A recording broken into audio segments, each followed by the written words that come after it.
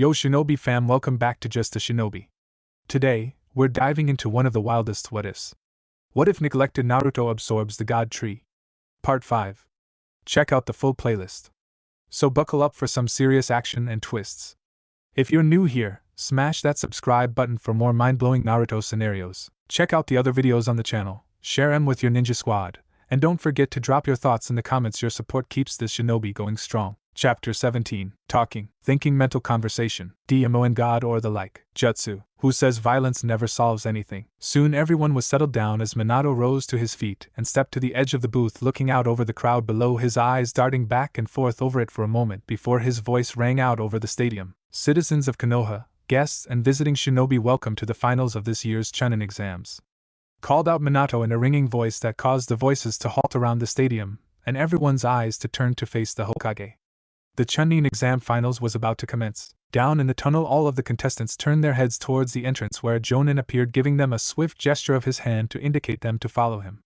The genin formed into a line of no particular order, and marched out of the tunnel and into the bright light of the Konoha day. The sun was hanging in the sky without any clouds to halt its rays from reflecting off the rough ground and small spots of grass, and the few covered spots where trees had been placed into the arena floor. The 12 genin made their way into the center of the field, creating a large line in the arena floor, and all turning to face up towards where the Hokage was addressing the crowd below. When the group came to a halt, there was an explosion of noise from the crowd as they called down in excitement at seeing the contestants.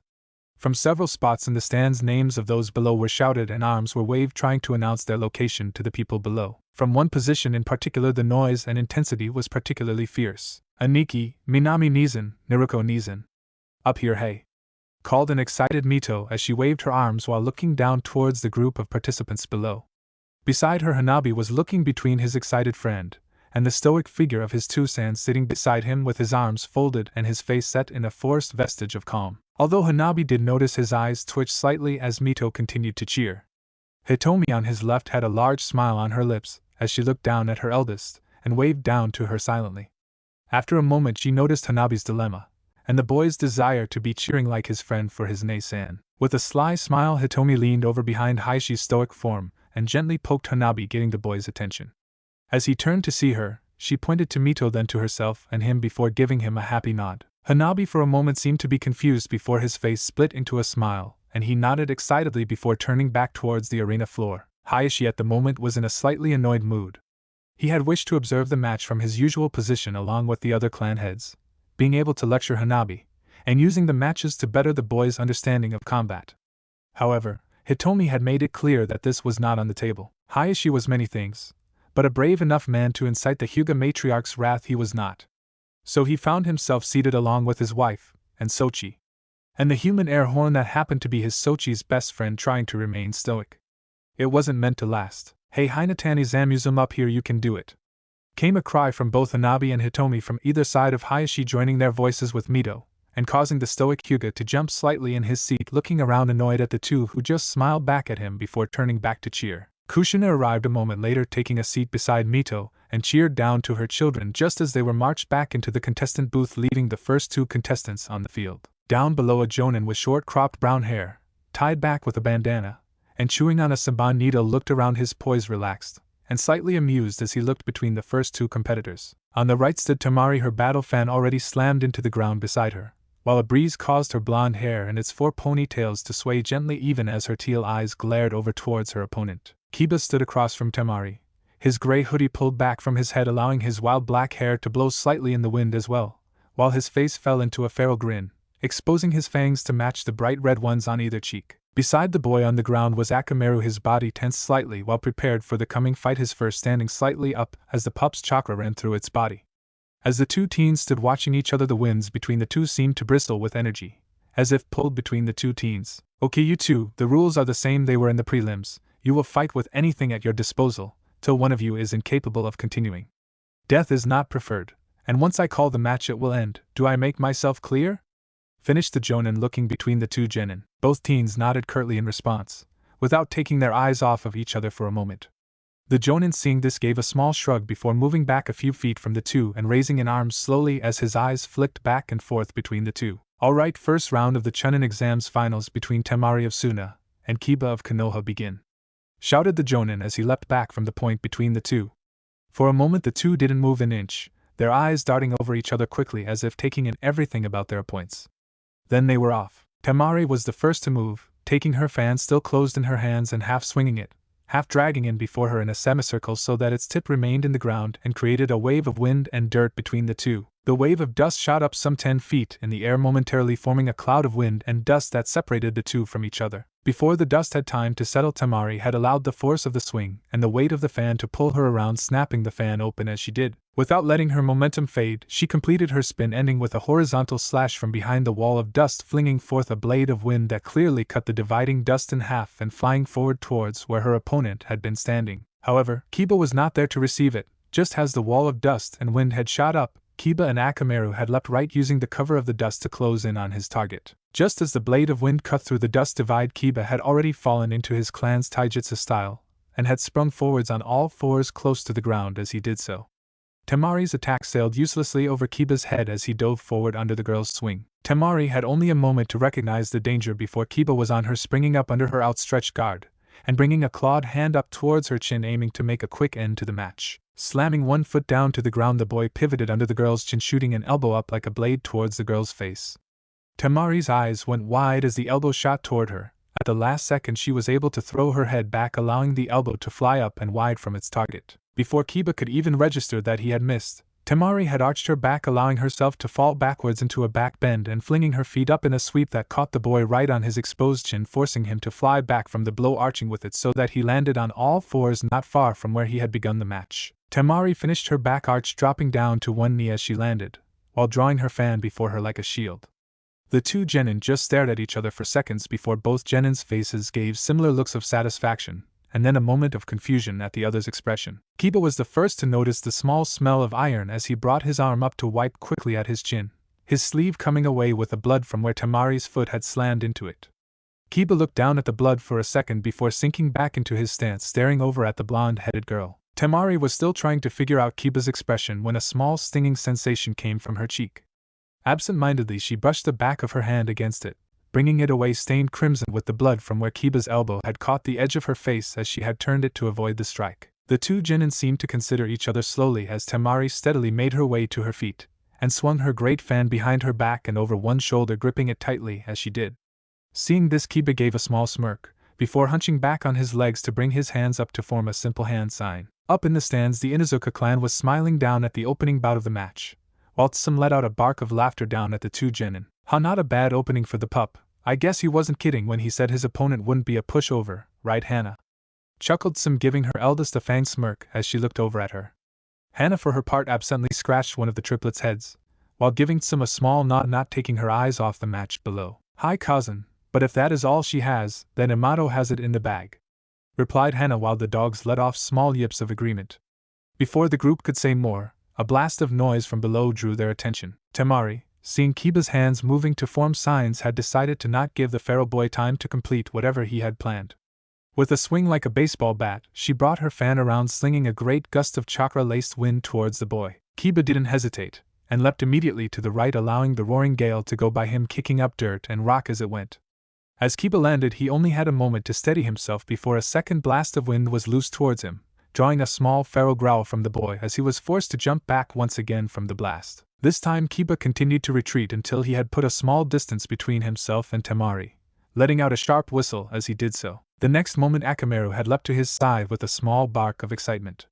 Temari's eyes narrowed slightly as she saw the two from her position, letting out a small curse under her breath. "Damn, that guy is faster than I thought he would be, darn it. I was hoping to get him with that first move, or at least slow him down. Now it's an open fight, and he has the speed on me," the blonde furiously thought to herself, as she drew back her fan again, readying her next strike. Kiba in the meantime gave Akamaru a small nod before the two shot forwards, weaving back and forth as they came towards the girl, both on all fours as they did so. Without hesitating, Temari let her face fall into a smirk and charged the two, closing the distance faster.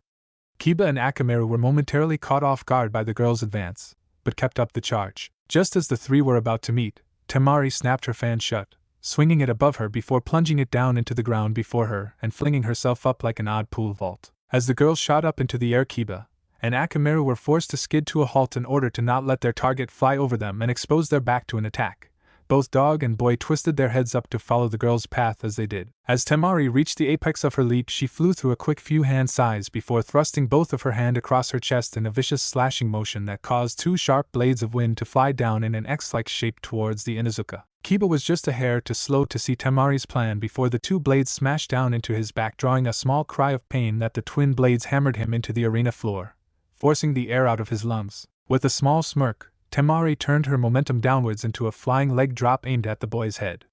Right as she was about to land the blow, she was caught in the side by a spinning tunnel of wind and claws that forced her a small distance from her fan, and the boy below her. Temari was thrown roughly to the arena floor, rolling slightly as she hit, turning the momentum into enough of a push so that she was able to fall into a sitting position, her teal eyes glaring over to focus on what had impacted her. Her eyes focused on where the small tornado blew out and deposited a small white pup that let out a small bark of challenge before racing over to where Kiba was pushing himself up from the ground, giving the pup a small smile as he did so. "Thanks, pal, didn't see that one coming," said the Inuzuka boy, rising up with a groan to look over at where Temari was rising to her feet, her eyes glancing between the two, and the spot a few yards behind the pair where her fan still sat stabbed into the ground. Kiba took one look over at the fan before dropping down once again and flinging himself forwards with Akamaru right behind him. As the pair flew across the arena, the blonde girl across from them dropped the concerned look on her face and began to fly through hand signs in quick succession. From the contestant box, both Naruto and Hinata froze as they saw the combination of signs that the Suna girl was weaving. At almost the same moment, the two leaned forward over the railing to shout warnings to their teammate. "Kiba, don't let her finish those signs, finish her now," shouted the two teens in unison, drawing a few odd looks from the rest of the contestants. Kiba, however, was either unable to hear his teammates, or was already doing everything he could to reach the blonde before she finished whatever she was planning. The twin blurs of white and gray streaked across the field, wind slowly gathering around that pair as they closed on their target.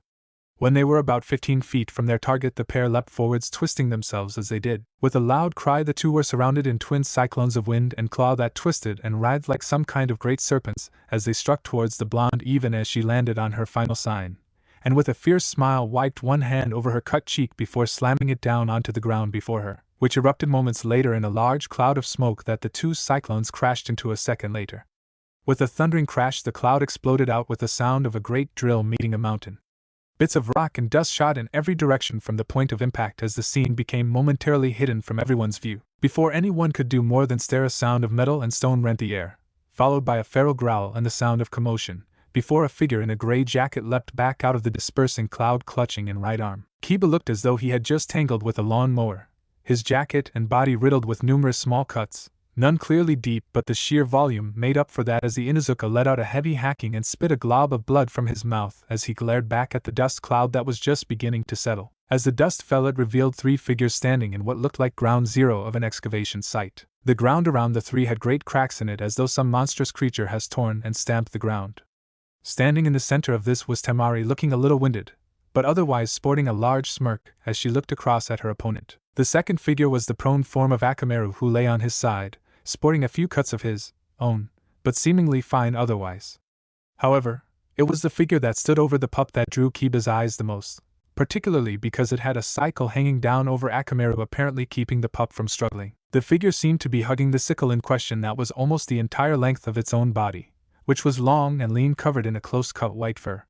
It wore what appeared to be a small jacket, black like its blade, with small red outlines. Its most distinguishing feature was the bandana and eye patch it wore over its face, which at this moment had its one clear eye turned up towards the girl who had just summoned it. "That was a little close there, Temari. A second longer, and he would have had you. Next time don't wait to bring me into the fight," spoke the creature, obviously a weasel of some kind, as it looked up at its summoner, its tone one of lecturing. Temari gave the weasel a small glacé before shrugging one shoulder at its comment before looking back at her opponent. "Yeah, Kamatari, whatever, but I was hoping to hold off on bringing you out till I had to. Still, I guess this guy is better than I gave him credit for," finished the girl, looking over at where Kiba was looking between the two, his eyes taking in the situation before him. Kamatari gave a small huff of annoyance before looking over towards Kiba, and then back down at Akamaru with a small nod. "Hi, these two are better than they may seem," he replied, wincing slightly at the small cut he had received when he had moved to cut the two's oncoming tunnels of wind and fog. Temari gave a moment to notice Kamatari's injury before calling out to Kiba, her voice one of authority, instead of mocking. "Hey dog boy, I think it's about time you give up, unless you want my partner here to give your pup a visit to the vet." called the girl as Kiba stiffened, his eyes darting between Akamaru and Temari, as his pupils receded into vertical slits, and a small growl built in his chest. For a second Temari thought she had managed to drive the boy feral, but suddenly she felt a cold shiver as her head spun down to look at where the pup was lying. Just as her eyes turned, both the pup and Kamatari were engulfed in a cloud of smoke, and a moment later she was forced to jump up to catch Kamatari, who had flown back out to the cloud, several long cuts dug into the handles of his sickle where he had drawn it up at the last moment to guard the surprise attack that came from below him. Temari turned in time to see Kiba standing where the pup had lain just moments before, his face drawn into a smile as he rushed the pair. Just as he was about to close the distance, Kamatari gave a flick of his tail and a second sickle seemed to form itself out of the air and hurtled down towards the boy, causing him to alter his course away from the two. As Temari landed, Kamatari hopped softly to the ground, letting his blade land point down beside him as he let out a grunt of pain, before turning his one eye to fix on Temari once again. "Don't say you told me so, Kamatari. I'm not in the mood for it." "You okay?" She finished, looking down at the weasel summon, that seemed to flex its back slightly before responding. "Hi, I'm fine for now, but I won't be if he hits me head on. He can cancel my wind armor, and without it it's just a matter of physical strength," finished the weasel, hefting its sickle up from the ground beside Temari. Meanwhile, the transformed Akamaru had rushed up to stand beside Kiba, letting out a small series of growls and barks at the boy as he reached him. "Yeah boy, I missed. Sorry about that. Still looks like that new summons of hers isn't going to make this any easier. Damn it, I hate fighting summons," he said as Akamaru gave off a small bark that caused Kiba to snort despite himself. "Hi, except Roku. Last thing we need is that rabbit after us too," chuckled Kiba, looking over at where his opponent stood. "Well, let's go, but better not give them time to figure out their next move," called boy, speeding off towards Temari with the pup falling into step beside him, the twin gray-clad figures racing over the arena floor. With another flick of Kamatari's tail, a sickle field down into Temari's outstretched hand, as she and her partner raced forwards to reach the charging Inuzukas before they could set up another combo attack. The two pairs raced towards each other before, with a crash, the two parties meet. Temari seemed to be slightly faster than the pair, and had some experience with the sickle she was wielding as she swung it forward in a smooth, practiced motion that was aimed at the first boy's head. As the sickle cut forwards through the air, the first boy threw himself into a crouch, allowing the blade to whistle over his head and back. Just as the blade passed over the boy's back, the second Kiba's arms slammed down onto his mirror's back as the twin brought his feet forwards into a forward kick aimed at Temari's chest. Temari twisted as the blow connected, allowing most of the force to glance off of her, but leaving her chest feeling like she had just been slugged by a sandbag. Before the boy could draw his legs back, and Kamatari's sickle shot up, grabbing the appendage like a hook and pulling down sharply. Thanks to the wind chakra Kiba was putting out, the cutting power of the blade was minimized to what the small weasel could produce. But even still, the Inuzuka had to bite back a cry of pain as the blade managed to drag into his let and pull him forwards off of Akamaru's back. With a grunt, Kiba fell to the arena floor, and Kamatari raised his sickle up to sweep down towards the stunned boy's chest. As the blade fell, however, he was forced to once again bring his weapon up to block a pair of clawed hands that shot forwards to slam two palms into the hilt of the weapon. 10 claw fingers reached around the weapon as Akamaru, in Kiba's form, let out a growl and pushed the weasel back a few feet. Just as Akamaru seemed about to overpower the smaller creature, Temari appeared, swinging her blade forwards with a cry and releasing a gust of wind, smaller than what she could have managed with her fan, but still about the size of a doorway. The wall of wind caught Akamaru full in the face, just as he had managed to force Kamatari to the ground, flinging the pup bodily back, almost falling over Kiba as he did. Kiba, in the meantime, had managed to push himself up from the ground enough to roll away from the blast of wind that caught Akamaru. As the pup sailed past him, slammed both his hands down into his pack and brought out two sets of shrunken clutch between his fists, and flinging the weapons forwards towards the Suna pair, causing them to fall back to deflect or dodge the projectiles. Before all of the spinning stars had reached their target, Kiba had already forced himself forwards into another spinning cyclone of wind, and claws following up on the tail end of the weapons. Without a moment of hesitation, both Temari and Kamatari darted left and right respectively so that the boy would pass right between the pair. Just as the cyclone roared by, the two swung their sickles together into either side of the tunnel, causing it to break apart as their own wind blades bit into the spinning cylinder, causing the wind to disperse, and leaving Kiba unprotected as the two blades cut across his flanks, drawing crimson lines along his arms, as he brought them up to shield his sides.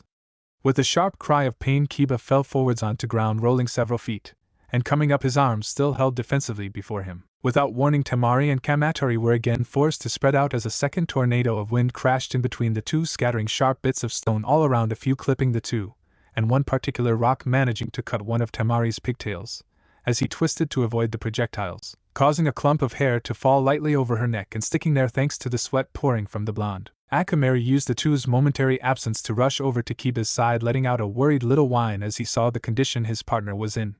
Kiba bit down, forcing the pain away from his thoughts, as he looked up into his own worried face, forcing a smile as he did so. "It's okay, buddy, it's just a scratch. I guess I shouldn't have charged in like that, huh?" he said, as he gave the pup a small smile. Kiba was about to continue to reassure the pup, but paused as he noticed something that made him shiver slightly despite himself. From over where he and Akamaru had been, he could clearly see Temari and her summon standing beside a familiar black object that was still stuck into the arena floor. With a small groan, Kiba watched as Temari let the sickle she was holding float effortlessly out of her hand, where it was joined by several more, apparently under the summon's control, as she wrenched her battle fan out of the ground and swung it wide open with a small grin of satisfaction as the fan snapped open with an audible click. "Well, crap," muttered Kiba as Temari and her summon in tow made their way steadily forwards until the two stood within earshot of the downed boy. As they closed, Temari's voice rang out towards the pair once again. "I have to say, dog boy, you gave me a better fight than I thought you would. But it's over. I'd rather not waste the chakra to cut you and the pup to ribbons, so how about you do the smart thing and give up here and now?" she called, even as Kamatari gently leapt up to land, stretched out on the open fan, his sickle held close to him, while the others simple whirled apparently effortlessly around the girl.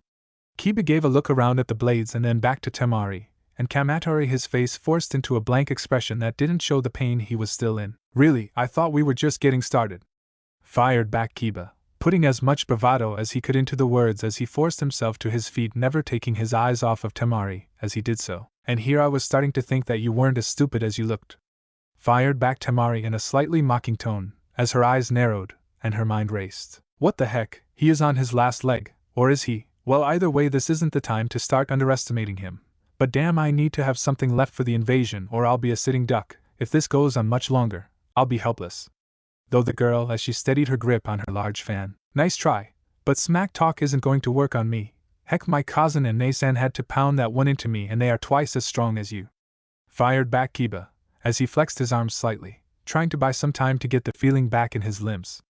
Temari in the meantime found herself slightly annoyed at the boy's last comment. True, it hadn't been degrading, but Temari was a naturally strong-willed woman, and being compared unfavorably to any other female always seemed to rub her the wrong way. It also didn't help that this was the second time that he had told her that she didn't measure up to his cousin for Kami's sake, and being outdone by an old woman was not something she was going to take lying down. "There you go again with that cousin crap. What are you, some kind of mama's boy? Is there anything that I won't have to hear you say she is better than me in?"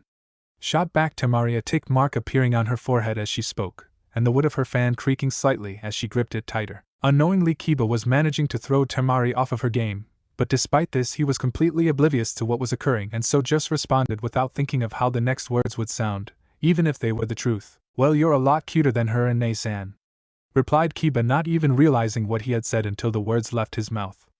Everything seemed to freeze as he finished speaking, as Temari and he seemed to take a moment to digest what he had just said. From over in the competitor's box, Hinata and Naruto were staring open-mouthed at the two fighters, their brains trying and failing to understand what had possessed their teammate to say such a thing in the middle of a fight. Most of the other competitors had the same expression on their faces, while a few others had small blushes, and were busy stifling giggles at the situation. Meanwhile, up in the stands, several groups were also in the process of reacting to the events below. Over where several of the senseis were seated, including their students, there was a round of giggles coming from Yakumo and Ino as they looked down at the scene, flashing each other small knowing looks as they watched the two teens below stare at one another. The majority of the senseis were simply looking down at the field, while shaking their heads.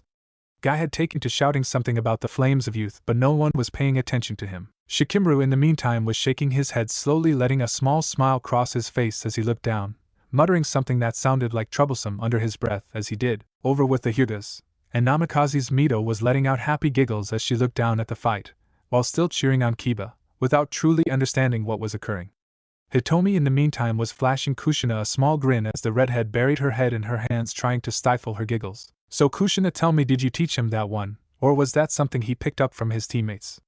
mocked Hitomi, drawing a fresh series of choked giggles from Kushina, as she gave Hitomi a small friendly glare before forcing her head back down to not laugh in her friend's face. Hanabi in the meantime was also unaware of the context below, and so took the moment to reach over and poke Mito lightly in the arm, and gesture down below where the two were seated as if asking something. Mito seemed to pause and thought for a second before nodding her head excitedly as the two 6-year-olds dove down under their seating, pushing a few square and round objects aside until they found what they were looking for and emerged holding either side of a large white sign that they had brought with them to the finals. As the sign swung up, it showed a hand-drawn scrawl that spelled out Go Kiba Go Akameru for Team Kawaii, with small children's drawings of the pair along the outside of the sign.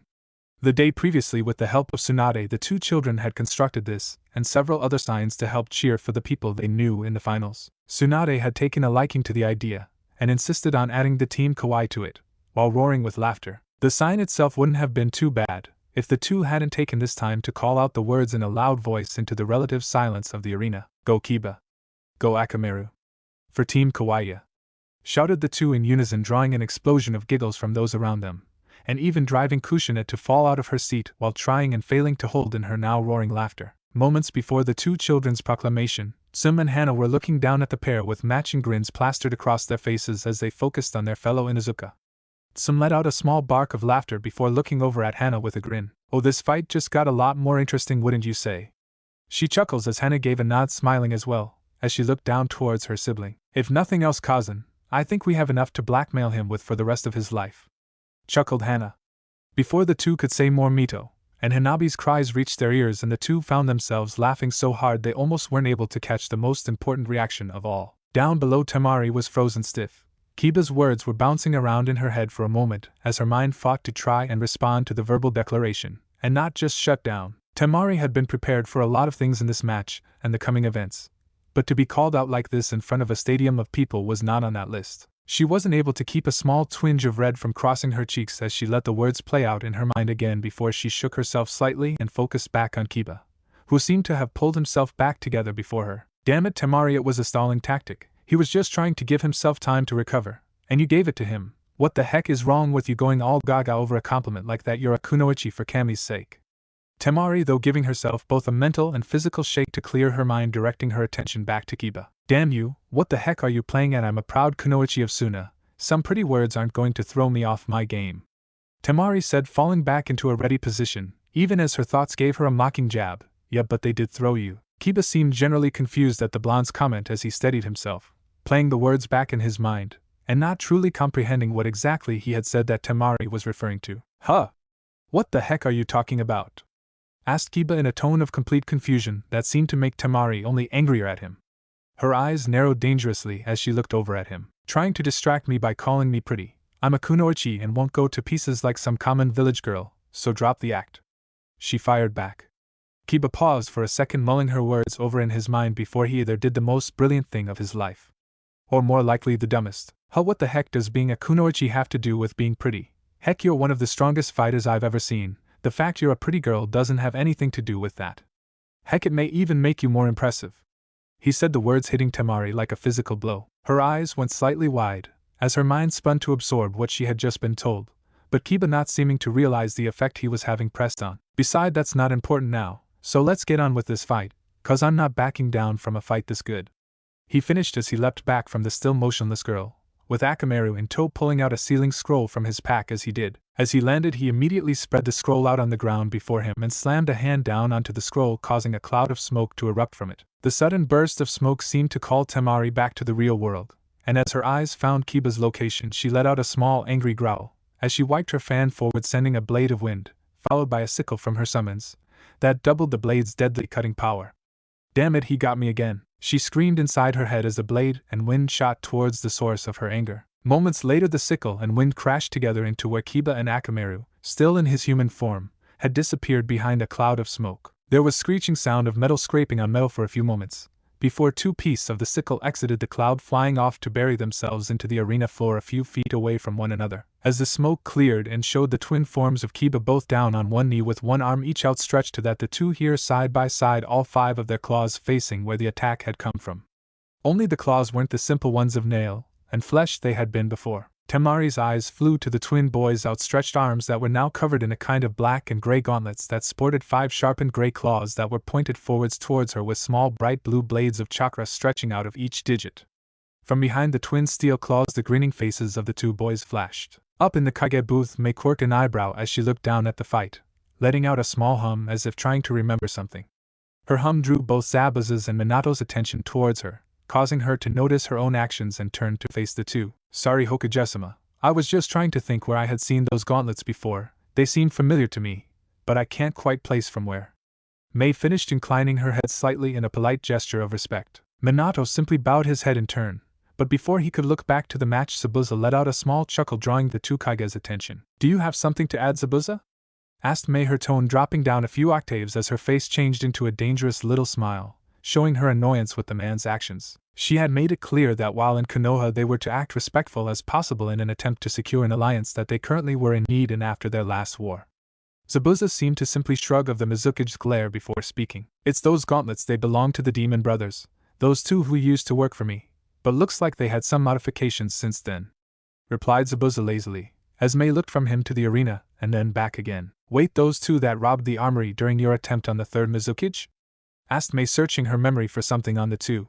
Zabuza nodded at her words before responding. Hi, that was them, not the best fighters, but they did make it off with enough stuff to make those gauntlets of theirs. Darn things cost a fortune. Chuckled Zabuza, turning back to watch the match. Both Mei and Minato looked slightly confused at the man's words before Minato spoke up. Zabuza-san, why would those gauntlets cost a fortune? They don't look like anything special from here.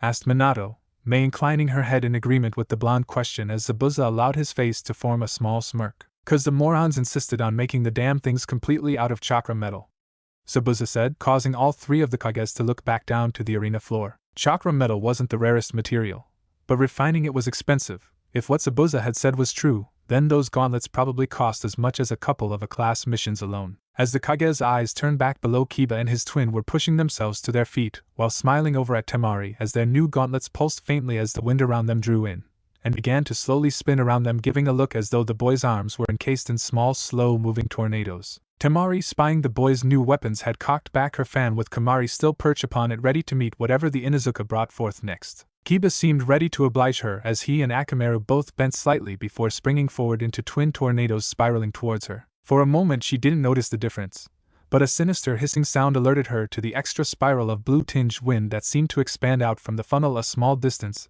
as the two tornadoes closed in on her. Temari cocked back her fan before pouring forth her chakra into the fan, and the fibers of chakra metal stitched into the threads that helped to amplify her wind element. From the fan came a tearing wall of winds that shaped itself into blades as it flew forward to meet the oncoming funnels. As the two waves crashed into each other, there was a shrieking sound that caused many people to clap their hands over their ears in an attempt to shield their ears from the sound. The sound continued to build as the two forces crashed into each other, until something seemed to give, and there was a sudden explosion of wind, impacting Temari enough to where she was forced back a few feet, digging small furrows in the ground as she was pushed back. Kiba and Akamaru in the meantime were sent back through the air, both landing on all fours, looking slightly windblown and sporting a few cuts, but otherwise unfazed. Before they could fully position themselves to launch again, they were assaulted by a hail of sickles, causing them to strike out, extending their blades of wind from their claws and biting forwards into the weapons, causing them to fall to pieces as the blades of wind cut through them effortlessly. However, this was all the opening that Temari apparently needed to launch a second blast forwards towards the pair, scaring the earth as it roared forwards. Without pausing, Kiba pulled himself in front of Akamaru, thrusting his gauntlet hand forwards and setting his feet squarely, and he closed his hand into a fist, forcing his chakra to take the wind around her gauntlet, creating a building tornado around the boy's arm as he cocked back his fist, as the wave of wind closed in on him. Eat this! Yelled Kiba, thrusting his fist forwards along with all of the wind and chakra he had managed to lace together. The effect was something like a solid drill of wind that met the oncoming wall, managing to tear a small hole in the wave as it passed by, scaring the ground as it passed. Kiba let out a triumphant little cry as the wall of wind passed by him, but had to bite back a curse as the pain of firing off an attack like that took its toll on his arm, and he was forced to drop to one knee due to the pain of it. Temari wasn't doing too well herself. True, she hadn't taken as much damage as Kiba had during the fight, but she had been blasting wave after wave of attacks on top of using a summon, and even her reserves had their limit. Damn it, at this rate I'll drop before the invasion, but if he is still standing I'll have my hands tied with fighting him anyway. Better to take him out here and now, then he'll be out of the fight and safe. Wait, what? The blonde girl thought, catching herself at the end at the oddity of her own thoughts. However, before she could think more on it, a movement from over by Kiba caught her attention. Kiba had reached over to his gauntlet arms and grabbed hold of what looked like a small ring right below the gauntlet's wrist, pulling on it. As the boy pulled, a length of chain that appeared to have been made of overlapping kunai came out of the bottom of gauntlet. Temari only had a moment to notice this until Kiba swung his arm forwards and the black chain lashed forwards, a light blue twinge to the metal, alerting Temari that this chain too was channeling the boy's wind chakra. The blonde made a small hop like she was jumping rope, allowing the chain to fly under her, but as she descended she noticed that she had never been the target of the attack from the beginning. As the chain swung wide, it raced by where Akamaru was, his own gauntlet extended with what looked like a small hook at the base of wrist of his gauntlet. As the chain swung by, Akamaru slammed his own arm down, and with a crack the chain fashioned itself onto the other before drawing itself back under the wrist and locking the two together by a length of black serrated chain. The next moment, to Temari's alarm, Akamaru had sprang forwards along with Kiba, the chain drawn taut between them, glowing menacingly as they came. Temari only had time to snap her fan shut and channel as much wind chakra into the tool in a hope to reinforce it against the oncoming cloth's line. There was a crash of impact as the chain caught the fan between the two, and Temari was forcing herself to fight to keep her feet steady as the two chain dug slightly into the fan, as the two boys passed by her, gaining a position behind her. "Damn it, Kamatari, go!" shouted Temari, having to focus entirely on keeping the flow of chakra up in her fan, or risk letting it slice the fan apart. Without waiting a moment, Kamatari leapt up from the ground where he had landed when Temari snapped the fan shut, to hurl himself forwards, racing along the chain's length down towards where the Kiba that was Akamaru was running. Akamaru noticed the summons advance just in time to swipe his arm viciously, sending a wave down the chain that caught Kamatari under the body, biting metal into his underside and forcing the weasel into the air. As Kamatari gained height, he swung himself in an arc, letting his sickle fly forwards towards the pup. The flying blade struck the gauntlet just where the chain was attached to the metal underside, and with a squealing snap the chain came loose, and Akamaru fell back on the ground just as Kamatari came down on top of the pup in a dive, his chakra swirling around him as he impacted the pup, causing a whine of pain to issue out from the pup's mouth as he was forced to revert back to his normal form. From on top of the pup, Kamatari let out a tired sigh as he tried to lift himself from the pup's form but found his body wasn't responding to him. "Darn, sorry Temari, but I'm out." "Nice fight, pup," chuckled the weasel as it puffed away in a small cloud of smoke as Akamaru let out a small bark of farewell before succumbing to unconsciousness himself. Meanwhile, back with the two teens, as soon as the chain had come loose, Temari was able to bring her fan up to bear once more, sending a gust down towards Kiba, who was stumbling slightly from the sudden freedom from his tether. The blast caught the boy, flinging him a small distance to face plant into the arena floor. Temari was forced to slam her fan down into the ground in front of her as her knees buckled from the exhaustion that was slowly flooding over her. It was with a great effort that she managed to remain on her feet at all, but she managed it somehow and watched to see if the boy across from her would rise again. "If he gets up again, I think I'm through. So much for me being part of the plan. I'll be lucky if I can walk after this one. Just hope that Kankuro can handle it without me," thought the blonde before she stiffened as the gray-clad figure before her shifted slightly. To her utter horror, Kiba forced himself up to all fours, turning to face her, his face covered in dirt and some blood, but set in a fierce look of determination. The Inuzuka pushed himself to his feet, shakily looking over at his opponent through half-lidded eyes. "Ow? What, where, darn, the pretty girl's still up. Wait, wha? Akamaru? Why do I feel so tired? Wait, no, I'm in the match. Yeah, the match. Got to. Ugh." Kiba pushed himself forwards towards Temari even as his mind danced dazedly around, trying and failing to focus on what he was doing. Temari let out a curse as she saw Kiba approaching, forcing her legs to stay straight and hefting her fan up to swing forwards again. As Kiba reached her, she swung the fan like a great club forwards, out of chakra to push through it, and just hoping the improvised club would be enough to halt the advancing boy before she succumbed to her exhaustion.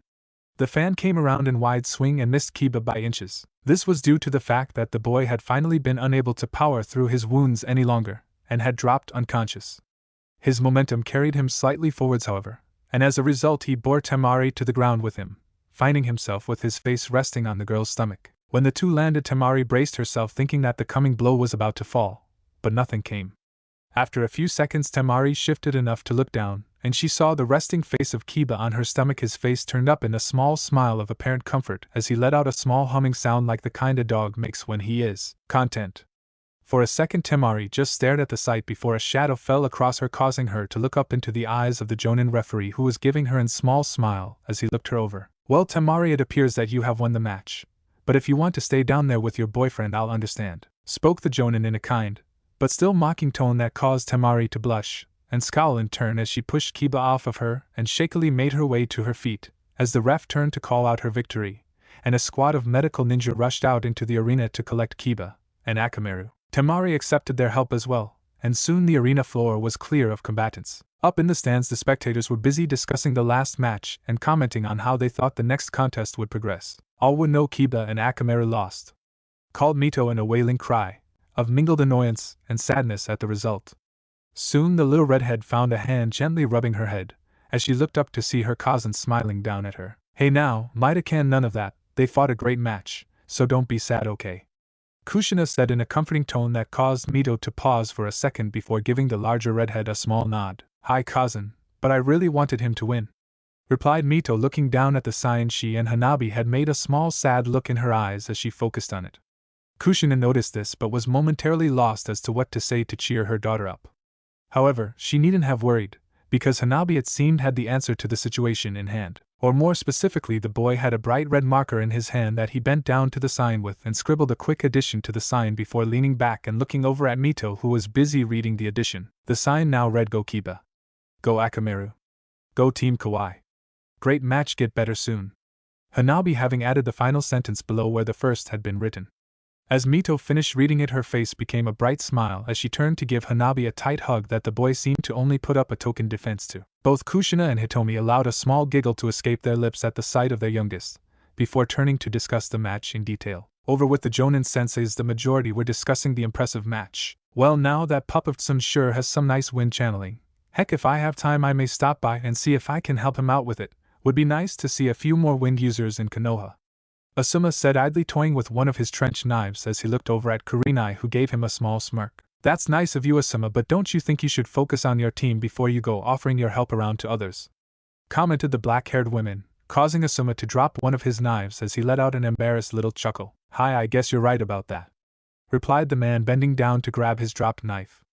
As he reached the blade, he noticed his figure brushing against something else on the floor of the seat he was in.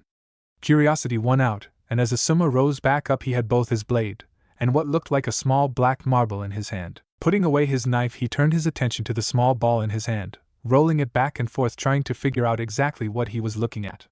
His actions caught Kakashi's and Kurenai's attention. Hey Asuma, what are you playing with over there? Asked Kakashi, peering over at the ball in Asuma's hand. Kurenai, for her part, glanced at the small ball and tried to think of why the small ball looked so familiar to her. Oh, I don't know, Kakashi, it was just under my chair. Weird little thing, isn't it? Probably just a toy or something that a kid lost. Chuckled Asuma after looking the small ball over and deciding it wasn't a threat. Kakashi shrugged slightly at this and turned back to his orange book without further comment. The students sitting down near their senseis were also busy discussing the recent match. Wow, glad I didn't have to fight her in the finals, too troublesome, muttered Shikamaru as he leaned back in his seat looking up at the clouds overhead.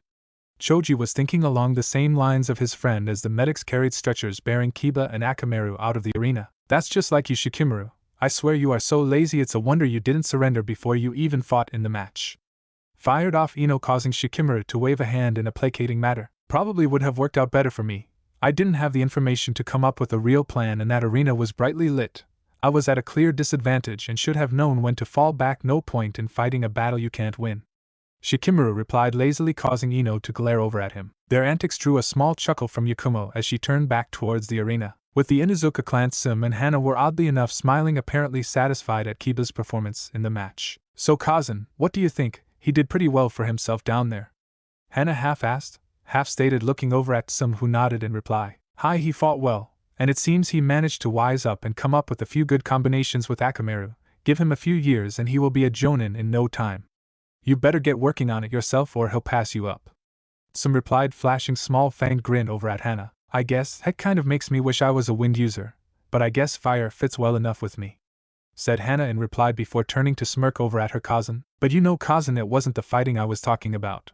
Hana chuckled as Sim let her smile spread from ear to ear, letting out a small bark of laugh at the girl's words. Ha ha ha ha ha, hi Hana, he did, and a strong one at that. I guess we'll have to meet the little Suna pup at some point, chuckled Sim, as Hana joined in the laughing, in turn adding her voice to the mix. Up in the Kage booth, Minato had turned to congratulate the Kazekage on his daughter's victory. Well, Kazekage, I must say your daughter is a fine kunoichi, but I'm a bit skeptical about her ability to continue in the tournament after that last fight.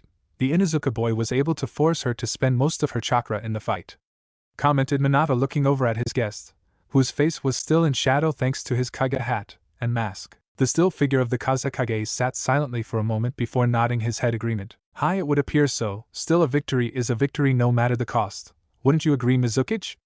Came a dry voice from under the yellow hat of the Kazekage. Mei took a moment to consider the words. allowing her mind to wander briefly back to the civil war she had fought in just a few months ago. After a moment she nodded her head towards the man seated beside her. I must say I agree with the Kazekage. In our line of work, worrying about a victory in the future is foolish if you aren't alive to reach it, spoke the redhead, turning back to face the arena again. Minato thought of the words of the other two Kages, turning his eyes back down to the arena. Not alive to reach it. He thought for a moment before he gave himself a mental shake and focused back on the matches. In the contestant box, Naruto and Hinata were both sharing slightly sad looks with one another. Man, I thought he had it. Darn, I wanted to see Team 11 take the whole exam, Naruto said, giving a defeated little shrug at the match's conclusion. Still, Kiba and Akamaru did amazing, didn't he? The blonde said, turning to face Hinata, who was giving an assuring nod. Hi, he and Akamaru did their best, and so will we, responded Hinata, with a small smile getting on in turn from Naruto.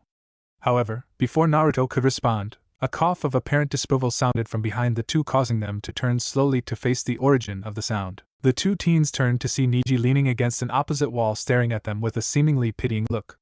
Seeing this, Naruto decided to not leave the interruption alone. Sorry, did I say something you wanted to add to? Asked the blonde, a small edge to his tone as he stared over at the pale-eyed boy.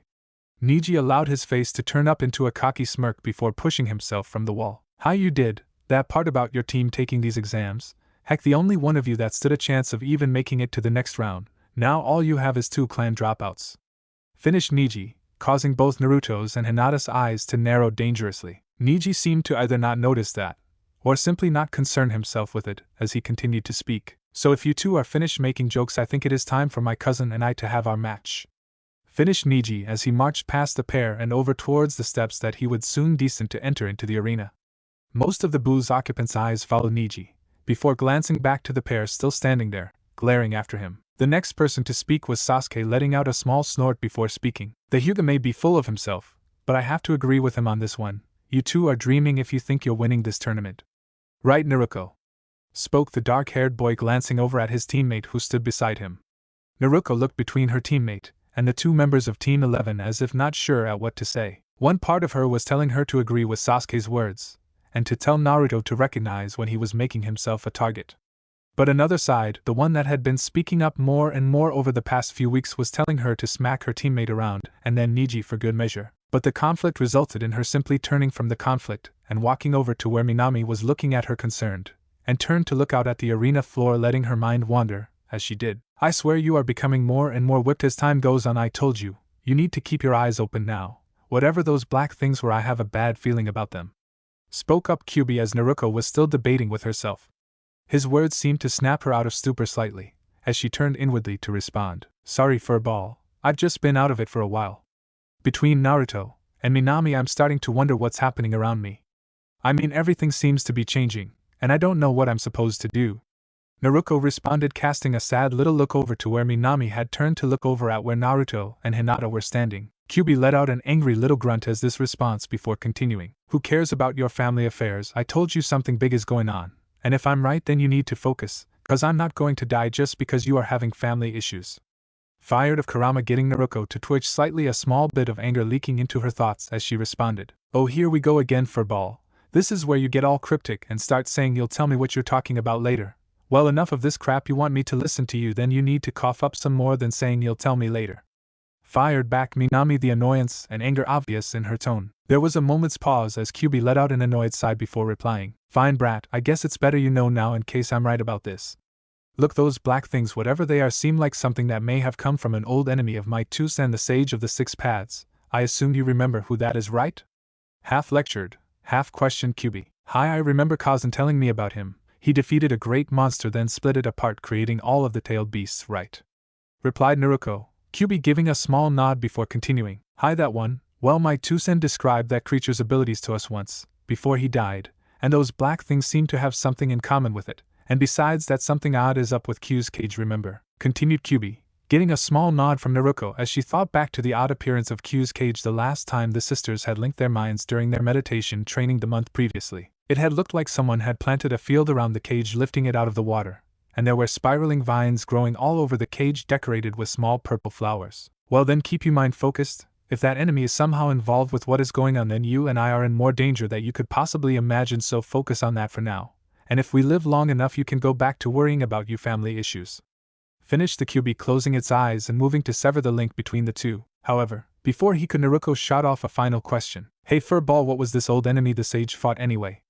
Asked Naruko, getting a small grunt from QB. It was the Jubi. My cousin.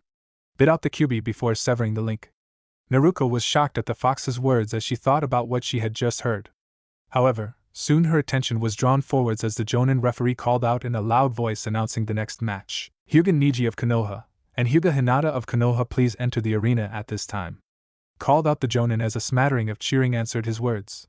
Neji, already by the steps, immediately strode forwards into the arena, while Hinata gave Naruto a quick hug before turning to head out to her match. As the two teens made their way into position, their family was currently undergoing a small event of their own. Above in the stands, Hayashi had taken the appearance of this match to attempt to draw his Sochi's attention back to himself, and towards his own ideals, instead of the childish antics he had been taking part in during the previous match. Hanabi, I need you pay attention to this next match very carefully. Someday you'll have to face off against Neji, and he is possibly one of the greatest talents that the Hyuga clan has ever known.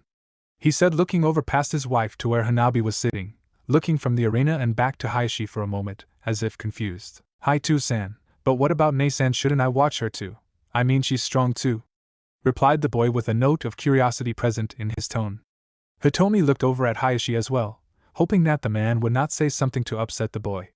Hayashi, however, held no true dislike for her daughter, and was able to word his response accordingly. Hi Hanabi, your Nei-san is strong as well to have made it to the finals, but hers is a different strength than that of the Hyuga style. Hayashi began getting a confused look from Hanabi. You see, your Nei-san uses other skills in tandem with our gentle fist style to help her battle, and that means she cannot become a true master of the gentle fist, because to be a master is to have the style alone as your weapon. That way, no matter your situation or armament, you are always prepared to defend yourself, and sadly Hinata isn't that kind of Hyuga. Hayashi finished, getting a small nod of understanding from Hanabi as he looked down at his two relatives as they turned to face each other in the arena below. But what if I'm like Nei-san, and not meant to be a master either? Asked the boy, not looking up as he spoke. Hayashi allowed his stoic face to soften slightly as he looked over at his Sochi. Don't worry Sochi, you have the true makings of a great master of the gentle fist just like you cousin and I, reassured the man, as he looked over at Hitomi expecting a smile from her. Hitomi, however, was looking at him with a slight touch of sadness in her eyes. After Hanabi's birth, Hayashi had moved away from Hinata, dedicating his time to Hanabi, who he expected to replace him someday as head of the clan. Hayashi didn't hate his daughter, but had labeled her as a relative failure in the clan's style, and to that effect had spoken well of her on only rare occasions. Over the past few months he had lessened his negative remarks, particularly around Hanabi thanks to Hitomi's intervention, but it was clear that while Hayashi did not hate his daughter, he felt her as an example of what Hanabi should avoid, and that stigmatism made the interactions between the families tense. Just watch Hayashikin and we'll see just how great your museum is, thought Hitomi while moving a hand to rest on her Sochi's head. Don't worry Sochi, your Nei-san is going to show everyone her kind of gentle fist, and then you can be just like her if you want to be, smiled Hitomi as Hanabi looked up at her and gave a small smile and nod. Hayashi shot his wife a small annoyed look but decided to leave it at that. He may not relish the idea of watching Hinata be bested in combat, but it was an inevitability once she stood to face a prodigy of the true gentle fist. Down below, Hinata and Neji had moved into position across from one another, both falling slowly into their gentle fist styles with their palms outstretched pointed towards one another's chests. Okay, you two, same rules apply, so keep from forcing me to intervene, understand? Asked the Jonin, looking between the two. Neji let his face turn into a small smirk before responding. Hi, but I wouldn't worry yourself, this match will be over in no time, spoke the boy in a cocky tone, causing the Jonin to roll his eyes and look over at the pale-eyed girl who seemed to have been unaffected by the other's taunt. Hi Jonin-san, I am prepared, she replied, activating her Byakugan with a slight pulse of chakra. Neji soon did the same, as the Jonin gave a small shrug and leapt a small distance back from the two, calling as he did. Okay, second match of the Chunin exams finals, Hyuga Neji vs Hyuga Hinata, go, he shouted, and both teens shot towards one another. The two figures streaked over the dirt floor, kicking up small clouds of dust as their feet slammed down, propelling themselves forwards, their eyes fixed straight ahead so that wide white eyes stared back at each other as they closed. As the two met, they both threw a palm strike forwards towards the other chest while keeping a seemingly calm demeanor chiseled onto their faces. The two palms struck forwards, and were both simultaneously countered as the two threw their arms up in a sharp angle, knocking each other's blows lightly off course and expelling a flash of blue chakra from both of their palms. As the two strikes went wide, Neji cocked back the hand he had used to block the initial blow before thrusting it forwards towards Hinata's exposed stomach. Seeing this, Hinata swept her blocking arm down vertically to intercept the blow. As Neji's hand shot forwards, Hinata's came crashing down on it, forcing Neji's blow down and away from Hinata's body and down where it would disperse when the ground. However, as Hinata connected with the arm, Neji allowed the blow to push his hand down without resistance. At the same moment, he bent down, transferring the momentum into his movements and directing Hinata's blow down and to the right, causing Hinata to unwillingly bend with the blow and expose her now unprotected side to Neji. Before Hinata could correct herself, Neji spun in place, using the arm Hinata had hit to slam a palm strike into the girl's side and forcing her to bit back a scream of pain as his chakra slammed into her kidney. Hinata managed to fight through the pain and used the momentum of her misdirection to fling herself forwards a short way and spinning in time to divert another palm strike from Neji, who had predicted her attempt at escape. As the second blow was parried, Hinata threw herself forwards, crashing her right shoulder into the advancing Neji. The boy was not prepared for such a frontal assault, and was momentarily offset by the impact, giving Hinata an opportunity to lash out with a palm strike of her own. Neji caught the blow on one shoulder and allowed it to spin him slightly as he ignored the groan of pain from his shoulder. He dropped, then taking the spin into a sweeping kick that Hinata was forced to jump to avoid. However, this left her up in the air and unable to maneuver when, as Neji slammed his feet into the ground and shooed both palms forwards to slam into Hinata's exposed stomach, sending his chakra into the girl's chest, and drawing forth a shout of pain from her lips as the force of the blow shot her back through the air for a few feet, before she hit the ground, rolling slightly and managing to turn the hit into a roll, bringing her up onto one knee, panting slightly as she did. Neji in turn slowly moved himself back into the standard gentle fist style, a small smirk of apparent satisfaction on his lips. Hinata narrowed her eyes slightly as she pushed herself to her feet, and whipped a trail of damp hair out of her eyes as she looked over to her cousin's position. With a small flick of her arm, she drew back her sleeve, exposing a series of saban launchers, bringing up her other hand to trigger a salvo. With a flick of movement, some 10 saban, their forms dripping with some kind of sinister substance, shot forwards towards the other Hyuga, who gave a smirk before effortlessly sweeping his hands back and forth, catching the missiles between the fingers of his palms. As he caught the final needle, however, he was forced to leap back as a palm strike of Hinata's lashed out towards him again, clipping his arm as he pulled it up in an attempt to deflect the blow. Hinata had known the saban would never have hit their mark, but what she also knew was how a Hyuga would respond to such an assault, and that it would leave a tiny opening for a strike. Her strike had been on target, but Neji had noticed her plan at the last second and managed to bring an arm up, taking the blow on his exposed forearm rather than in his chest. There was a sharp stab of pain from the arm, but Neji didn't pay it any attention as he flung his left hand towards the girl before him as he took a small hop back, sending her own saban back at her. Hinata was forced to duck and weave between the saban before she was off again, springing forwards to where Neji was about to land. Unfortunately for her, Neji had managed to land and set himself back into his stance just as she reached him, and the two were again set in a pitched battle of palm strikes, blasts of blue chakra shooting out as blow after blow was diverted or avoided. It was clear that Hinata was being pushed back, however, as Neji was able to bring his expertise and size into play in a match of straight gentle fist.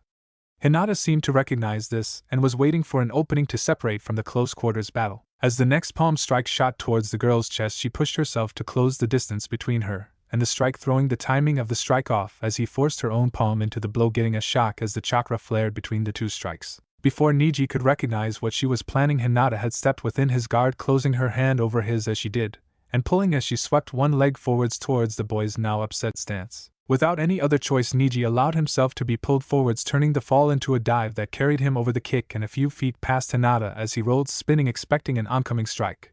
However, Hinata was not there. She had taken the momentary opportunity to skip back a few yards, her hand flying through a series of seals as she did. As she stopped planting herself, her hands fell on the final seal and she arched herself back slightly before spitting out a stream of compressed water with a cry of water bomb jutsu. The torrent of water shot forwards towards Neji, forcing him to leap right and left as Hinata sent two more blasts towards him, covering the field with a few puddles of water. As Hinata let her arms fall and took a second to catch her breath, Neji steadied himself and turned to face Hinata, that same proud smirk present on his face. "So is that all you have, Hinata-san? I thought you and your boyfriend were going to take the exam by storm. Or are you just as much talk as he is?" called Neji in a jeering tone, attempting to anger the girl and hopefully throw her off. True, he was pushing the girl back, but she had been putting up a better fight than he had expected, and he was in no mood to let this become a contest between the two of them. Hinata took a few steadying breaths before allowing a small sad smile to cross her own lips. "Neji, I could say the same about you. Weren't you the one who was declaring an easy victory at the beginning of this fight?" Hinata replied without blinking. The boy's constant verbal attacks on both her and Naruto had added up until Hinata was struggling to keep from shouting back at the boy. Deep down, However, what she felt most of all was pity for the boy. The Hyuga family had always been a competitive family, forcing their children to fight to prove their own worth in the clan, and that world of competitiveness had forged the boy before her into someone who saw life and family and nothing more than a battle and opponents, and she wanted nothing more than to make him recognize that the world could be so much more than that. Unfortunately, her words seemed to infuriate the Hyuga boy, and without another word he flung himself forwards towards her with a maddening look blazing in his Byakugan eyes. Seeing this, Hinata began to fly through hand signs as quickly as possible. When Neji was about halfway towards the girl, there was a distortion in the water scattered around as it congealed itself into several forms of Hinata before charging forwards. Neji found himself suddenly being attacked from all sides by a literal storm of Hinatas, each swinging an arm forwards to land a different blow on the boy. As the first water clone reached Neji, he fell back into his stance and with almost no effort slapped the clone's arm aside, before driving his palm into the clone's face, causing it to explode in a shower of water as his chakra tore it apart from the inside. The next clone met with a similar fate as Neji simply grabbed its outstretched arms and sent a pulse through its arm, destroying it. Next, a clone from both left and right flew into the boy, but with a spin Neji forced the two to swing wide, and as their back became exposed he delivered two quick blows, causing the pair to fall to puddles on the ground. As the two clones fell, Neji turned in time to see Hinata land on a final seal and send out another pulse of chakra. Before Neji could react, the final three clones collapsed into puddles of water that exploded into sudden life a moment later. Neji wasn't fast enough, as several whips of water shot out of the water now surrounding him and wrapped themselves around his arms and legs, effectively nailing him to the arena floor. Seeing this, Hinata let out a small breath and affixed a weak smile to her face as she looked over at the trapped boy. It had been close, but she had managed to catch him by surprise and stop him from moving. Without the ability to dispel the water with his palms, the fight was looking like it could end very soon. Hinata fell back into her stance once again and charged forwards, looking to end the fight before Neji could force himself free of the bindings around him. However, just as she closed the distance, Neji's apparent angry look turned suddenly into a look of triumph, as a massive amount of chakra exploded from all of his chakra points, shattering the water whips holding him pinned. Hinata already too close to halt her momentum, and the result was that she crashed headlong into the forming dome of chakra that Neji created as he spun himself, crying out as he did so, 8 trigrams palms revolving heaven, shouted the boy as the dome snapped into shape and slammed into Hinata, throwing her a good distance away. She hit the floor of the arena with a nasty thump and rolled several feet before stopping and letting out a groan of pain. The sudden appearance of one of the Hyuga's most powerful techniques drew a myriad of different reactions from the onlookers. Over in the contestant box, Naruto was undergoing a mental battle at the moment as his hands gripped the railing, and the sound of slightly grinding metal was heard. Jubi, in the meantime, had almost resorted to dragging Naruto half into his Mindscape and pouncing on the boy to hold him down. "Damn it, I'll tear him apart. Who cares about him or his clan? Heck, I'll take on the whole village now, let me go, Jubi," shouted Naruto in his own head. Jubi, however, ignored the boy's ranting and simply tightened her hold around the boy's neck. "Oh no, you don't, Naruto. You know better than this, and you promised that you would let Hinata fight her own battles, or are you going to break your promise to her?" replied Jubi in an annoying tone. Naruto seemed to halt his struggling for a moment before relaxing his fight with Jubi and his grip on the railing. After a few deep breaths, the boy responded, "Hi Jubi, you're right. Sorry, it's just hard sometimes, you know," Naruto said in a half-questioning tone. Jubi relaxed her hold before letting out a sad little sigh. "Hi Naruto, it is, and I suppose that if it wasn't we wouldn't know how much we loved someone. But sometimes we need to let them fight their own battles. Besides, Hinata isn't going to lose that easily, so just stand here and cheer for her like she will be doing for you later," finished Jubi. Naruto gave a small nod before relaxing himself and then cupping his hands to his mouth. "Come on, Hinata, can show that pompous ass what you're made of," shouted Naruto at the top of his lungs, drawing a few looks from the rest of the booth. Minami in particular had to cup her hands over her mouth to stop a small giggle at Naruto's antics. Meanwhile, up in the stands, Hitomi was radiating a small amount of killing intent, causing the other 4 sitting around her to edge slightly away from the women. Without warning, Hitomi swiveled her head around to face Hayashi, and there was fire blazing in her eyes as she spoke. "Hayashi, if your brother doesn't fix his Sochi's attitude, then make it perfectly clear to him that I will. Do I make myself clear?" she said with a dangerous smile, turning her tone icy. Hayashi had to suppress a small shudder as he fought to keep his face from showing the fear he felt. "Hitomi, this is a match, and at this moment Hinata is an opponent. Simple as that. I may not like his attitude, but he isn't doing anything against the rules," replied Hayashi, looking down at Hitomi, who gave him an angry look. "Hayashi, I'm not talking about his action in the match. I'm talking about his actions towards Hinata outside of the ring, and how this whole damn family seems to think we have to fight each other. So let me put it simply, my children will never be part of this family fight again. Do I make myself clear?" finished Hitomi, looking away from Hayashi and over to where Hanabi and Mito were watching the match with looks of concern upon their faces. Seeing this, Hitomi and Kushina both reached over to pat their children softly on the shoulder, causing the two to look up at them to be greeted by two hopefully consoling smiles. "It's okay, Mito. Hinata will be just fine, so why don't you and Hanabi get your special sign ready, okay?" whispered Kushina, smiling down at her museum.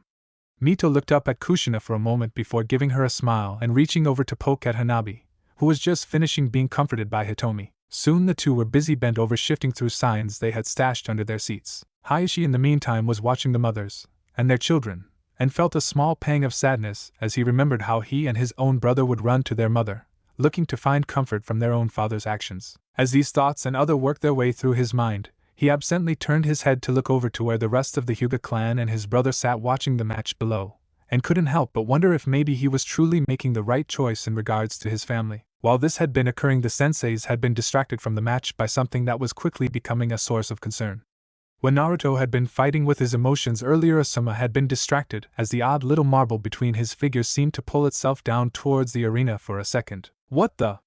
spoke up the bearded man, looking down at the small marble that gave another tug before suddenly going still again.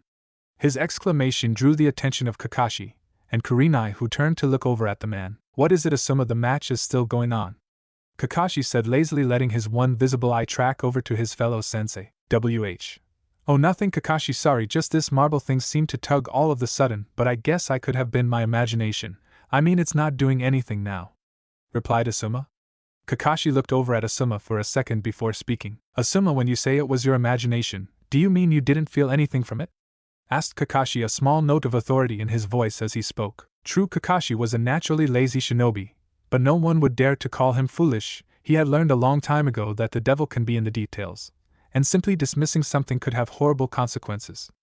Asuma seemed to consider the masked sensei for a moment before speaking. "No, Kakashi, I didn't imagine it, and there was something else. When it moved there was a faint pulse from it. I don't know what, but there was something there," replied Asuma, looking over at Kakashi, who closed his book and pulled back his headband to take a closer look at the marble. After a second he slipped the headband back into place. "Well, I can't see anything special about it. It's just a black ball as far as I can tell. Nothing inside and no chakra I can see, just a solid black ball." "Where did you say you found that again?" finished Kakashi. Asuma gave a small shrug before replying. "Down below my chair," replied Asuma, looking over at Kurenai, who nodded before leaning down to examine under her own seat, and sitting up a moment later holding a small ball of her own, and a small worried look on her face. "There was one under mine too, and I saw a few more scattered down the row on either side of us. And I swear I've seen something like this before," she responded, looking over at her fellow senseis with a slightly worried expression.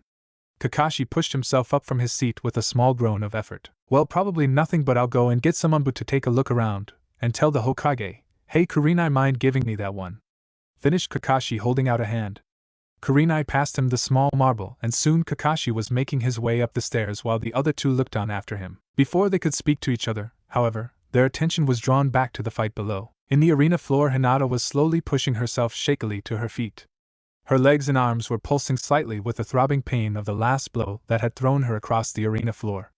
More than that, however, was the simple shock she was fighting back at seeing Neji pull out the heavenly revolution. How he couldn't have learned that from a main branch member. "Neji, you truly are a genius of the gentle fist. But I won't let it end like this," Hinata thought, summoning the strength to steady her legs and raise her face to look over at Neji, who was sinking into a stance she vaguely recognized. Neji sunk into a stance with one arm cocked back as though he was going to throw a shot put forwards, except without the shot put. "Do you see now why you don't belong in our family? Why you were passed over for your younger brother? Our clan values strength, skill, and that is what you lack," shouted Neji, a pulse of chakra running through his body as his eyes focused straight into Hinata's. Without a pause, Neji thrust his palm forward, shouting as he did so, 8 trigrams vacuum palm." The pale-eyed boy called as an almost visible wave of chakra shot out, distorting the air as it flew forwards towards her, kicking stones and dust out of its path as it shot down range. The spectators held their breath as the wave approached Hinata, who to everyone else seemed to have bowed her head in acceptance of the coming blow. As the wave rushed forwards, Hayashi himself pushed himself slightly to his feet in a knee-jerk reaction to protect somehow. For several spectators, however, their expressions had moved from concern into small knowing smirks. Among them were a pair of children, a handful of genin, and 5 adults, 2 of which had just returned from the medical wing of the stadium catch the last few minutes of the match. Just as the wave of chakra was about to impact the girl, there was a pulse of chakra from around her, and the girl's head snapped up, her eyes having shifted. The whites of the eyes had darkened to pitch black, while the center part, usually carrying a twinge of lavender, now seemed to glow slightly like a new summer's moon. The only one who could see this was Neji, but even he only caught the barest glimpse before Hinata swung one hand up in a graceful arc, more like the movement in a dance than anything else. Neji's eyes widened, his eyes blazed, seeing as the chakra blast he had shot forward split down its center, as if cut by some invisible blade, the two halves crashing into the dirt floor on either side of Hinata, and throwing up a cloud of dust and debris that momentarily obscured Hinata's form from sight. Neji's mind was racing as his wide eyes cut effortlessly through the cloud to see the figure of Hinata shift slightly before him. As he watched, he saw the girl's chakra build, moving differently through her, more fluid in a way, as if no longer simply running like a small river, and more crashing around like a waterfall, pushing itself along, as if by its own intuition. The chakra, however, was not what had his attention, or more specifically the chakra racing through her network. His attention was drawn to 2 points on either side of Hinata's head, a small distance up on her head level with where hers sat. The chakra seemed to slowly be pushing out of those spots, somehow congealing as it did, building on itself until what looked like 2 horns, that vaguely looked to him like long rabbit ears, were perched on top of the girl's head. What the hell is going on? How did she deflect my attack like that? And what the hell is happening with her chakra? What the heck is going on? Thought Neji, furiously forcing himself to fall into his gentle fist stance and preparing for whatever the girl had planned. There was a small discharge of chakra from Hinata, and the clouds seemed to evaporate from around her, revealing the horned girl to the stadium. Hinata seemed unconcerned with the look she was now receiving, sinking down into the gentile fist style she had been battling in before. Neji, called Hinata, causing the boy to snap out of his inner monologue long enough to take full notice of Hinata's posture and recognize what it meant. I'm going to show you just what my style of the gentle fist is capable of. Called Hinata, fixing her now night sky eyes upon Neji's blazing Byakugan. Before Neji even realized it, Hinata was charging across the arena floor, closing in fast on the Hyuga boy. As she closed, Hinata thrust out a standard palm strike, no different than the ones he had thrown since she had just began her training. Neji knew this strike. It was nothing he hadn't seen a million times before, but something struck him as odd about it. Hinata had made her strike a good 5 feet before reaching the boy. Such an obvious strike could not hope to hit its target, or at least that was what he thought before a concussive force slammed into his chest, pushing into him like the gentle fist strike it was, and forced the boy back a few steps as he attempted to recover. Before the boy could recover, Hinata was on top of him, swinging her arm around in a wave-like motion. The air between where her palm and the Hyuga boy seemed to waver for a moment before another blow caught the boy under the chin, throwing him a few feet away from the girl and onto his back, causing him to let out a short cry of pain as he landed. Hinata, in the meantime, had slowly lowered her hands back into position without relaxing her stance or taking her eyes from where Neji lay before her. The onlookers were looking on, many confused as to what they were watching, but none more so than Hayashi, who was staring wide-eyed down at the changed form of his eldest. Before Hayashi could do more than stare in disbelief at the scene before him, a movement and sound from his right drew his attention. "Yego Hinatakin. Come on, Hinata-Nizan," called Mito and Hanabi while hoisting a sign above their heads, waving his back and forth as they continued to cheer. Hayashi took in this sight for a moment before his eyes were drawn to the sign itself. Written there in large black letters was "Go Bunny-Nizan, you can do it. Go Team Kawaii." Along with the words there was also a few pictures, obviously of Hinata sporting bunny ears, and having what appeared to be rabbits hopping around the outside of the sign. Hayashi looked from the sign, and then down to the arena floor, before looking back towards Hitomi, looking like a man desperate for any kind of understanding to the madness that was becoming his world. Hitomi, for her part, gave Hayashi a small comforting smile before reaching over with one soft hand, and interlacing her fingers with his, never taking her eyes away from his own, or letting the soft smile part from her lips. "Hayashi, now isn't the time to start explaining what this is, for now how about we help our Sochi cheer on our sunny place?" Hitomi said, not letting her smile fade. Hayashi seemed to want to argue for a split second, but stopped as he saw the happy face of Hanabi, and then back to his wife's smile before the fight simple went out of him. Hayashi drew in a small breath before tightening his hand around Hitomi's and turning back to watch the match in silence. Elsewhere in the stands, the Jonin senseis were looking on in simple silence, their minds racing as they tried to understand what they were seeing. Their students in the meantime seemed able to express their feeling pretty accurately. "What the hell is going on with Hinata?" called Ino, looking left to the rest of her team, and right to where Yakumo sat beside Tenten, both girls looking over at her with equal looks of complete confusion upon their faces. Shikamaru was the first to speak, his fingers intertwined and his eyes fixed upon the arena. "Troublesome, Ino, please stop shouting, it isn't going to get you any answers." he said, keeping his voice calm as he analyzed the situation before him. Number 1, Hinata was displaying a new set of skills that he had never heard of. Number 2, from the cheering he could hear, as well as the sign he had glimpsed, it seems that her younger brother and his friend Mito knew.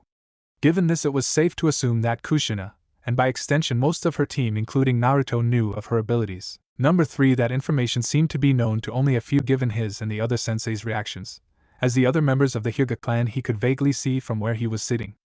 All of this added up to the fact that Team 11 were keeping secrets.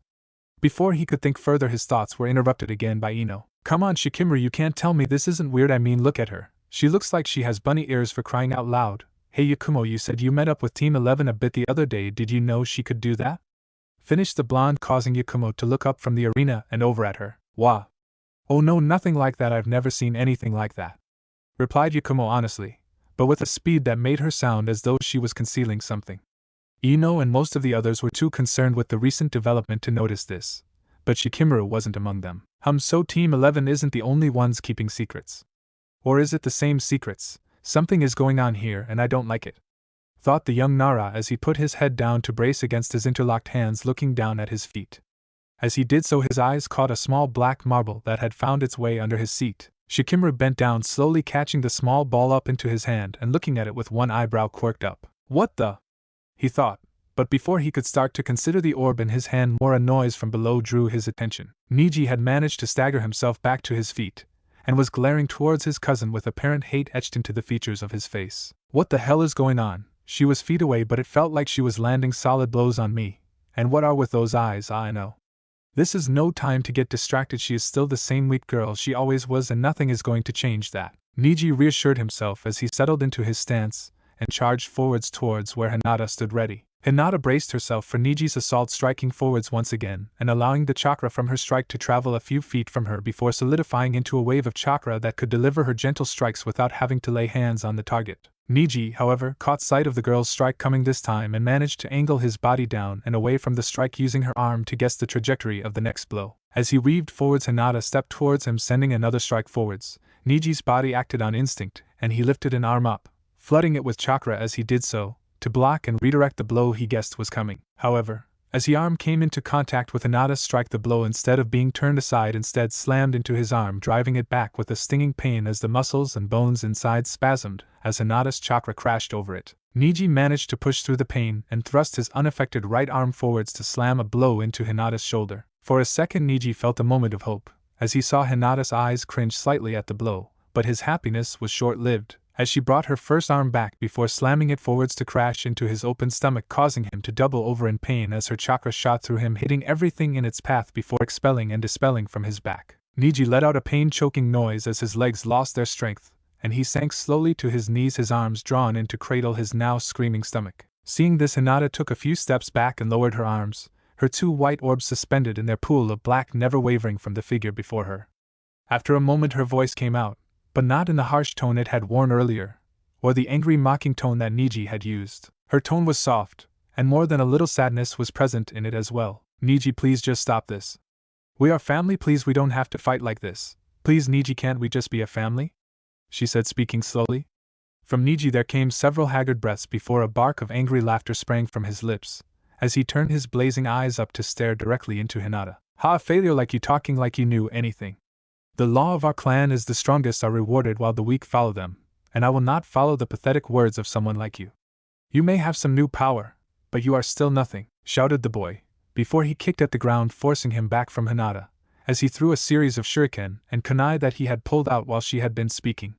Hinata was forced to avoid the weapons as she moved as if dancing gracefully, moving in and out of them. Neji, however, had noticed something about Hinata's new style. It may give her an increased range for her strikes, but her arms were the origin point as far as he could tell.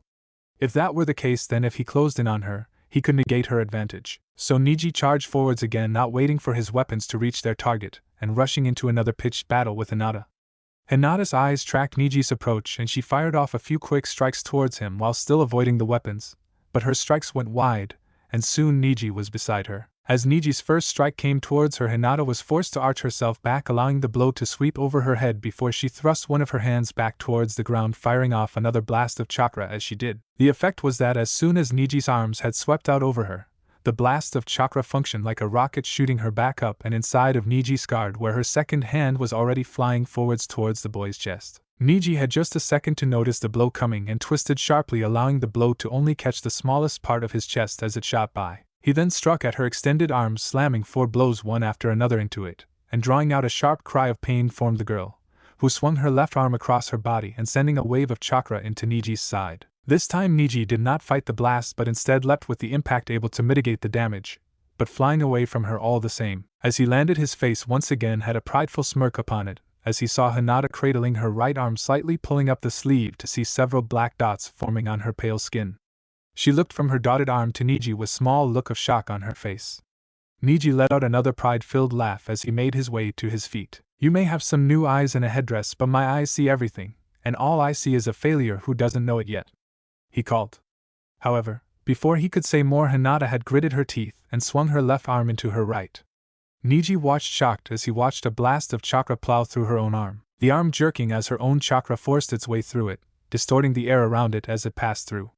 As her chakra flooded through the appendage, Neji was able to watch as his own plugs of chakra were forced out, and her own chakra flooded back down her arm. Hinata looked over at Neji, her new eyes meeting his even as a bead of sweat ran down her face. "No, Neji, all you can see is what you want to, you're blind to everything else," she said, her voice tinged with sadness, as she did. Her tone only seemed to enrage her fellow Hyuga, however, and Neji growled out a curse as he sank into a stance he hadn't used previously. Hinata was still recovering from the last attack as Neji let out a cry and launched himself forwards. "Take this 8 trigrams 64 palms," Neji called as his hands blurred with motion, slamming one after another into Hinata. 2 palms, 4 palms, 6 palms," called Neji after each successive blow landed on the girl, drawing forth a small cry of pain as it did. As the blows continued to mount up, Hinata was forced back. Neji was about to land the final blow, when Hinata managed to force a blast of chakra before it was completely sealed off. The blast caught Neji right in the leg and managed to force him back just enough to allow Hinata to spin out of the boy's next strike, managing to dodge the final blow of the 64 palms. Hinata spun back away from Neji, her body racked with spasms of pain from the successful attacks, but still able to function. She looked up in time to see Neji closing in on her again, a look of pure hatred upon his face as he reached her, and began to spin. "This is the end of you, failure. 8 trigrams palms, revolving heaven," Neji cried out, releasing a wave of chakra from his body as he spun the wall of spinning chakra racing towards Hinata's form. As Neji's eyes shifted to look at his target, he noticed an almost pitying look playing across Hinata's face, but he had no mind for anything but crushing the girl against his swirling wall of chakra. Just as the swirling dome was about to connect, the dome halted suddenly of its own accord, exploding out from its shape and shooting forwards. Neji stopped spinning just in time to see his chakra still visible, crashing forwards like a wave to where Hinata's hands were. The girl seemed to be paying the coming chakra no mind and was busy weaving a series of signs as the chakra form Neji's approached her. Just as the wave reached her, Hinata seemed to finish her signs and reached out with one hand as if caressing a friend. Neji watched as his chakra floated into her open palm as if it was a pet running up to its owner. Hinata caught the chakra before bringing it down to slap into the ground, crying out as she did so. "Summoning!" cried Hinata, causing a cloud of smoke to explode before her. The next thing anyone knew, there was a large rabbit standing between the two teens, its large hammer set before it, as the breeze pushed its gray furry around and catching its blue jacket, making it billow out behind it. Neji looked on in a mixture of anger and confusion, seeing the pride of the Hyuga clan, their most powerful ability, twisted and turned into a rabbit. "Hinata-sama," spoke the rabbit, turning to see Hinata bruised and battered but giving him a welcoming smile all the same. "Roku-san," she responded, giving the rabbit a small bow of her head in welcome. Roku's ears twitched slightly as he caught the sound of cheering from a section of the stands that he recognized as the happy calls of Mito and Hanabi. There were a few more surprised shouts from above, but Roku chose to focus instead upon his summoner, before looking over to where Neji was glaring at him. As Roku's eyes fell upon the Hyuga, Neji did the most foolish thing he could have at the moment. He chose to insult Roku. "A rabbit, pathetic, of course, a failure like you would have a joke of a summon as well. I'll finish your pet before finishing you," called Neji, his eyes narrowing upon the pair, not noticing the way Roku's ears seemed to twitch in irritation. There was brief pause as Roku turned so that Hinata was at his back, and he was looking down at Neji before speaking. "Hinata-sama, is it safe for me to assume that this is my enemy?" asked Roku, his voice controlled, but laced with disgust. Hinata looked from Roku to Neji for a moment before replying. "Hi Roku-san, but he is also family. If you can please help me to knock some sense into him," asked Hinata in a soft voice. Roku seemed to consider her words slightly before hefting his hammer onto his shoulder, smirk playing across his face as he did so. "Hi Hinata-sama, I think I will enjoy educating this youth," replied Roku. As the two had been speaking, Neji had settled himself back into his stance, and was poised to spring forwards once again. The boy's mind was racing, trying to force itself to understand what it was seeing, but anger and bruised pride kept him from behaving rationally. As Roku finished speaking, Neji shot forwards towards the creature, intending on dispelling it quickly before finishing off the girl behind it. Roku, however, had other ideas. As Neji came closer, the great rabbit took his hammer in a batter's grip, and swung forwards so fast that Neji had almost no warning to the coming blow. He had just enough time to throw himself wide of the swing, so that the hammer passed him by pulling the air around his cloths as it did. However, his flight put him squarely in front of Hinata, who had both of her arms cocked back with chakra slowly pouring out of them, forming two blue orbs around the palms. Neji's eyes widened as Hinata thrust her hands forwards together, letting out a cry as she did. "Twin lion fists," she cried as the two balls of chakra roared forwards, slamming into the boy and lifting him slightly off of his feet. The blow racked his body with fresh pain, but he was able to hold on to consciousness for a moment longer. However, this was not much of a comfort as Roku's second strike came swinging down. Neji did not have time to act before the great wooden weapon slammed into him, taking the wind out of him, catching him in the chest, adding its own bite to his latest hit. Roku's swing, however, unlike Hinata's, was not finished so quickly. As the rabbit carried through, the boy was lifted bodily from his feet and flung back, flying across the ground. Neji flew across the field like a rocket, his mind racing with pain and anger, but also with a small clarity. He had lost. This final though managed to come to life right before the boy slammed into the wall on the other side of the arena with a loud crash. The whole stadium went absolutely silent as Neji impacted the wall.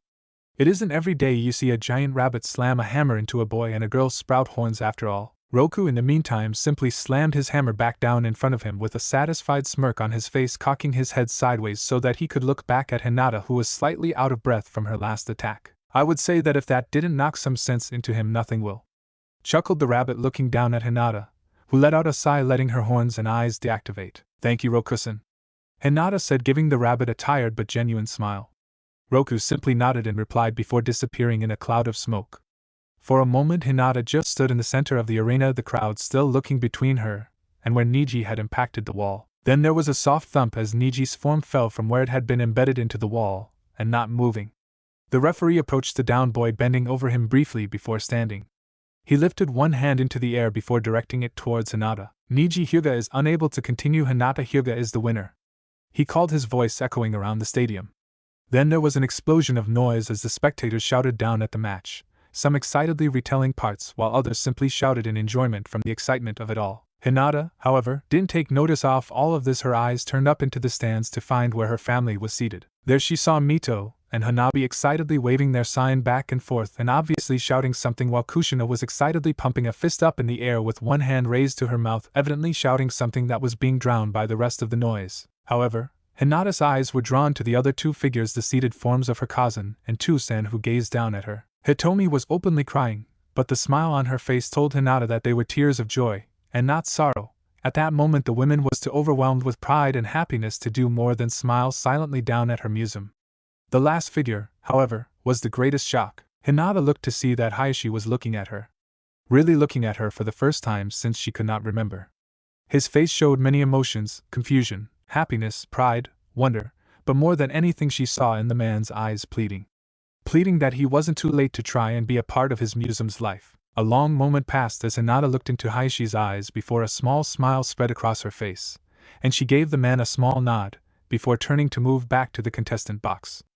Hayashi tracked her process, before turning slowly to see Hitomi looking at him, a small smile still playing across her lips. "I'm such a fool, my love," he whispered, tightening his grip on her hand as he spoke. Hitomi tightened her own hold before replying, "Hi, the biggest. But you know now," she replied with a smile as the children near them continued to cheer. As Hinata was passing the medic team on her way back to the contestant booth, a pair of voices called out to her from a blonde and black-haired pair. Hinata turned to see Tsunade and Shizen instructing the medical team, who was lifting a limp Neji onto a stretcher. "Hey Bunny, you sure did a number on him, I approve," called Tsunade as she gave Hinata a wave before allowing Shizen to step forward to give Hinata a swift hug. "Great job, that's my apprentice. I knew you could do it," Shizen said, giving Hinata a quick hug and smiling down at her. Hinata gave the pair a happy if weary smile, before they headed back to the contestant box, while the two women moved Neji off. The pale-eyed girl made her way up the steps to the contestant, and almost jumped back as a blonde figure crashed into her, wrapping a pair of arms around her waist and swinging her around with an excited cry. "That's my bunnykin, I knew you could take that idiot down a peg. You were amazing," called Naruto as she swung Hinata around, chuckling as he did. Hinata let out a happy giggle as she twirled. After a little while longer, Naruto set her back down, the two smiling happily at one another. "Thanks, Naruto-kun," replied Hinata, before a small cough drew her attention over to where the rest of the contestants were looking at them. Hinata blushed bright red and moved herself behind Naruto with a small eep. The rest of the contests let out small chuckles at the girl's actions, momentarily putting aside their questions about her match. However, that didn't last long as Shino approached the two. "Well done with your match, Hinata. I must say you showed quite a few different abilities out there," he said, his tone suggesting happiness, even though his face was still concealed by his coat. Hinata gave a small nod of thanks while a few others stepped forwards to offer their congratulations. Only one person was absent from this. Naruko stood looking over at Hinata, her eyes narrowed, but more in question than anything else. When Hinata had begun using her powers and the fight, Kyuubi had gone ballistic, telling her that somehow his father's enemy was connected to Hinata. As she looked at Hinata, she felt a small shiver run down her spine as her eyes turned to see Naruto looking directly into her eyes, blue into the purple and black ones, and a horrible thought went through her mind even as the referee's voice rang out. "Okay, next up, Naruko Namikaze and Naruto Uzumaki, please make your way to the arena now," called the voice. Chapter 18. Talking, Thinking, Mental Conversation, DMO and God or the like. Jutsu, Family is Forever. Only one person was absent from this. Naruko stood looking over at Hinata, her eyes narrowed, but more in question than anything else. When Hinata had begun using her powers and the fight, Kyuubi had gone ballistic, telling her that somehow his father's enemy was connected to Hinata. As she looked at Hinata, she felt a small shiver run down her spine as her eyes turned to see Naruto looking directly into her eyes, blue into the purple and black ones, and a horrible thought went through her mind even as the referee's voice rang out. "Okay, next up, Naruko Namikaze and Naruto Uzumaki, please make your way to the arena now," called the voice. Both teens seemed to take no notice of the announcement at first, their eyes locked onto one another, both experiencing a feeling that they could not quite place. After a moment, Naruko broke their gaze and turned blinking to face the arena as if coming out of a dream. She seemed to recognize what was happening and willed herself forwards down the steps and out of the contestant box. Naruto's eyes tracked the blonde-haired girl as she slowly descended away from him, and turned his thoughts momentarily inwards. What was that feeling just now? Thought the boy, questioning himself as if he expected some insight of information to suddenly bloom out of the silence. Fortunately for the blonde youth, he happened to have just such a source currently living within his head. "That feeling, Naruto, is fear, but not one for yourself, but of yourself," spoke the comforting tone of Jubi as she listened to the boy's inner thoughts. Naruto blinked slightly at the voice, noticing for the first time that he had unknowingly slipped into his own mindscape. This realization caused him to let out a small panic sound before prompting him into speech. "Crap. Oh crap, the match, I can't be in here. Where's the exit? Do I have an exit? Darn it, how do you work this thing?" called Naruto, reaching up to grab his own mental projection of his head in distress. However, before he could get well into his personal mental flagellation, Jubi landed a small blow upon his head with a light smack of impact. The sudden feeling snapped Naruto out of his mini distress before looking over at his companion, his eyes still showing traces of worry. "Sorry, Jubi, but I have to hurry. If I'm zoned out here, that means I'm probably face down in the contestant box right now. I need to get back," the excited boy fired off, drawing a slightly confused look from Jubi as he spoke. For a second she just looked down at the boy, her arms drawn up to cross under her bosom and one eye quirked up in apparent confusion. Then she seemed to brighten, swiping her fist into her open palm with a look of understanding, before having to stifle a small giggle looking down at Naruto. "Naruto," she began, her voice tinged with the traces from her recent laughter. Naruto looked up at her as she continued. "You still think that time passes the same in here as it does in the real world?"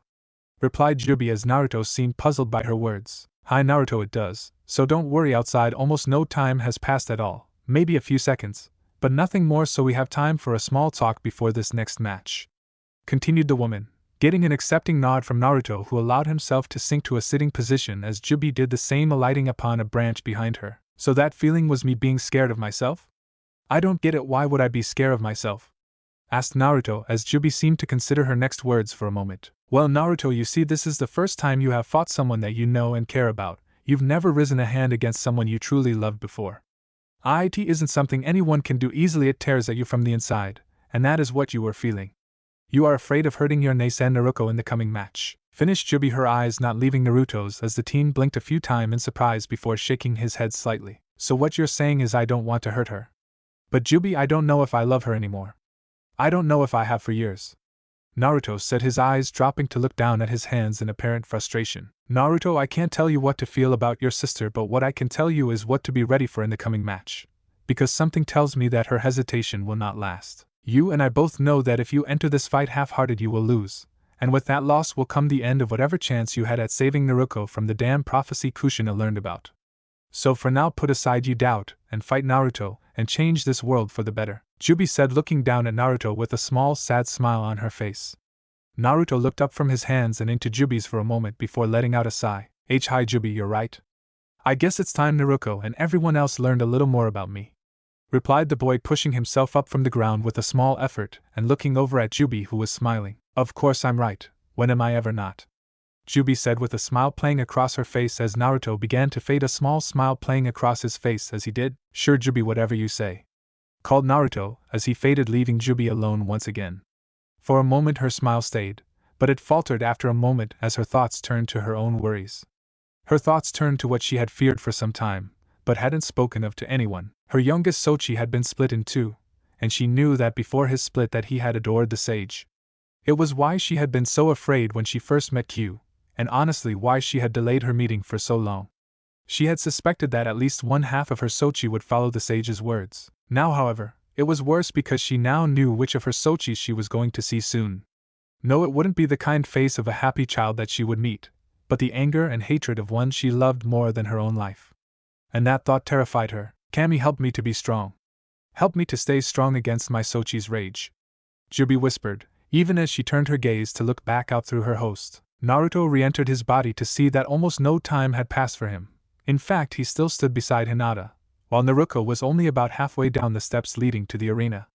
Giving himself a little shake, he took a step forwards towards the stairs before he felt a small tug on his sleeve, causing him to halt, and turned to face the feeling. The blonde turned to see Hinata had taken his sleeve lightly in her fingers, her eyes looking into his with a small worried look in her eyes.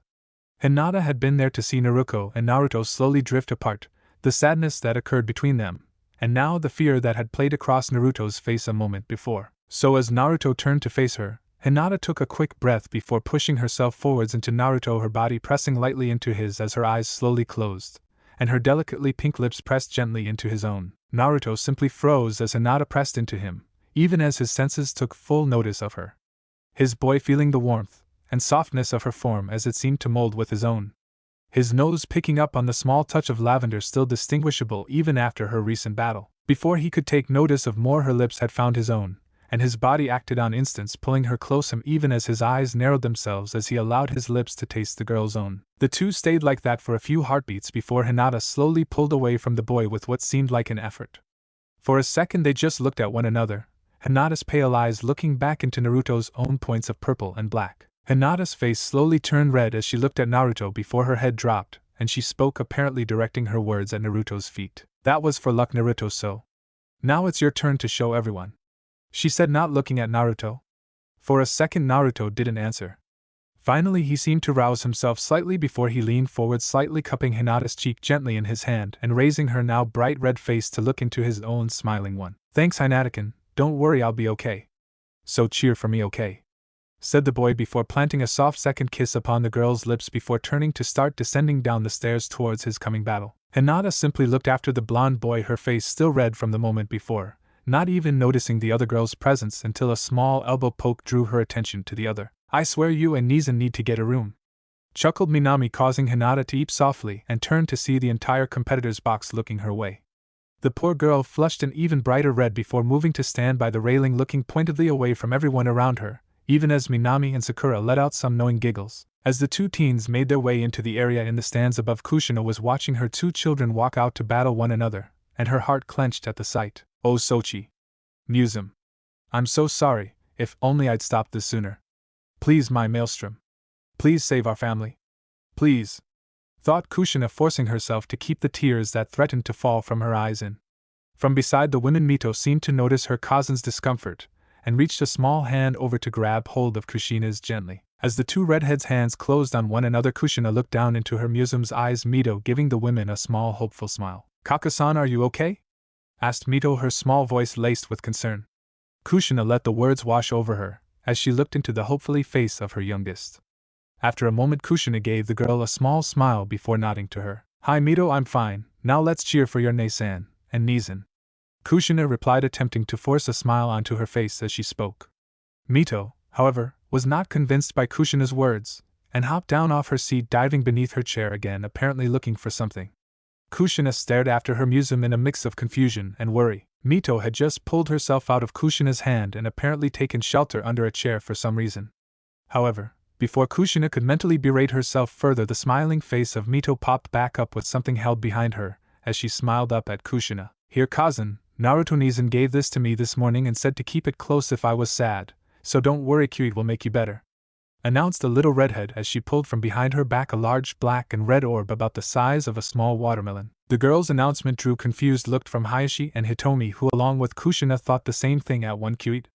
Kushina looked at the orb for a moment before she recognized it as one of Naruto's seeds. But something was off. Instead of being the solid black orb she had known, there were several bright red stripes along the ball that seemed to wave gracefully in and out of each other all along its surface.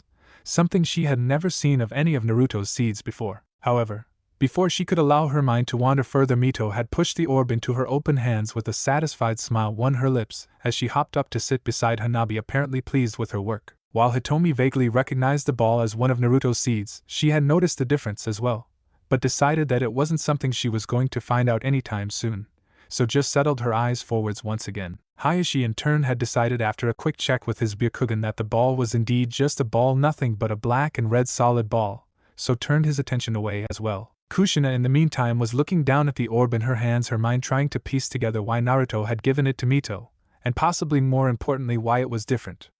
Absent-mindedly she ran a hand along the surface of the orb, tracing one of the lines as she did. To her utter surprise, the orb vibrated softly at her touch, and let out sound. Purr. The noise came from the orb softly, causing Kushina to almost drop the ball and look wide-eyed from the orb in her hand to Mito, who was smiling up at her. Kyuit will help, he likes you, spoke the redhead as if that somehow explained everything. Kushina looked from Mito to the orb again before looking out over the arena where Naruto and Naruko were just reaching the center. Without even realizing it, she gently lowered her hand to once more pet the orb in her hand, the soft purr almost too quiet to hear issuing from it again, and a strange peace flooding over her as she looked out at her children.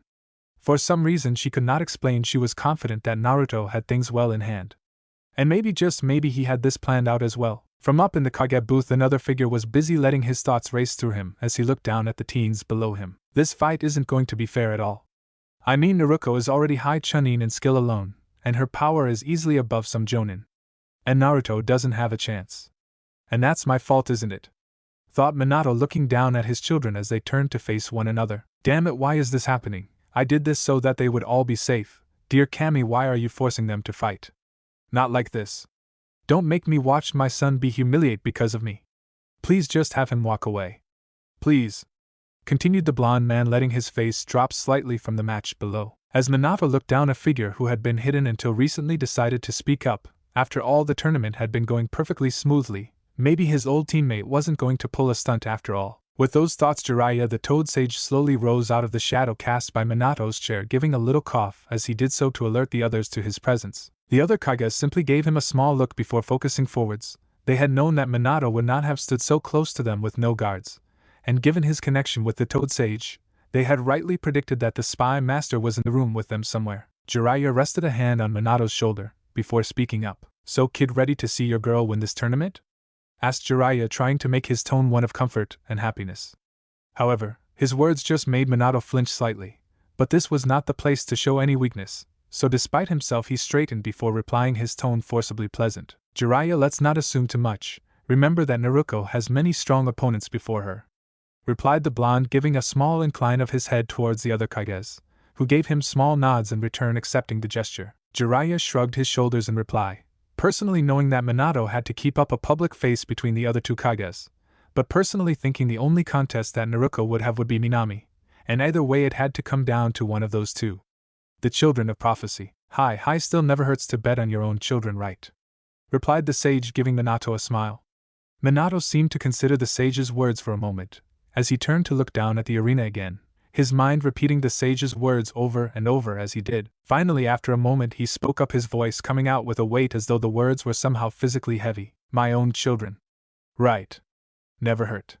The blonde whispered as his eyes fixed below at his greatest success and most shameful mistake. Below in the arena, Naruko and Naruto had taken their position facing one another, bright sapphires staring across into amethysts that flashed with an intensity that could almost be felt.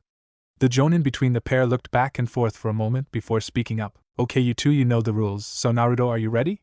Asked the figure while shifting the samban in his mouth slightly to point towards the boy as if he was a teacher in a class calling on a student. Naruto broke his stare for a moment to look up at the man before replying. Hi Johnson, I am prepared, replied the boy, returning his gaze to the other blonde who looked back at him, a mixture of concern and anger on her face. Damn it Naruto, why couldn't you just give up? I don't want to hurt you, don't you get it? You don't have a chance against me.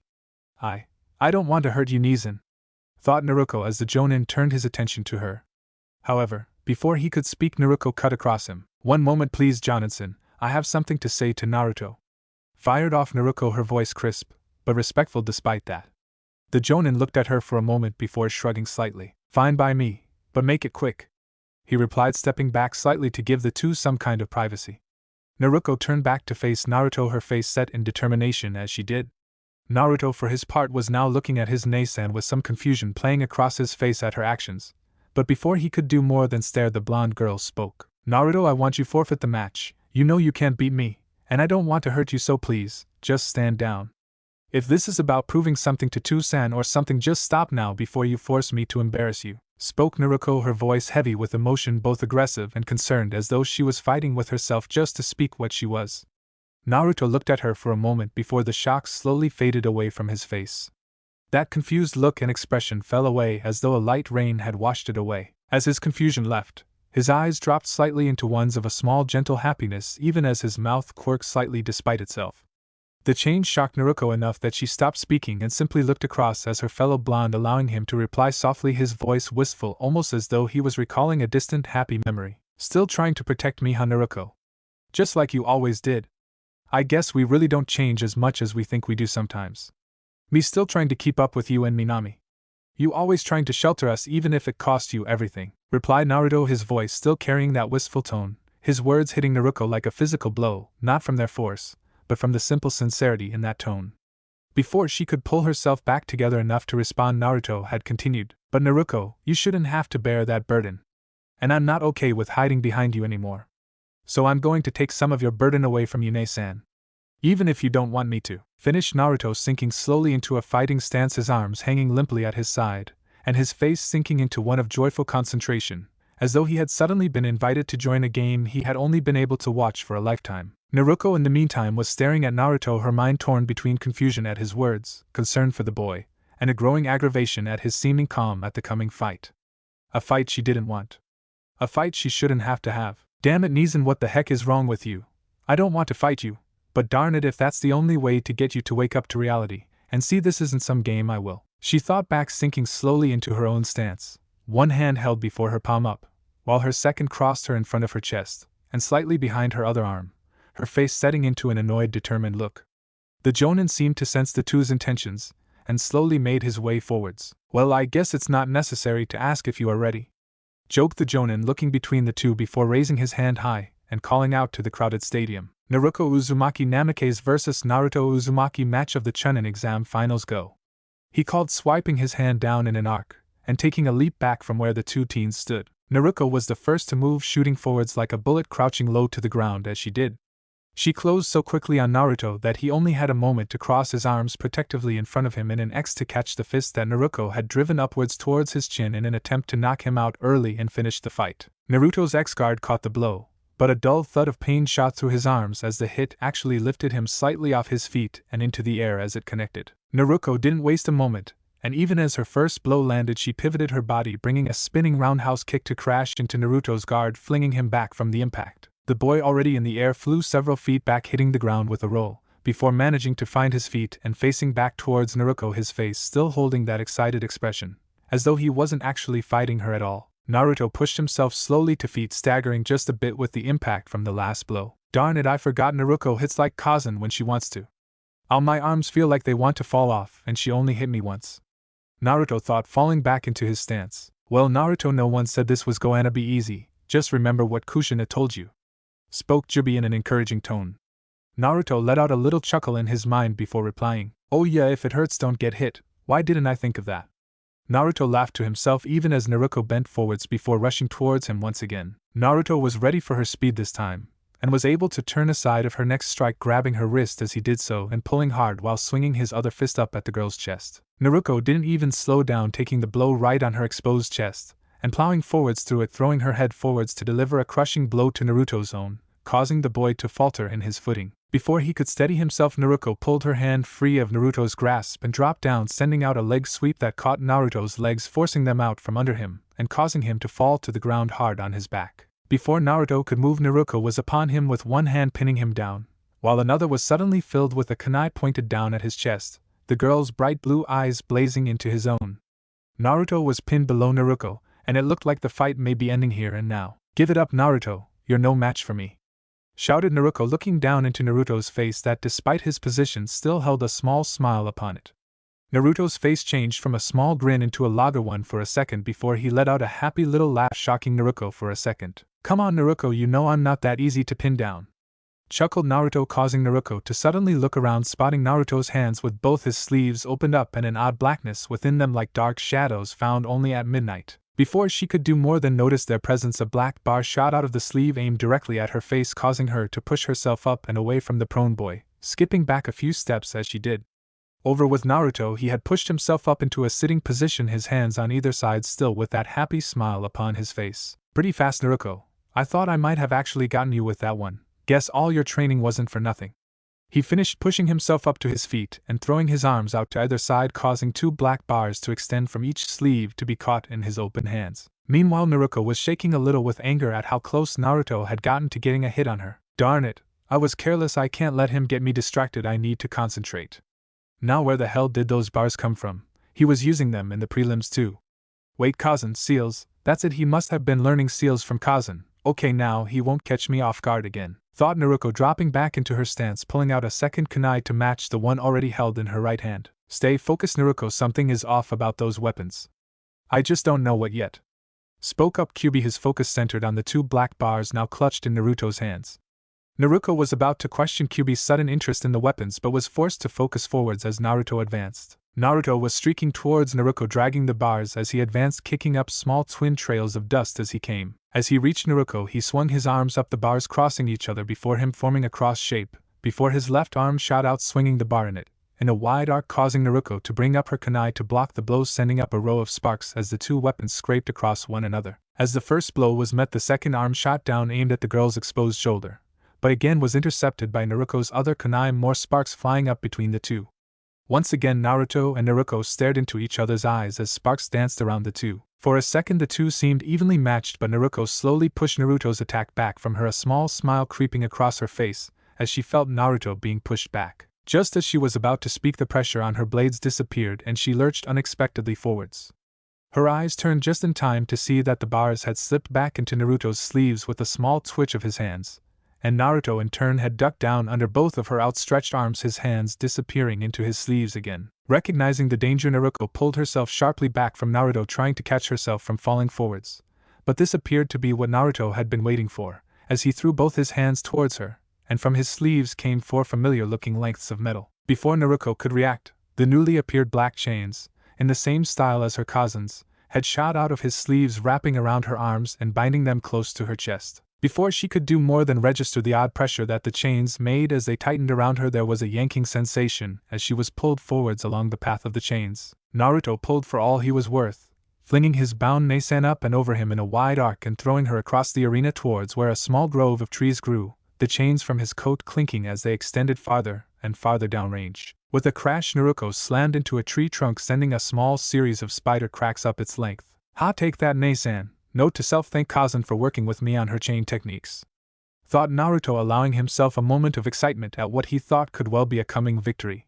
However, before he could let the thought go beyond the opening, there was another crash from over where his chains were. Naruto's eyes tracked over to see a blast of chakra along with several pieces of rock, tree, and the remains of his chains falling around the blonde boy, his eyes growing slightly wide as he looked over to see Naruko, her hair disheveled, clothing dusty, and eyes shining bright red, revealing that she was drawing lightly upon Kyuubi's chakra. "Well, crap," said Naruto, retracting what was left of his chains back into his sleeves and allowing a pair of bars to once more drop out of his sleeves and into his hands, as he gripped them tightly as if looking for comfort in their presence. "Well, now you've done it. She used Kyuubi's chakra to cancel out your own," called Jubi, a little worry present in her tone. "Hey, since when? I thought your chakra could stop any chakra," called Naruto, a little panicked.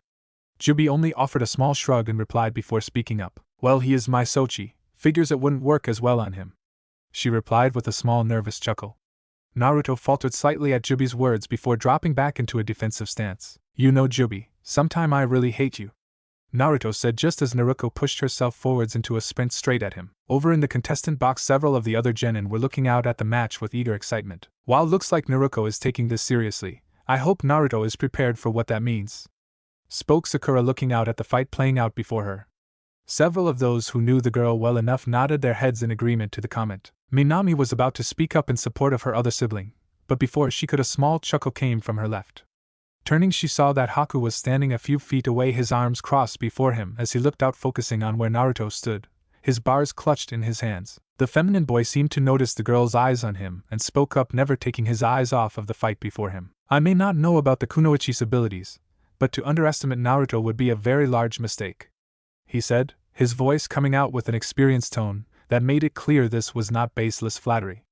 Minami looked over at Haku questioningly while a few of the other occupants gave the boy small exasperated looks. "Look, you may not know it, but Naruko there is one of the 3 strongest fighters here. Heck, even I would have to push myself to be able to stand against her," spoke Sasuke in a slightly mocking tone, seemingly pleased with being able to point out a flaw to the youth who had embarrassed him in the previous exam. Haku didn't seem to take even a passing notice of the black-haired boy's words and continued to look forwards as if he wasn't interrupted. After a moment, Minami spoke up, curious to find out what Haku seemed to know about Naruto.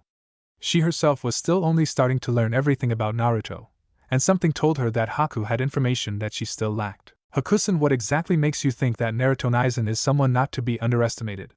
asked Minami. True, she knew that Naruto held many abilities, but so far as she knew, she was one of only a small handful that did, and all of those individuals certainly belonged to Konoha. Didn't they? Haku seemed to consider the girl's question for a moment before speaking again, never taking his eyes off of the fight before him, or changing his tone from one of calm knowing. "I don't think he is not to be underestimated. I know because he did the impossible right before my eyes and to my master," replied Haku, causing many of the members of the box to focus their attention away from the fight and back to the boy. Minami was feeling nervous now, but her curiosity pushed that aside as she spoke up once again. "What did he do?" asked the red-eyed girl for the first time, causing Haku to look over at her, a small look of confusion on his face as he did so. After a moment of looking at her face, he seemed to decide that whatever he was looking for was there, and responded. "He survived," replied Haku, his tone flat. Minami didn't like the sound of Haku's words, but before she could speak again, a snort came from behind the two and Sasuke spoke up again. That's it, he survived. So what did he do, just run away, or stall till his sensei and team saved him? Doesn't sound like too great an accomplishment to me," spoke Sasuke. Several of the other listeners could not help but agree with the black-eyed boy, even if they didn't agree with the tone or attitude he had presented. After all, what was so great about surviving a fight? It may be tough, but it is hardly something to be overly impressed with. Haku took a moment to look back at the arena before speaking a final time. "You misunderstand me. Naruto did not run, nor did he wait to be protected by others. He took my master Zabuza's blade for his sensei, to the hilt. I saw the blood drain from his body and fall limp before my master's blade, and then he was there, fighting, driving sensei back and delivering a blow that likely almost cost him his life. And when I was leaving that fight, I saw him standing beside himself, one dead, one glowing. It was no clone, nor a jutsu. He somehow survived, and I knew it when I saw him back in the first exam. So you tell me, is it wise to underestimate someone who can trick the Shinigami himself?" finished Haku in a tone that made it clear he was not looking for any answer to his question. Most of the box fell silent at his words, their thoughts turning from what they had heard and out to the field as if trying to figure out what Haku had said. Most assumed that the boy had simply been mistaken, and that he had misjudged the boy for a clone or something, or even more likely was simply trying to throw them off their games with far-fetched stories. However, a few looked confused and a little worried, none more than Minami, who was staring over at Haku with dawning horror, her mind remembering the words that Naruto had said to her when he had first come back from Wave. "I lost something recently," The Naruto who desperately wanted us to be a family again is still here, he's just going to need help from now on. That was what he had said then. Oh Kami Naruto, did you? Thought Minami, horrified at the possibility that was presenting itself to her. She was about to start panicking when a soft hand laid itself onto her shoulder, causing her to look over to see Hinata giving her a gentle smile. It's okay Minami, Naruto-kun is just fine, so let's cheer them on. Hinata said in a soft tone that allowed Minami to relax slightly, her wide red eyes closing for a moment before she drew in a slow breath and nodded to Hinata, allowing her to turn her back towards the match. Yeah Minami-kun, Naruto is okay, he has mama so he will be just fine. Piped up Q from his small grass-covered cage. Minami had to smile at the fox's enthusiasm, and with a small smile turned back to watch the fight. In the arena Naruko was flying forwards, her usual blue eyes changed into glowing rubies of fire which shone with power as she rocketed across the field towards Naruto. Before, as she had found herself wrapped in those black chains, she had felt her chakra fade as if it was being smothered, and from inside her Kyuubi had let out an angry roar of pure hatred, allowing a flood of his own chakra to push away the weird feeling, and allowing her to break her bonds. Without wanting to lose the moment, Naruko had forced her own chakra through herself, making sure not to allow the Kyuubis to overtake her, and flung herself forwards towards where Naruto had drawn back his chains. She was racing forwards when Naruto slipped another pair of those bars from his sleeves, and prepared to meet her next strike. Naruko, however, paid the objects no mind, reaching into her pouches on either hip where an array of seals lay. In a blur her hands were full of shuriken, and she was hurling them forwards towards Naruto, augmented by her own increased strength. Naruto saw her action only a second before the spinning stars were flinging themselves towards him to close to dodge. Luckily for Naruto, he had other options. Without any hesitation, Naruto allowed one bar to slip back into his sleeve. Just as the shuriken were about to reach him, Naruto flung up his now open hand palm out, and from his sleeve billowed out a black form that snapped itself open to form a round shield before him. There was a shower of sparks and the sounds of metal hitting something hard and solid as the shuriken ricocheted off of his shield. Naruko saw all of this, her teeth bared in a feral scowl of anger even as she closed, and Naruto's shield collapsed in on itself and shot back into his sleeve. Darn it, Kazan, did you have to make him so many seals for weapons? God, they are doing half the fighting for him. At this rate I'm going to have to stay in stage 1 just to break through his seals. Darn it, Naruto, you're only making this more dangerous for yourself. Why are you fighting so hard? Naruko shouted to herself even as she closed with Naruto. Just as she reached him, another smaller voice spoke up, almost too quiet to be heard. Why am I? It asked to the silence as Naruko closed and throwing out a quick jab, her fingers connected to form a spear as she thrust forwards. Naruto had just lowered his shield, and was almost too late to throw up one of his bars in time to divert his knees and spear-like strike. But even still the impact made his arm feel like jelly, but there was no time to think on it. As soon as the blow was deflected, Naruko quickly drew the appendage back into herself before firing off a second, this one coming along with her other arm. To Naruto it was like being attacked by a small army of strikes, the speed of each blow leaving almost no time to react. He managed to push one away, but two more found their way to his chest, causing jolts of pain to shoot up through him. Two more parried, and another slipped through. Naruto was starting to panic slightly when he remembered back to what his cousin had told him about the hummingbird style the Hokage and his Nizans used. Flashback. In a fight, lol, they are everywhere. Okay Naruto, in your match against Naruko she will have the advantage in mid to long range, but in close you will have the advantage. Lectured Kushina to Naruto, who stood a few feet away with his arms folded across his chest. She and Minami use the hummingbird style for offense, and it is pretty devastating, composed of quick strikes that quickly build up and overpower an opponent. But they do have a flaw, they sacrifice power for speed, and there is where your opening will be. Using the stance, they leave their entire body open for a counterattack, focusing entirely on the attack. While Minato has overcome this with his flying thunder god, the girls haven't, so if they start pressuring you, don't try and match their speed cause you can't, but deliver a hard enough blow, and their offense will fall apart. Finished Kushina, looking over at Naruto, who was nodding his head in apparent understanding. So any questions, Sochi? Asked Kushina, Naruto tilting his head slightly at her question before replying. Hi, what was that first part again? I kind of wasn't listening. Replied Naruto a little sheepishly. This had resulted in him fleeing across the field with an angry redhead in pursuit, while he let out a series of girly screams of terror. Flashback end. Right, Kazan knew this would happen. Let's just hope I can pull this off.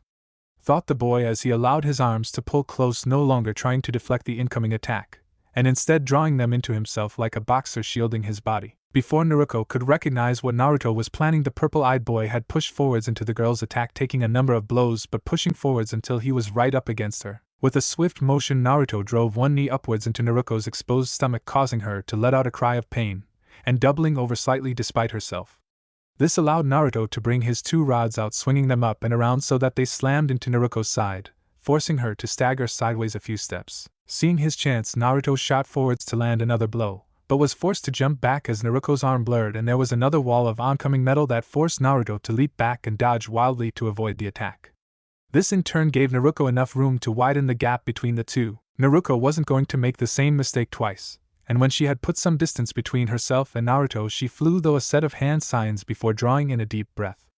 Naruto saw her moving only in time to raise his shield just in time for two concussive blasts of wind to impact it, dispersing as they did. Naruto, however, unlike the seedling, was made of more than just chakra, and so the impact was enough to cause his arms to ache from the impact. Before Naruto could move to drop his shield, there was another impact of wind upon it, forcing him to take cover again. This was why he wasn't able to see the next attack coming. Naruko had been charging forwards as she fired her blast of air, her chakra able to reinforce her body enough so that the consecutive blasts did not slow her down. Just as she fired off a second volley, she lowered herself slightly, bending her legs down before kicking off hard from the ground and flying up into the air above where Naruto was huddled. In midair, the blonde girl twisted, binding one leg up so that she was now heading down in a perfect axe kick. Naruko was about a foot away from impact when Naruto noticed her shadow on the ground and tried to bring his shield up to block the oncoming strike, but he was only partially successful. Naruko's leg came down hard on the shield at an angle that forced it down and out of Naruto's hand, leaving him crouched before Naruko. As she landed, Naruko saw the opening before her and quickly struck forwards, both hands bent forwards while her arms shot out together in a strike taught to her by the toads. Unlike the hummingbird style, the toad style was built around powerful blows, and the double strike she had just slammed forwards was certainly that. Before Naruto could do anything, he found himself flying back from one of Naruko's strike, hitting the ground and sliding back a few feet as he did. Naruto struggled for a moment, trying to regain his bearings before pushing himself up enough to see Naruko standing a few yards away from him, looking at him with a mixture of pity and annoyance. Naruto, enough. Kazan may have taught you sealing, but even her weapons won't let you win this match. Being a ninja means that sometimes you have to know when you are beat, so just stop this now, and give up. You fought well, now don't make me go any harder or you will get seriously hurt, called Naruko, her voice a chaotic mix of anger and sadness at Naruto, but more than that at herself. During the fight, Naruko was constantly fighting herself, trying to force herself not to notice as she hurt the boy before her. Thighs isn't right. This isn't why I wanted to get stronger. I wanted to protect him. I wanted to protect everyone. Darn it, knees, and stop. Please just stop. Darn it, Naruto, you baka, just stop trying to fight me. Don't make me do this anymore, the girl thought, her mind changing between anger and sadness at such a rate that real rage was slowly taking control of her. Naruto looked up at Naruko for a moment, and he saw her pain dancing across her eyes. How could he not? He had seen it often enough. Whenever Naruko had been conflicted, she had looked like that. Even now, that hadn't changed about her, and what he saw forced him to push himself to his feet once again. I'm sorry, Nei-san, but I have to keep fighting, cause if I don't, I'm scared that I won't ever be able to save you, so it's now or never, and I don't believe in never, not for my world, thought the blonde, as he stood, his eyes looking back into his fellow blondes, and another smile slowly spreading across his face. Wow, Nei-san, I have to say you pack one heck of a punch, but I thought I already told you, I'm not going to stop till I save you, replied Naruto. His words seemed to almost snap something in Naruko as she raised her hands into an all too familiar cross-shaped seal and yelled out at Naruto, I told you I don't need you to save me. Kagebushin no jutsu. She almost screamed, and suddenly most of the arena was covered in smoke. As it cleared, Naruto found himself standing in the center of a small army of very angry-looking Narukos. Naruto, I hope you have a plan for this, said Jubi, a little worry making its way into her voice as she spoke. Naruto, in the meantime, just gave a mental nod as he lowered himself into a stance with his arms crossed before him. Hi, Jubi, and even if I didn't, I can't walk away anymore. Never again, he replied, gritting his teeth as he looked forwards at the nearest blonde girl. As the arena floor exploded into smoke, the Jonin senseis and their students were almost enthralled with what they were watching. The fight below had started slower than the others that day, but the true excitement came from the unknown factor that was Naruto. Although a few of them had seen Naruto fight from time to time, it had never been like this, and the thrill of seeing something new before them drew their attention like moths to a flame. Hey Karina, you know, I can't remember hearing anything about the Hokage's other kid till now. I mean, I knew he existed, but besides that I don't know much. Heck, only Ino seemed to know him, and even then it was only 'cause they were in the medical class together. mentioned Azuma, looking over at his fellow sensei. As he did, Kurenai looked up from the arena and over to the bearded man, shrugging her shoulders slightly in answer. Well, I was about the same till last month. I happened to stumble upon him during training with my team, so I got to learn a little more about him. But besides that, only what little I have heard from my team, though Sakura seemed to be friends with him to some capacity, replied Kurenai, careful to avoid mentioning what else she had learned when she had recently met Naruto. Asuma let out a sigh before looking back to the match. Hi, but that's weird, isn't it? I mean, from what I learned, he was a basic level genin, and now, well, here he gestured down below, he's fighting one of the strongest genin in the village, and heck, he seems to get seals well enough to use them in combat. So why does it seem like no one knows anything about him? Finished the man, raising a hand up as if expecting the answer to literally drop into his hand. Yosh. His flames of youth are burning bright to have reached such a level in such a short time, called Guy excitedly, his eyes having changed into small burning orbs of fire. His volume and overall attitude actually caused Asuma and Kurenai to push themselves slightly away from the man before he did something crazier. Below, the senseis, the genin, were in much the same state, their eyes glued to the fight. Wow, Naruto is actually pushing Naruko. That's crazy, he wasn't much different from us in the academy, Ino said, looking over at her team, who nodded in agreement. Choji pulled out another bag of chips before looking over at Ino. Hey Ino, you said he was always in class with you, Sakura, and Hinata. Did you ever see him fight like that? He asked before stuffing his face with another handful of chips. Ino seemed to consider the comment for a moment before shaking her head. Nope, in fact he wasn't any better than me at it. I mean, he worked hard and all, but he really didn't have a knack for it. Still, this is something I've never seen before. Finished Ino, looking back down. Shikamaru in the meantime was looking down at Naruto, his mind telling him that something wasn't adding up. Improvement was one thing, Lee was proof of that. But leaps in ability took time, and Naruto was apparently taking huge steps forward in no time, and it wasn't adding up. I swear something about Team 11 just isn't adding up. God, troublesome, it's not like they are an enemy, maybe I'm just overthinking it. He thought, leaning back, still letting the small orb in his hand roll in and out between his figures, his mind wandering. While this was occurring up in the Kage booth, Kakashi had arrived some time ago and informed Minato about the small orbs planted all around the stadium. In response, Jiraiya had taken to examining the orb, while a group of Umbu to go and investigate the area as well, without arousing suspicion. After a small time, the group had returned, reporting to Kakashi before vanishing back into the shadows, and leaving the gray-haired man to relay the message. Hokage-sama, the search is over, and they are indeed scattered out all over the stadium, but so far nothing has been discovered about them. Members of the Hyuga have scanned them, and our sensors cannot detect any chakra coming from them. They appear to be nothing more than someone's idea of a prank. Finished Kakashi, leaning back after delivering his message to Minato. The blonde Hokage relaxed at his old student's words, letting out a relieved sigh as his body relaxed as well. A few moments before, Jiraiya had reported much the same, saying that the marble-sized ball didn't react to any seals or spying tools that he could find, so it seemed that they were indeed nothing. Absent-mindedly, Minato slipped one of the orbs into his pocket before looking back down at the match, his focus back on the battle raging both below and in his mind. The boy seems to be doing rather well against your daughter Hokage-san, and if you don't mind me saying, he does seem to look a great deal like you, Mei said, glancing over at Minato. The Mizukage was no fool, and she had seen that both of these children were obviously the Hokages, but the different last name spoke of something hidden, and considering that they were not yet allies, it never hurt to be cautious.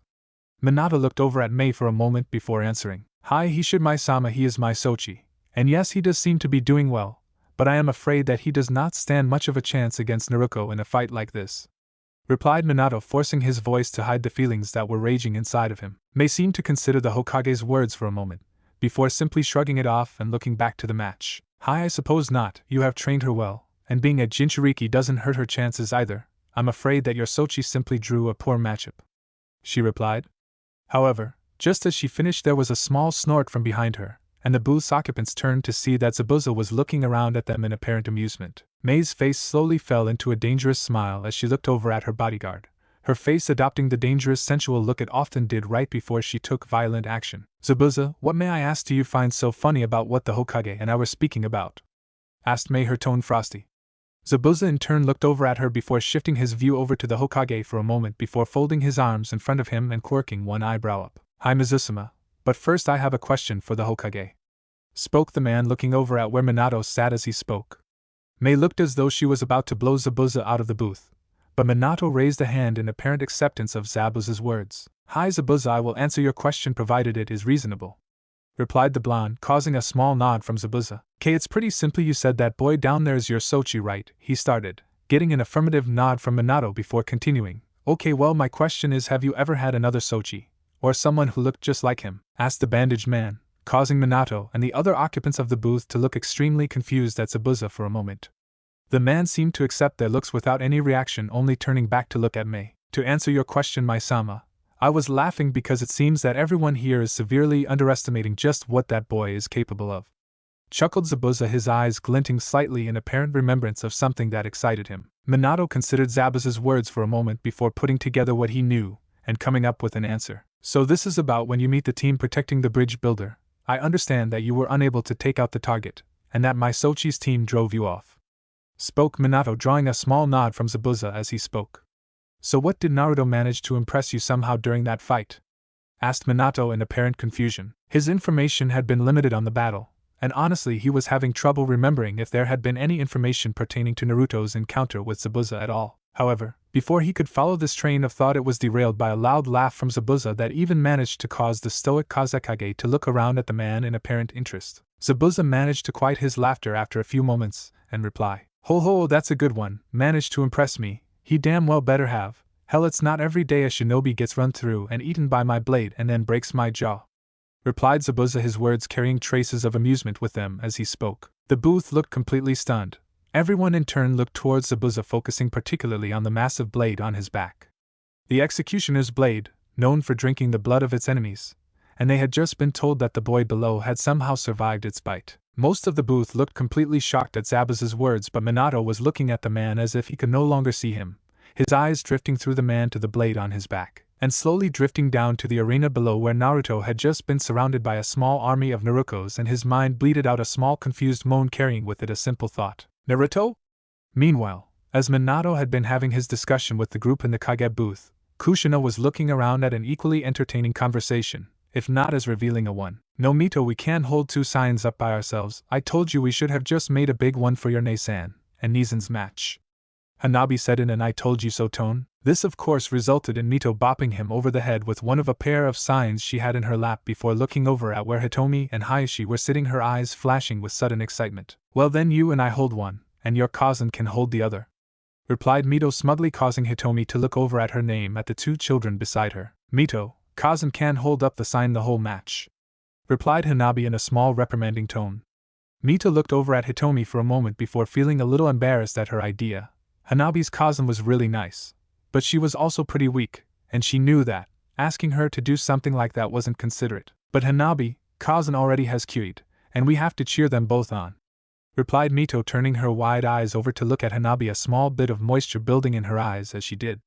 Hanabi suddenly felt a need to help Mito however he could, and before he could even realize it, he was busy searching for a solution to their situation. The boy looked down at the signs before looking around, for a moment his eyes focusing on something for a second before he set his face into a hard look, and turned to Mito. Hi Mito, we will, here, give me a sign, he said, hopping off of his seat and holding out his hands for Mito to give him a sign.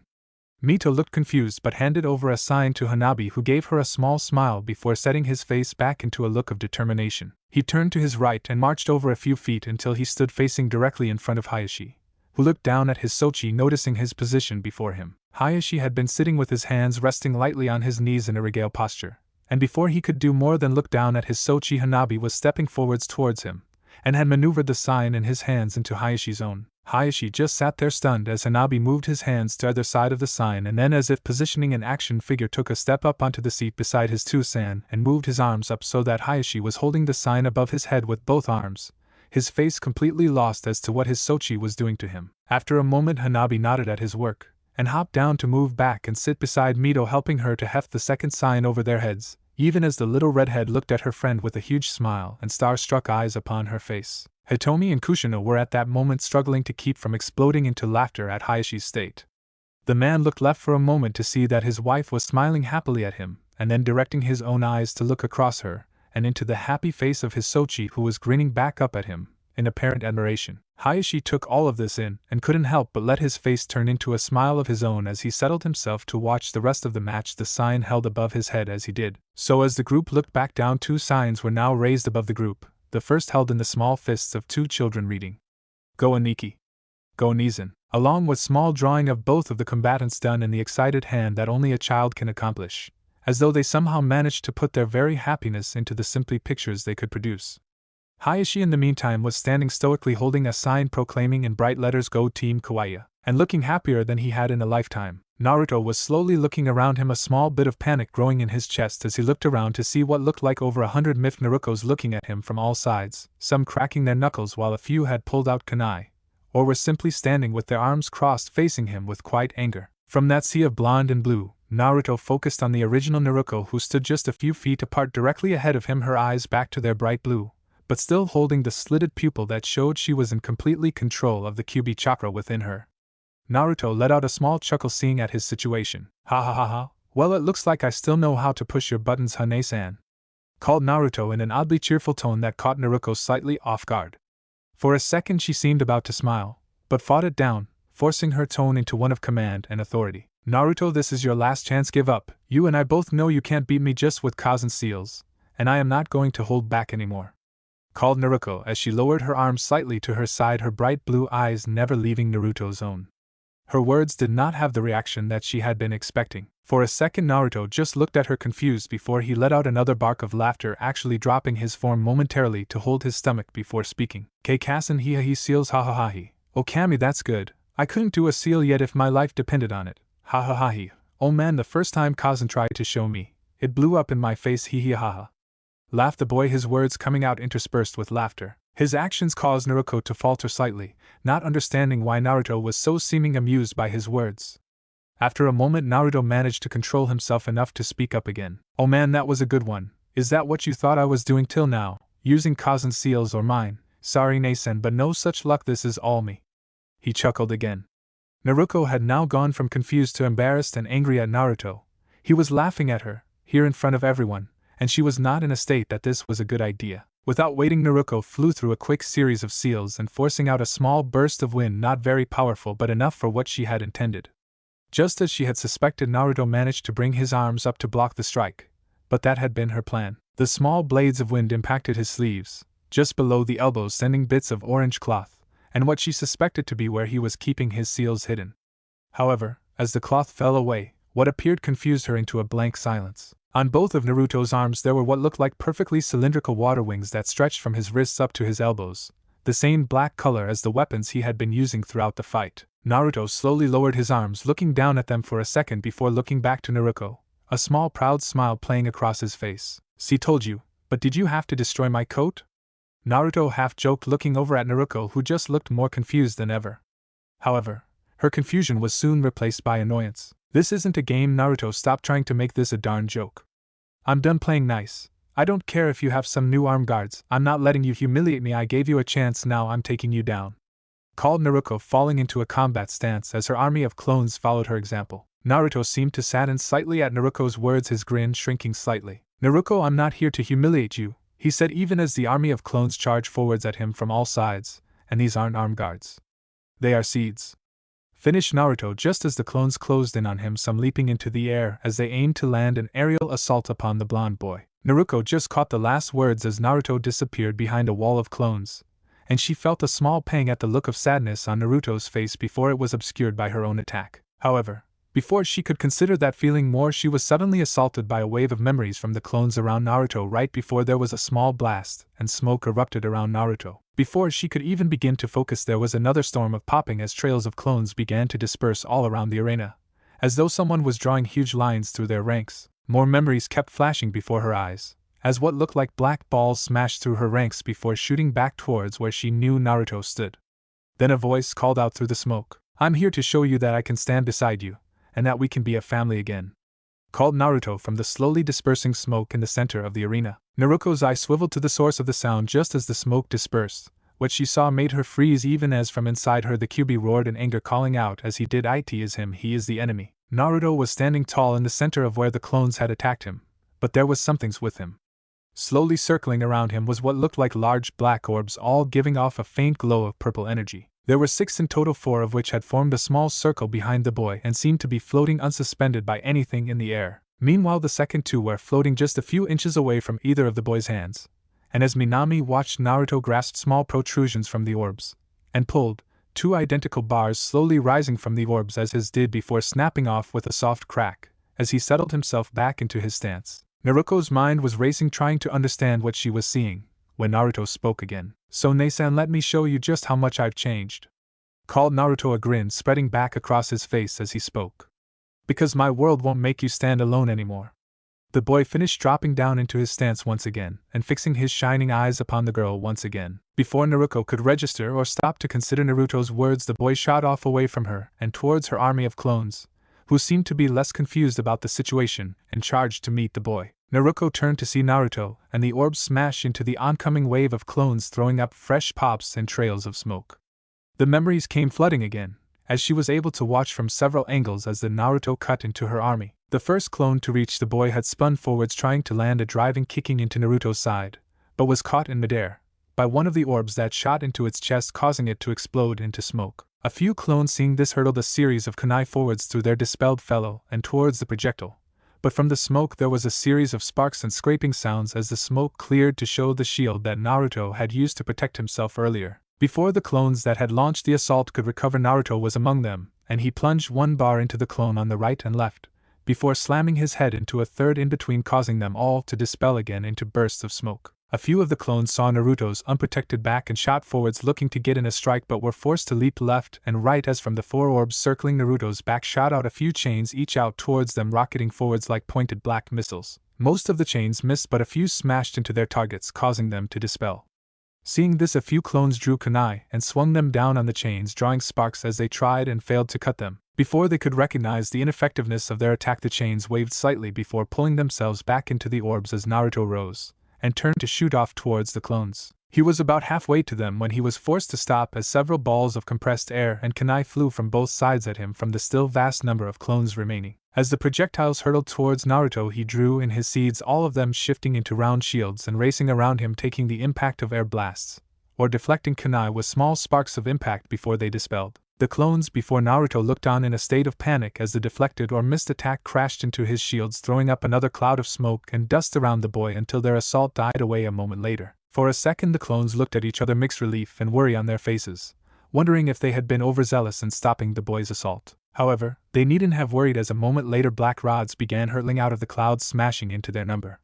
The remaining clones began to dive and dodge as the cloud fell away and showed that 5 of the shields had formed into a half-dome, protecting the boy from the two-sided attack. As the wall had fallen, Naruto had begun pulling rod after rod out of the remaining seeds and flinging them out as black missiles that tore into their ranks, sending even more up into clouds of smoke as they did. Something seemed to finally break within the remaining clones as, with a roar of defiance, they all joined together, rushing towards the boy's position, throwing kunai and shuriken and whatever else Naruko had apparently had on her at him as they came. Naruto was forced to keep all of his seeds in shield form just to deflect the oncoming assault. He had managed to hold onto one final rod, but as the clones closed in, he realized that it looked like he wasn't going to be able to stop them all. The first clone to get past his seeds was met with a crashing blow to its head by his remaining rod, but this allowed 2 more to close and slam their fists into his back, causing him to stagger forward slightly from the impact. Luckily, it seemed that the clones could not survive a hit on the boy, and as the 2 impacts came, the clones vanished in turn. This was a small comfort, however, as more and more clones poured through his defenses, each hammering him with kicks and punches, and the occasional cut of a kunai. Those were rare. "Damn it, Jubi, this isn't good," called Naruto as he swiped his arm into one of the clones, even as another landed an axe kick onto his back, almost driving him to the ground. Jubi watched worried as Naruto was slowly being overcome by the constant assault, and recognized what Naruto needed at that moment. "So that's it, huh? After all of your big talk, you're going to get your butt handed to you by your Nizin's shadow. And here I thought that you said you wanted to change this world for the better. With that attitude, maybe I should try and talk to Hinata. She seems to be at least able to handle her own problems," called Jubi in a forcibly mocking tone, trying to get Naruto to get angry. It worked better than she could have hoped. Naruto froze for a second, not even noticing as the next few clones slammed into him before his face twisted into an angry expression, and he stretched out a hand, causing a shield to shift back into a seed and fly into his hand before he slammed it down into the ground with a yell of angry defiance that could be heard even through the din of battle around him. "I won't fail now," Naruto screamed as he smashed the seed into the ground, sending cracks out through the ground around him. His words caused the clones to halt their assault for just a moment, before they were suddenly looking around as the ground beneath them started to shake slightly. Before any of them could do more than look at one another, confused black chains erupted from the ground all around them, shooting up, dozens, hundreds flying out in every direction, catching clone after clone and dispelling them, turning the arena around the boy into a sea of black spires and smoke. After a moment, Naruto made his way steadily to his feet, looking around as the chains slowly shrank back into the ground, and the seed he had plunged down rose to place itself back among its fellows behind the boy. As Naruto rose, he looked to see Naruko standing where he had last seen her, more than halfway across the arena from him, still just looking at him as if she could not believe that he was standing in front of her. As Naruto turned to face his niece and a final clone shot out the smoke behind him, a swirling ball of chakra clutched in each of its hands as it shot towards the boy's back. Naruko finally reacted, starting to call out a warning to Naruto even as she saw it was too late to stop her clone from finishing the attack. When she had made the clones, she had been running on anger and aggression, and they were particularly ready for combat. At seeing its fellows so easily decimated, had apparently driven this last clone to throw away whatever care she had for the boy before her, and instead just go all out on him. Naruto turned slightly as he saw Naruko's expression shift, seeing the clone closing in on him, its eyes red with Kyuubi's chakra apparently guiding its movements. Without thinking, Naruto shot 5 of his seeds forwards at the clone, but it avoided the hasty attack and charged towards him and his final seed. His final seed shot in front of him, and seemed to break right before the clone met him, and there was a deafening explosion from where the two forces meet. For a second, the area around the boy was obscured as bits of the arena floor and dust settled down around 2 figures. The first was Naruto, looking received and slightly winded, the recent battle having left multiple cuts and scuffs all over his form. However, it was the other figure that drew everyone's attention. It stood just as tall as the boy, and was dressed identically, except it was apparently clothed in black from head to toe, except for 2 wide glowing eyes that shone with a purple light that danced around its form.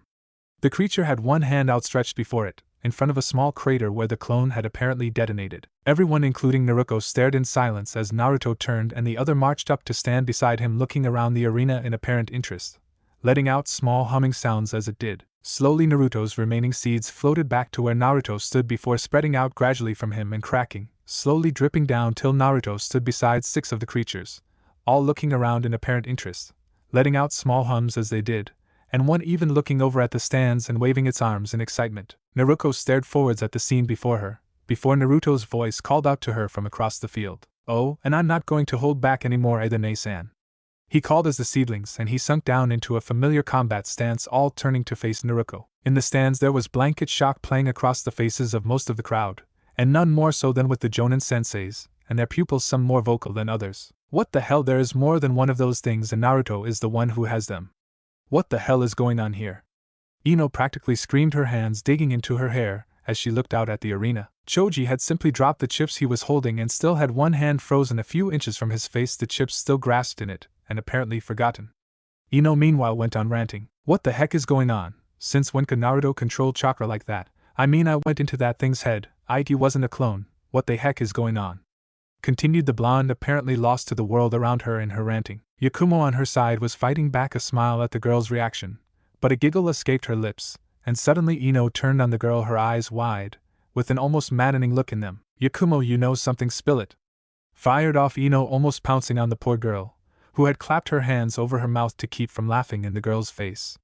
After a second, Yakumo seemed to gain control before speaking in a voice still with traces of her own giggles present in it. "Sorry, Ino, but I can't tell you anything about Seedkun," the brown-haired girl said as Ino's eyes widened and looked from the arena and back to Yakumo, her expression changing as it did so. "Seedkun?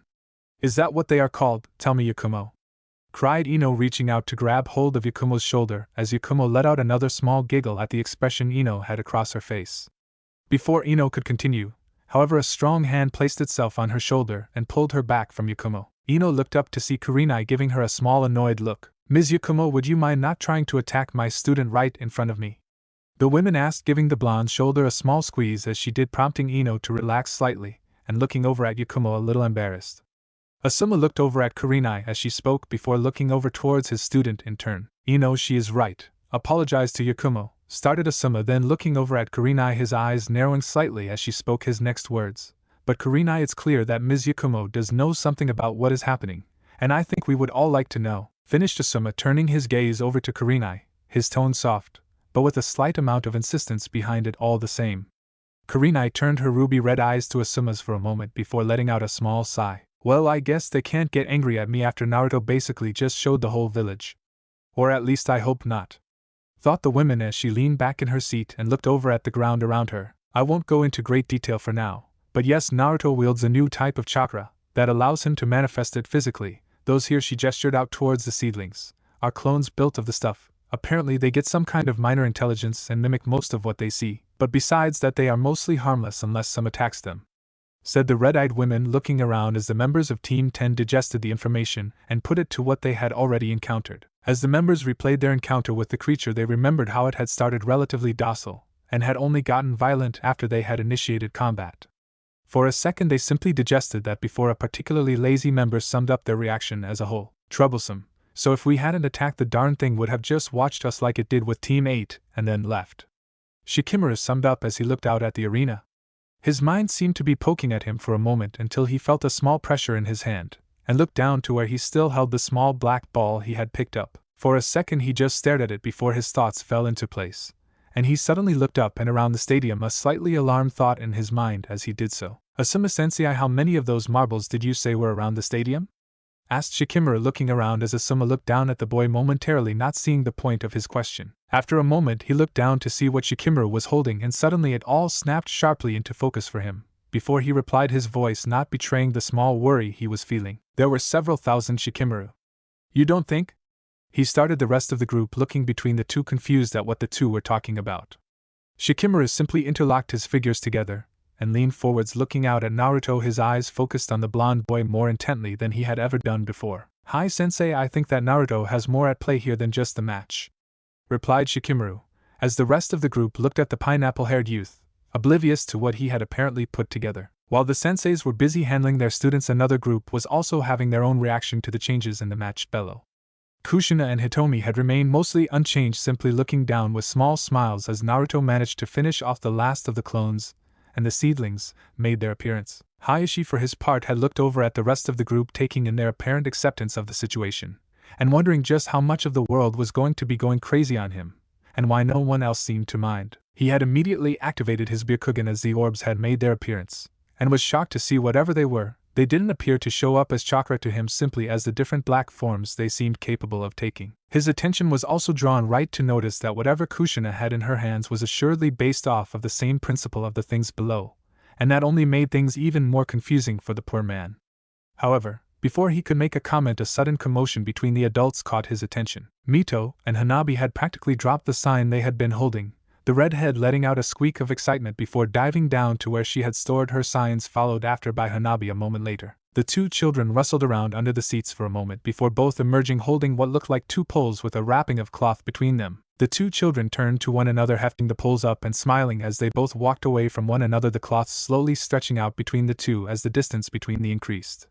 As the cloth unrolled, Hayashi was able to see that it was not just a cloth but a banner. As the two reached the end of the banner, they both turned excitedly, drawing in a deep breath, and suddenly calling out in loud voices the words written across the banner, "Guga Seed Kyuan."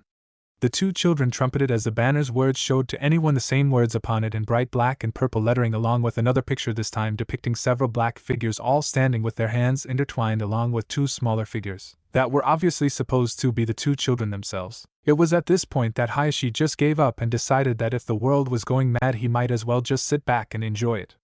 Without a word, he slowly lowered the sign in his hands and reached over to catch one of Hitomi's, causing the women to give him a soft smile in return. Well, if this was the world, at least he would have his family by his side, and for now that was enough for him. Kushina as well was smiling as she saw her museum's latest project, letting out a small giggle, even as Kyuid let out a small yip of apparent happiness, causing her to giggle all the more. The red-haired women looked down at the field and saw that Naruto wasn't about to let himself fail before he kept his promise to her, and that meant that no matter what, Naruto was going to help Naruko, no matter what he had to do to make that a reality. She felt a small welling of hope in her chest as she looked down at the boy she had almost lost so long ago, and then to her museum, standing across from him in the arena. "Naruko, please let him help you. 'Cause he won't let his world lack you as part of it, and he is getting in the habit of making the impossible happen," whispered Kushina as she blinked a tear out of her eyes, and sat back to watch her Sochi fight to save his family. Even as Kushina was busy watching as Naruto fought to help his family once again, a particular member of his family was standing at the moment, his face twisted into a look of pure disbelief and horror. Minato didn't care that he was in front of two other Kages, he didn't care if he was the Hokage of the whole village, or that at that moment Jiraiya, his old sensei, seemed to be trying to tell him something. Instead, all he could do was stare blankly down at where Naruto stood surrounded by 6 black figures that were obviously the same things mentioned to him from the reports of the second exam. However, even that knowledge had taken a back seat at the moment as Naruto spoke to Naruko, his words to distance to be made out from where Minato sat, his form hunched forwards and leaning on the rectangular opening that served as the observation window of the booth, one arm bracing him against its frame as his eyes tracked around the field below, as if not able to take in what he was seeing. Naruto, but you, I mean how you, Minato thought, trying and failing over and over to force his shocked mind to respond to him in more that small flashes. His mind had been racing once Naruto had first let out the orbs and begun his assault. Minato had risen from his chair like some kind of zombie, ignoring everyone around him as he slowly shuffled over to where he now stood, simply looking but unable to comprehend what he was seeing. He simply stood there like a statue, not even flinching as the orbs had cracked open and 6 of those figures had formed, his mind still battling to understand what he was seeing. Vaguely he noticed a pressure on his shoulder, and turned wide eyes to see the concerned face of Jiraiya looking back at him, his mouth moving, but no sound coming out. After a moment, Minato seemed to shake himself enough for the words of Jiraiya to start making it through, as though a radio was slowly coming into its signal. Hey kid, snap out of it, this isn't the time to fall apart, it will be fine," whispered Jiraiya, his face showing clear signs of concern upon it as he spoke. Minato almost laughed as his addled brain digested the words his sensei was saying. Not the time to fall apart, this is the perfect time to fall apart. Naruto is down there holding his own against Naruko in the arena using abilities I didn't even know existed.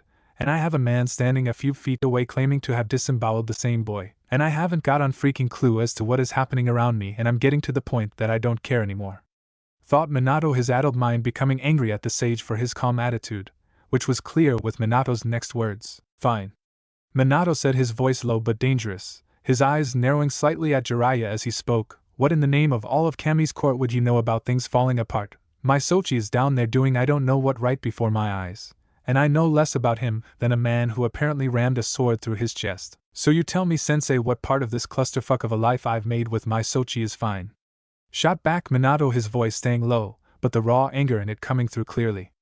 Jiraiya's face hardened at these words, but he kept his voice calm as he replied. "Minato, it will be alright, we have looked after Naruko and I trained her all last month, she will make it out of this, and afterwards you and I can check out what's happening with Naruto, but for now you need to stay calm," replied Jiraiya, his words not having the effect he had hoped. Minato seemed to stiffen at the Toad Sage's words, and Jiraiya could almost swear he heard the sound of Minato's teeth grinding as the blond man let his sapphire blue eyes look back into Jiraiya's, the heat from them almost causing Jiraiya to physically recoil from him. However, before he could, Minato had reached out an arm to grab the front of Jiraiya's clothing and pull the older man closer so that he could make damn sure that the old man heard his next words clearly. "Sensei, I don't give a damn who wins this fucking match. Hell, I don't care if either of them win or lose. What I care about is that listening to you has destroyed my life with my Sochi, and that his enemies seem to be closer to him than me. So sensei, don't you dare stand there and tell me to relax after what you have done." Minato spat at Jiraiya, the Toad Sage not flinching away from the blonde, but instead raising a hand up slowly to grab hold of Minato's wrist, not taking his eyes from the man as he did. "What we have done, Hokage-sama, and whatever you may think, coming apart here in front of the leaders of 2 villages is not a smart move. You are the Hokage, and if you don't get a hold of yourself, the village could be in danger. Hate me if you want, but for now act like the leader you are," replied Jiraiya, slowly pulling Minato's hand from its grip on his shirt.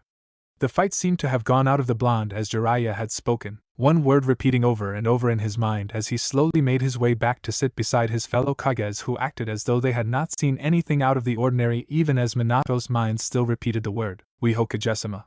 We. By Kami, what have I done? Oh Naruto. What have I done?"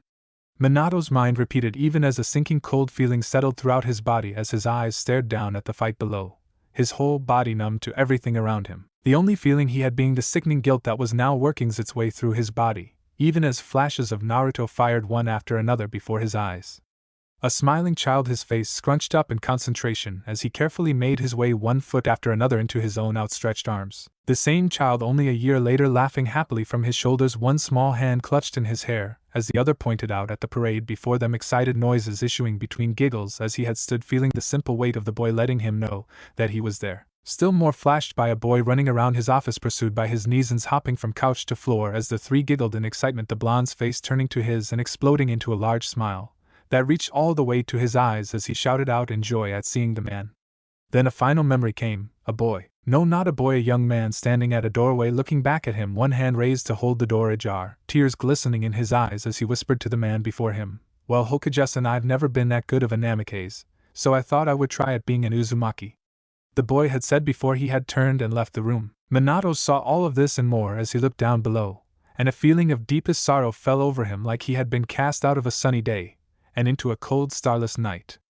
And only one thought managed to make itself clear in his mind before he was simply unable to do more than watch the conflict before him in silence. Naruto. Oh dear Kami. I am damned. In the arena, Naruko was still almost frozen solid as Naruto finished off the last of the clones and turned to face her. During the entire fight her mind had been reeling, trying in vain to explain how what she was seeing was possible. So it was no great surprise that she found herself standing before Kyuubi's cage, ankle deep in water, and looking up at the great fox's face, which was contorted in rage, its eyes almost bulging, while its tail smashed into the watery floor, sending up waves of water that crashed upon the bars of the cage, sending echoing sounds of impact hurtling down the halls of its prison. In its fury, the fox kept spouting out a series of curses even as it continued to smash at its cage. It is her. How dare she show herself before me? How dare she be here after Taozen has gone?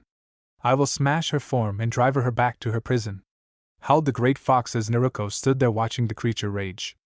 After a few moments, Naruko finally seemed to have enough and screamed out to the fox, "Furball, shut up and tell me what is going on. Your temper tantrum isn't doing anything but giving me a headache," shouted the blonde, the momentary pain in her head clearing out any other thoughts she might have been contemplating concerning her situation. Her words seemed to reach the Kyuubi, who paused his cursing to glare down at Naruko, slamming both his arms into the cage a final time before letting out a heaving breath that blew hot air all over Naruko's form, tossing her hair around in it as though she was caught in a gale. The fox seemed to take a few seconds to calm itself before turning its eyes to Naruko and speaking. "For once you are right, meatbag, this opponent is not one we can face half-heartedly, and if we are not careful we are the ones who will be destroyed."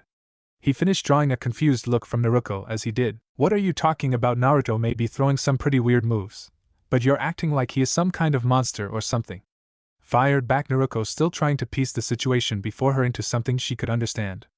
Kyuubi let out a huff of obvious annoyance at the girl's words before replying, "That isn't your brother out there, that is my cousin, the 10-tailed beast that Mitos and the sage imprisoned in the moon. Somehow she found her way out of the moon and into the boy. Make no mistake, Naruko, what we face is nothing short of a god. She almost ended the world the last time that she was free, and even limited she is not something to underestimate," spoke the fox, even as Naruko's face contorted into a horrified face. "What, Naruto is being controlled?" asked Naruko, abject horror in her voice as she spoke the words, her mind already showing her scenes of some faceless monster tearing the boy to pieces and taking his form. Kyuubi seemed to notice her distress for a moment before speaking up once again. "Hi, I would say it is likely that she is inside his mind. That chakra he wields is proof of that. From what my Two-san passed to me before he died, she can appear in many forms and sometimes comes in peace, but it is always a trick. My siblings and I were torn from her and set free, but she can consume us again to get back her power. Likely this is why she is using the boy to get close to you. Didn't you yourself mention that he had changed a while back?" spoke the fox, turning his head to look down at the girl with one great red eye. Naruko let out an involuntary shiver at the fox's words, remembering how Naruto had behaved differently after his trip to Wave, and how his eyes had changed. "Oh Kami, we have to save him. Kyuubi, how do we get her out of him?" called Naruko, her voice almost desperate with worry. The fox in turn let out a huff before looking away from the girl, a small growl in his voice. "Stupid girl, if she had the boy then he is as good as dead. We must consider how we can survive this battle, not worry about the Nizan that you never cared for." Kyuubi shot back, causing Naruko to stiffen as though his words had been a physical blow. The girl's head slowly dropped as memories of her time with Naruto flashed by, the arguments, the fights, the insults, but also the laughter and times when they had played as children. As these memories shot past her eyes, Naruko clenched her fist, looking up at Kyuubi, her face set in a determined glare that caused the fox to quirk an eyebrow up, in apparent interest. "Fine Kyuubi, we'll take whatever this bitch is down to size, but we are getting Naruto out of this safe. Do I make myself clear, furball?" shouted Naruko, the water around her kicking up as the yell acted to physically push the water away from her form. For a moment Kyuubi only looked down at the girl, slightly disgusted, before shaking his head in apparent agitation. "Fine, but the kid gloves come off. I am not going to get eaten over this," replied Kyuubi, stretching a hand out of the cage, slowly palm out as it did.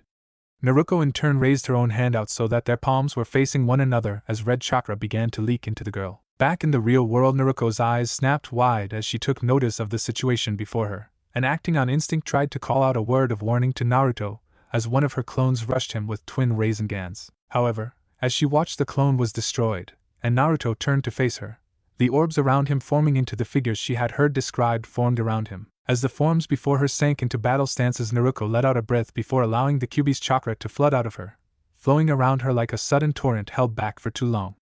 Her blue eyes shifted to dark red, as her canines and nails sharpened noticeably, and the whisker marks on her cheeks darkened and lengthened. Her lips also darkened slightly, taking on an almost black countenance, as her long golden hair shot back from her, fanning out as if caught in a gale wind. The final change was the red chakra bubbling up all around her, solidifying into a cloak of chakra sprouting two long fox-like ears from its top, and a pair of transparent tails from the girl's back. The effect was quite intimidating as Naruko bent forwards until one hand rested on the ground before her. Her legs bent slightly at the knee and her one arm raised up like in her toad style, but the palm open, letting the clawed hand point towards the figures before her. Naruto watched all of this while he was forced to start asking himself some interesting question. Great, why do I keep opening up my big mouth and pissing off every single girl I know? First Kazan, then Minami, even Hinata has had a few shots at me. I swear, am I just cursed or something? Thought the boy, looking over to where Minami was staring at him. Now is not the time for jokes, Naruto, you need to be on your guard. The way she is now, I'm not sure that all of you will be enough. Called Jubi, biting her lip as her mind showed her the raging face of her Sochi, obviously helping to feed the girl's anger towards the pair. Naruto in the meantime noticed Jubi's discomfort, or more accurately he noticed her discomfort again. After all, it was hard for either of them to hide emotions from one another. One of the perks to having someone in your head, he supposed, they could always tell when something was bothering the other. So Naruto gave a mental shrug and continued speaking. Hi Jubi, I know that, but I knew that coming here, and I'm not about to start giving up now. Besides, we still have to knock some sense into your Sochi, and my Neisan, so what do you say we get to work setting our family straight? Asked Naruto, allowing a small smile to play across his face as he looked over at Naruko. Jubi blinked at his statement for a moment, her mind trying to piece together how he could have known what she was thinking, but soon stopped, simply bowing her head slightly, a small smile spreading across her face as well. Hi Naruto, I think that is a good idea. Now let's go. Called the women, focusing back on the outside just as Naruko spoke up. Naruto, if you can hear me, I'm coming, so don't worry. Called Naruko, her voice harsh with emotion, both anger and worry. Her words seemed to confuse Naruto for a moment before Jubi gave him an idea of what might be going on between the girl and Kyuubi. Once Naruto understood what was happening, his smile faltered as he looked back at Naruko with the same angry worry on his own face. Naruko, I don't know what Kyuubi thinks is going on, but I'm me, and I won't be letting you win that easily. Called Naruto. But his words seemed to fall on deaf ears as Naruko crouched and shot forwards towards the boy, one clawed hand drawing great furrows in the ground as she closed in on him, while the other remained cocked back ready to spring forwards in a destructive attack. Without waiting, Naruto responded, running forwards, his seating falling in on either side of him, forming an arrow that rushed across the field at the red blur that was Naruko. The two teens were about to meet when Naruto suddenly flickered out of the point position, replaced by a seedling that threw out an arm that suddenly expanded as it went, changing into a wrecking ball-sized fist towards the girl. Naruko, however, didn't even slow as she pushed herself slightly off of the ground and landed on top of the expanded arm, racing along it down its length and towards the obviously confused seedling. Before the seedling could do more that let out a panicked hum, Naruko had leapt forward, smashing a haymaker into the figure's neck and jerking it down sharply as she sped off the end of its arm and past the creature. The pull and impact drove the seedling head almost completely into the arena floor, and Naruko was still racing ahead, her eyes darting back and forth to find where Naruto had gone. Just as she spotted him again, she felt a tug as her right arm became ensnared in a wrapping of chains from two seedlings on her right, while a third was rushing her, two windmill shrunken, taking shape in its hands as it closed in on the girl. Naruko let out a small growl of anger as she tried and failed to pull the seedlings off their feet. Anger flared in her ruby-red eyes as she spotted that the two holding her had apparently shot some kind of supports into the ground, holding them in place. Before she could think of a way out of her situation, the third seedling was upon her, its two newly formed weapons twirling, becoming spinning circular blades that it swung forwards towards the blonde. Just as the blades descended, one of the girl's chakra tails came swinging around to smash into the seedling's right side, flinging it off to one side where it lost grip of its weapons, allowing them to spin off and bury themselves into the arena floor. Naruko then turned and with a swipe of her free hand severed the chains holding her arm, glaring over at the seedlings that were letting out confused hums as if wonder how she had done that. However, before Naruko could turn her attention to the pair, there was a sudden impact on her back, softened only slightly by the swinging chakra tails there. The blow caused her to stumble forwards a few steps before turning with a growl to see that Naruto had grabbed one of the bars he had thrown earlier and had leapt forwards to smash it into her back. Naruto was then forced to leap back as Naruko swung around her arm, coming up to grab hold of his arm even as he pulled it back, attempting to avoid her grasp. Her hand was just about to close on his when he managed to substitute himself with one of the seedlings that had been holding the girl moments before. As Naruto adjusted to his new placement, he saw that Naruko had managed to grab the seedling and had flung it away from her, causing it to go skidding across the ground for several yards till with a crack it impacted one of the trees of the field, snapping it almost in half from the impact. Naruto let out a small shiver as he saw Naruko turn to face him again, but steadied himself before taking a tight grip on the bar he held and looking over to nod at the seedling beside him. The seedling gave him a nod as well before the two shot forwards once again, as Naruko raced towards them. The girl's speed was incredible, and Naruto only had a moment before she was upon him, spinning so that her new chakra tails would smash into him. Vaguely Naruto noted that the blow was likely to be less damaging than the ones aimed at his seedlings. However, the thought was quickly pushed aside as he was forced to duck under the blow. As he did so, the seedling with him leapt forwards, using his back as a springboard to launch itself up to deliver a flying spin kick directly into Naruko's face, staggering the girl again, but doing little else. A moment later Naruto was forced to substitute yet again, leaving the two seedlings behind to be smashed into the ground. Naruko was apparently losing patience with the creatures, as just as the two most recent fighters were slammed into the ground, she formed two Raisengans almost completely made out of the chakra cloak around her, and smashed them down into the two, causing them to blast further into the ground and forming two small craters that shot out spiderweb cracks across the arena floor. Naruto actually faltered a bit upon seeing this, but didn't have time to think on it as Naruko rose again and turned towards him, flying through a quick number of seals before thrusting her hands out, sending a gale-force blast of wind across the field at him. Luckily for the boy, the four remaining seedling jumped in front of the blast, the chakra of the blow lasting only for a moment before breaking apart and dispersing around them. Without waiting for instruction, the four raced forwards even as the girl crouched down and shot across the ground, another pair of Raisengans forming in her hands as she came. As the two forces were about to meet, the seedling fanned out, causing Naruko to hesitate for a moment, and that moment was all the seedlings needed as the two outmost seeding shot out long whip-like lines that wrapped around the girl's arms, so that the one on the left had hold of the arm farthest from it, its partner mirroring its movements. Before Naruko could recognize the danger, the two seedling had yanked with all of their might, causing the girl's arms to bend and slamming the two Raisengans together directly in front of her chest. There was an explosion of chakra at this, and Naruko was thrown up and back, the remnants of the seedlings' whips dangling where they had broken free on either arm. Before Naruko could steady herself, the other two seedlings closed in, one grabbing his partner and swinging around, hurtling the other like a missile up towards the girl. Naruko had just a moment to recognize the danger, and just managed to twist in midair to avoid the seedling's fist, driving her own leg down upon the creature's neck and flinging it down into the ground below her with a crash. Just as Naruko landed, she had to turn suddenly to block an oncoming expanded fist coming from the first seedling she had encountered.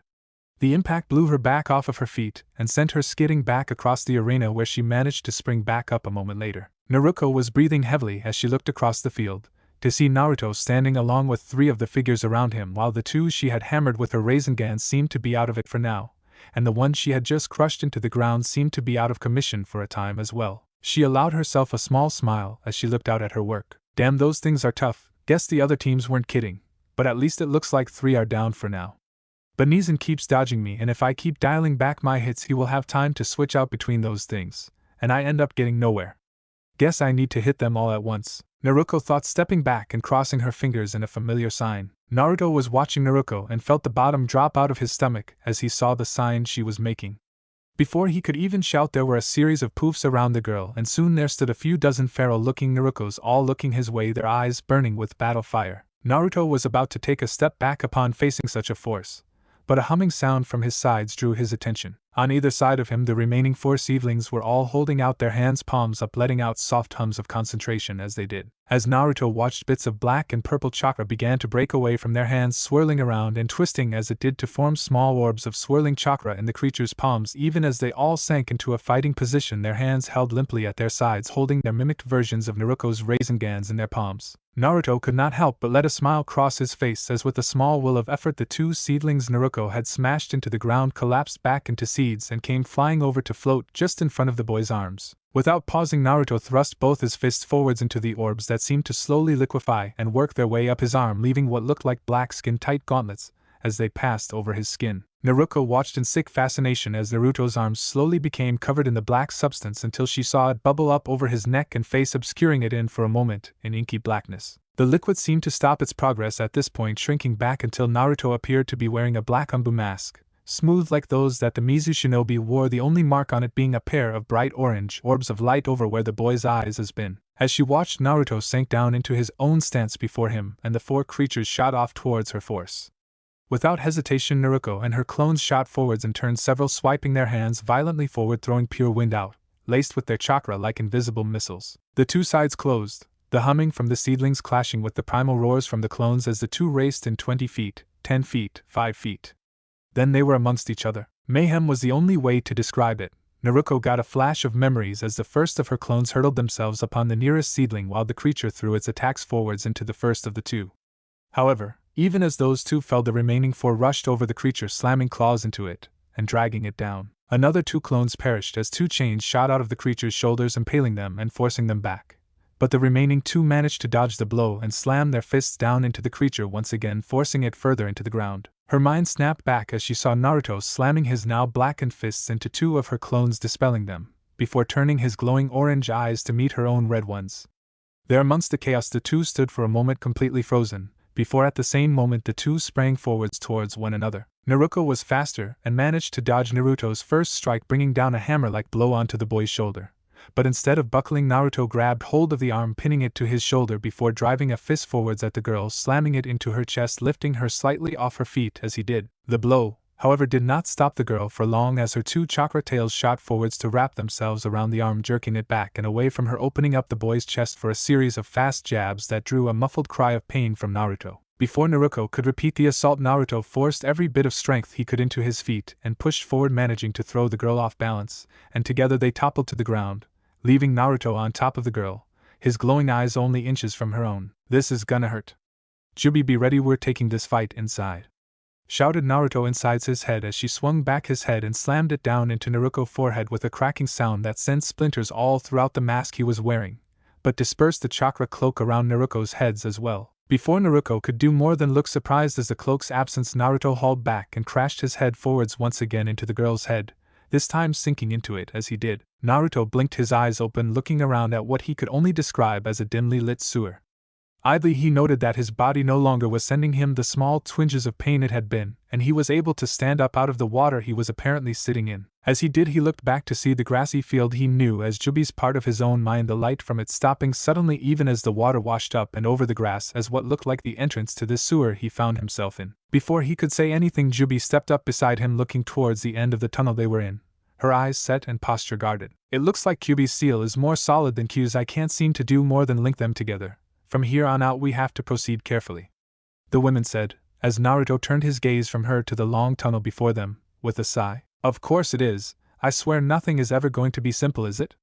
Naruto half joked as he and Jubi set off into the sewer, Jubi's footsteps leaving behind a trail of fresh grass that managed to stay just above the water covering the floor of this chamber. The pair had walked for several yards before Naruto suddenly shot sideways, grabbing Jubi and pushing down as a figure came flying at the two out of the darkness. As the two spun to see who it was, they saw that an angry-faced Naruko was glaring at Jubi, her eyes slitted and bright red as she called out to her. "You monster, get out of Naruto's head now or I'll tear you apart," screamed the girl, readying herself to shoot forwards once again at the women. Before Jubi could open her mouth to speak, Naruto's placed himself between the two, speaking in a soft voice. "Jubi, you go and help your Sochi.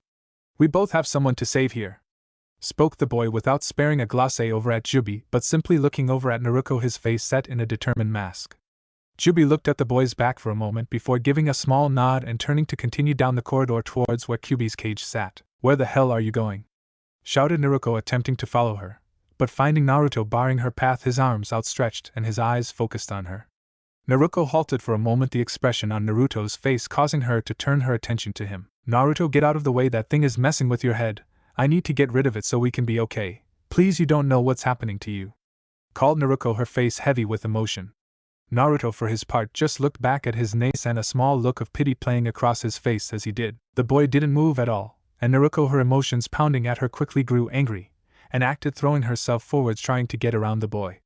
However, just as she was moving, Naruto moved as well, crashing into her, and the two colliding with one of the sewer's walls and crashing through it, falling into the blackness beyond. The two fell for what seemed like only a moment before the two fell into a yard that they both recognized instantly. It was their own after all. As the two made their way shakily to their feet, they saw their own younger selves, no older than 4 or 5, running by, giggling. The younger children all dressed in simply play cloths already dirty from a hard day at play. Before Naruko could do more than stare in shock at her own younger self, Naruto was already making his way to his feet, and turning to face her. Without thinking, Naruko pushed herself forwards, talking the boy from his feet and onto the grass of the yard just as her younger self did the same a few feet away. As she and Naruto rolled on the ground, their younger selves giggled happily. Even the older pair's eyes blazed with intensity, locked in their own battle. The two came to a stop with Naruko on top holding Naruto down, gasping out breaths as she looked down at the boy. From a few feet away she vaguely heard her own self's younger voice calling out in a triumphant declaration interspersed with excited giggles. "Got you, Nezen," called the excited voice of the 5-year-old Naruko as she hopped up, thrusting a fist up into a victory pose. Below, the younger Naruto was grinning in a huge fox grin before he pulled one of the girl's legs, causing her to topple over beside him with a soft thump. The two children looked at one another for a second before both exploded into fresh giggles. Even as the younger children played, Naruto had managed to pull his legs out from under Naruko and thrust them up and into the girl's chest, flinging her back out of the scene, rising to rush after her a moment later. Naruto ran into the darkness, blinking as it faded, and he found himself standing in his own home, his whole family present in the living room as Minato bent down to explain to him about delaying his training, Kushina standing a few feet back still with Mito held in her belly. Before Naruto could take in the scene anymore, he was forced to raise a hand up to block a fist from Naruko flying in from his right. Naruto managed to deflect the blow and pin it to his side, even as with a heave Naruko spun him into a wall of the house. Even as his younger self spoke up. "Hi Tusan, you better watch out Nasan, cause in a year I'm going to catch up in no time," called the excited boy, causing the family to smile and the younger Naruko to stand up on the couch, a large smile on her face. "No way Nezen, I'm going to be Hokage just like Tusan by then, just watch," she called even as the family laughed happily, the room ringing with the happy sound. Meanwhile the two teens struggled against one another, Naruto managing to push himself off of the wall and grabbing hold of the girl's other arm and turning it into a wrestling match to stay on their feet, their faces inches from one another. "Darn it Naruto, stand down, you don't know what's happening, I'm trying to help you," shouted Naruko even as she started to force Naruto back through the hall and back into the darkness around them. The two kept struggling until they stood in a clearing in what looked like midday, the sun beating down on them as it did with the other four there. Over to their side stood what looked like a 7-year-old Naruko and Minami, both dressed in training gear, as Minato and Kushina stood in front of them. As the two kept up their match, each trying to push each other back, the other figures kept up a conversation they seemed to have been having, taking no notice of the other two. "So are you two ready to get started?" called Kushina, grinning down at the two, excited to be able to get into the training for real after a year recovering and taking care of Mito. The girls smiled, nodding in excitement, but the younger Naruko looked around confused for a moment before looking up at the adults, her look questioning. "Kazan, where is Naruto Neisen? Isn't he starting to train with us?" asked the girl, causing the younger Minami to nod in agreement with the girl's question.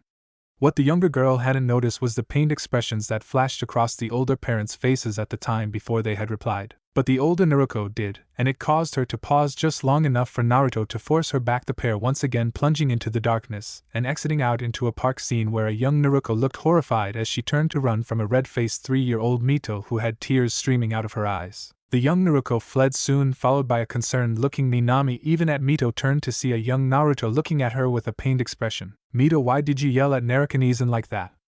asked the younger boy, his voice soft but obviously carrying with it a bit of reproachfulness. The young Mito looked confused as she wiped stray tears from her eyes, looking up at the boy, who had bent down onto one knee and reaching out to pull the smaller girl and making shushing sounds as she held her close. The small girl sobbed in his grip as he held her, cradling her small form against his own as she continued to cry softly into his shoulder. The teen pair broke apart for a moment, Naruto jumping back to catch a quick breath even as the small girl managed to speak through her sobs. "But Nasan was being mean to Aniki. I don't know what to do," cried the smaller child as the younger Naruto just made soft comforting sounds, running one hand softly through her long red hair as he did. "It's okay Yamato, Naruko-Nezen just wants to protect you and me. She just gets a little blockheaded sometimes, but she means well. So I want you to promise me that you won't stay angry at her, okay? 'Cause she loves us more than anyone," reassured the younger boy as the small Mito blinked up at him, small trails of tears still falling from her eyes as she did. The small girl gave a small tearful nod before smothering herself into the boy's shoulder again. Naruko looked from the scene playing out before her and back to where Naruto stood, her eyes slightly wide as she did. "Neisen said that to her?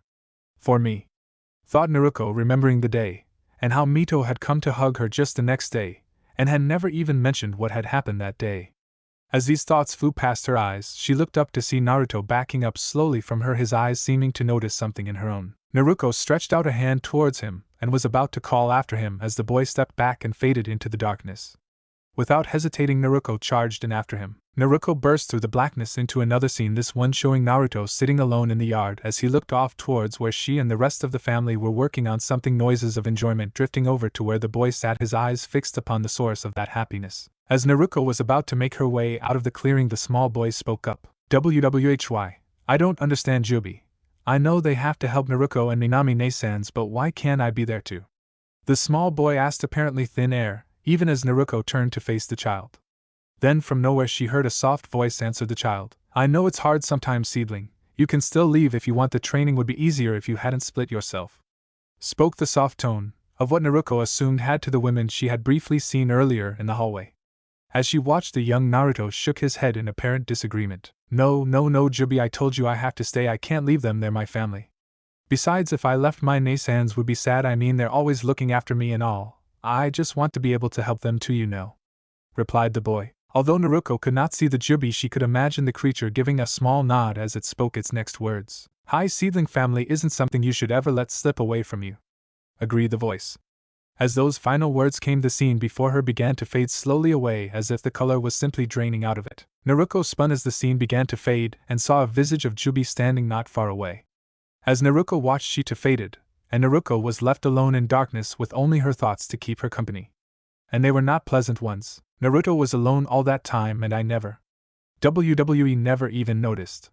Why? How? I didn't mean to. No, please tell me it wasn't like that, please. I was trying to make sure I was strong enough to protect him. To protect all of them.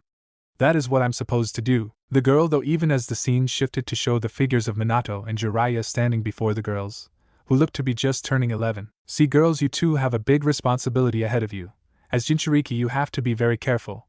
But it also means that you will be able to accomplish more than anyone else your age. Now, that doesn't mean you get to boss everyone around, but it does mean you have a duty to look after everyone else. Remember, Konoha is like one big family, and we protect our family," smiled Jiraiya, while Minato nodded his head in agreement, and the younger versions of herself and Minami nodded in agreement. Naruko turned to the scene as another voice shot into her mind, her voice only younger, like the child version of herself she had seen not long ago. "But we left Nezen behind and he was family. Maybe we were wrong," it spoke softly. These words cut into Naruko like a physical blade as she spun, throwing out her arm, trying to tear the voice and the scene before her away, all the while letting out a pained cry of utter anguish. "No!" she screamed into the darkness. "No, I wasn't wrong, it's just like I was told. I have a duty to protect them. I'll make sure that everyone is safe, that we all are, no matter what I have to lose," she screamed in a pained voice as a flicker of color just behind her caught her eyes. Without thinking, she spun to face whatever new memory or shadow had surfaced, and her eyes widened in horror at what she saw. There, a few feet before her in a clearing that looked as though it must border some kind of lake or river, stood two figures. The first was kneeling, golden armor shining off of them, while the long red hair she recognized as her cousin's fluttered in the wind. She was almost standing directly beside the women, and therefore had a clear view of what she was facing. There, no more than a foot away, stood Naruto, as she had seen him dressed before leaving for Wave. A blade plunged clear through him even as the light slowly faded from his eyes, and crimson droplets fell from him to the ground. Naruko screamed a cry of bone-deep pain as tears fell from her eyes, and she found her legs unable to support her weight. She fell then, still screaming, her eyes wide, even as the scene wavered and the image faded. In another part of the Mindscape, Naruko's cries could not be heard over the roar of the great fox that glared two giant red eyes down at the women who stood before his cage, her black pools full of sadness, and small star-like tears glistening on them as she spoke. "Will you not even give me a chance, Sochi?" Jubi asked, her tone carrying a note of pleading in it as she looked up at the great fox. Kyubi in turn let out a snort before roaring down at the women again. The fox had been threatening and cursing at the women for a time now, even as she pleaded and begged him to let her speak to him to explain. But the fox would have none of it. "I told you to stop calling me that, master. Towson told me all about you. If I relax for a moment you'll have me, but I won't let you. If not for this cage I would tear you apart," the fox cried as he slammed his tails into the bars of his prison, sending waves through both it and the water around it. Jubi did not flinch away from the harsh words of her Sochi, but stood looking at him even as fresh tears poured from her eyes. After a moment she nodded her head as if accepting something, and without warning stepped forwards through the space between the bars of the cage. The Kyubi let out a roar of anger as it first sprang back from her, landing in the center of the massive cage, his slitted eyes narrowing as he let out another massive roar. Jubi did not seem to pay him any mind and simply took a few more steps out before stopping to look at the massive fox, her face showing nothing but a clear sadness upon it. Without warning, the Kyuubi shot forwards, one clawed hand stretched out before it, claws extended like some massive spears aimed straight for the woman's chest. There was no resistance as the first claw rammed through the woman, no twitch, no movement to avoid the blow at all, and no cry of pain. The Kyuubi came to a halt, looking down at where the woman stood, still unmoving, her black eyes looking into his red ones even as his claw plunged through her, and bits of odd purple fluid seemed to swell from the tip that stuck out of her back. Kyuubi couldn't understand. She had just let him attack her, and even now was just looking at him. He was still frozen when she gently leaned forwards to brush her hands softly against his massive paw, a small smile playing across her lips even as tears continued to fall from her eyes. Just look at how big they've gotten. When you were born they were so small, so fragile. And I never got to hold you. None of you, but I saw them. I saw your ears and tails take their first twitches. You grabbed hold of Shikaku's tail first thing, do you remember that? Jubi said, her voice almost dancing in painful happiness as she just ran her hand through the fox's fur. The fox just seemed to deflate as he heard the words, his own mind remembering the vague shadow of a memory he had held of his birth. Of the figure standing back from where he was. No, that wasn't right, being held back, crying and looking at him with those eyes. The same ones now looking at him now, and then I was gone. Away from all of you. And all I could do was watch. Watch as you went out into the world. So Kyuubi, please. Even if you hate me, just let me be here with you like I dreamed of from the moment I first saw you. Jubi asked, looking up into the fox's face. Kyuubi's mind was spinning, his memories flashing by of the sage's words, his warnings, and of his death. The times after when his uncle had tried to tell them about a mistake, but he hadn't listened. How his older siblings had argued about what had happened. Always he had simply followed his Tusan's words. But the woman before him didn't seem like a monster. No, she felt safe. Slowly the Kyuubi drew back its claw, getting a small sob from the woman as her hand was slipped out of his fur. Without thinking, Kurama swept one of his massive tails forwards towards her, but instead of crashing into her it simply caught her as she stumbled a little. The woman seemed to sink into the fur, sobbing as she just took happiness in feeling his closeness. At some point Kyuubi had begun to cry himself, and as she bent down he brought the tail and the woman close to him until they were pressed softly against his cheek, whispering a single word as he did, "Kaka-san." He breathed out, causing the woman to let out a happy sob and bury herself deeper into his fur, trying to hold as much of the fox as she could even as she choked out a few words between the cries. "Sochi. Oh my Kurama. Thank you," she replied. And so the two sat there for a time, simply holding one another, never wanting to let the other go from their grip. Elsewhere Naruko had collapsed, still crying, drawing her knees into herself, as she cried softly into them. Every now and then there would be a small sob, usually accompanied by an apology, or a single name. Naruto. She sat there for what must have seemed like an eternity before a small voice called out to her, "Naruko Nizan, what's wrong?" called a child's voice. Naruko looked up to see a 5-year-old Naruto standing a few feet away, his face holding a look of concern upon it as he looked at her. Naruko looked behind her for a moment, searching for what the memory could be talking to, but found nothing there. Then she felt a small hand rest itself on her own as the voice spoke again. "Nizan, why are you crying?" the boy asked again. Naruko almost broke down into fresh sobs as she all but leapt forwards, wrapping the child in her arms and drawing him in close to her, fresh tears spilling from her eyes as she did. "Naruto Okami, I'm sorry. Please, I'm so sorry. Please don't leave me. I didn't mean to hurt you. Please, I'll never do it again. Please. Please." Her cries petered out into an almost chant, begging, pleading for any kind of forgiveness from the boy. The child stood there for a moment before it wrapped its arms around the girl's neck, holding her close as well, and speaking in a soft voice. "Oh, course, Narukanese, and that's what family is for," the child replied.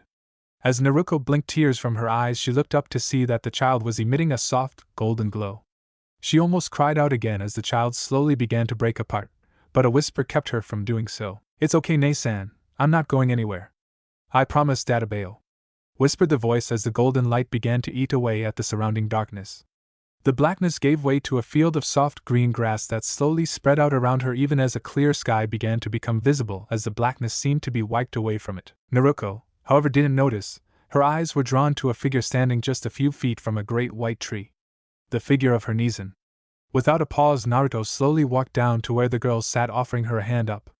She took it before he pulled her into a strong hug, holding her close. She held strong for a moment before allowing herself to cry out once again, fresh tears falling from her eyes as she pulled herself into her Nizan, who just held her, whispering softly as he ran one hand gently through her long blonde hair. "Welcome back, Nei-san," spoke the blonde boy, as he held his sister close, and the two simply allowed themselves to bask in the happiness of being a family once again. Chapter 19. Talking, Thinking Mental Conversation, DMO and God or the like. Jutsu. We can throw one heck of a party. It's okay, Nei-san. I'm not going anywhere.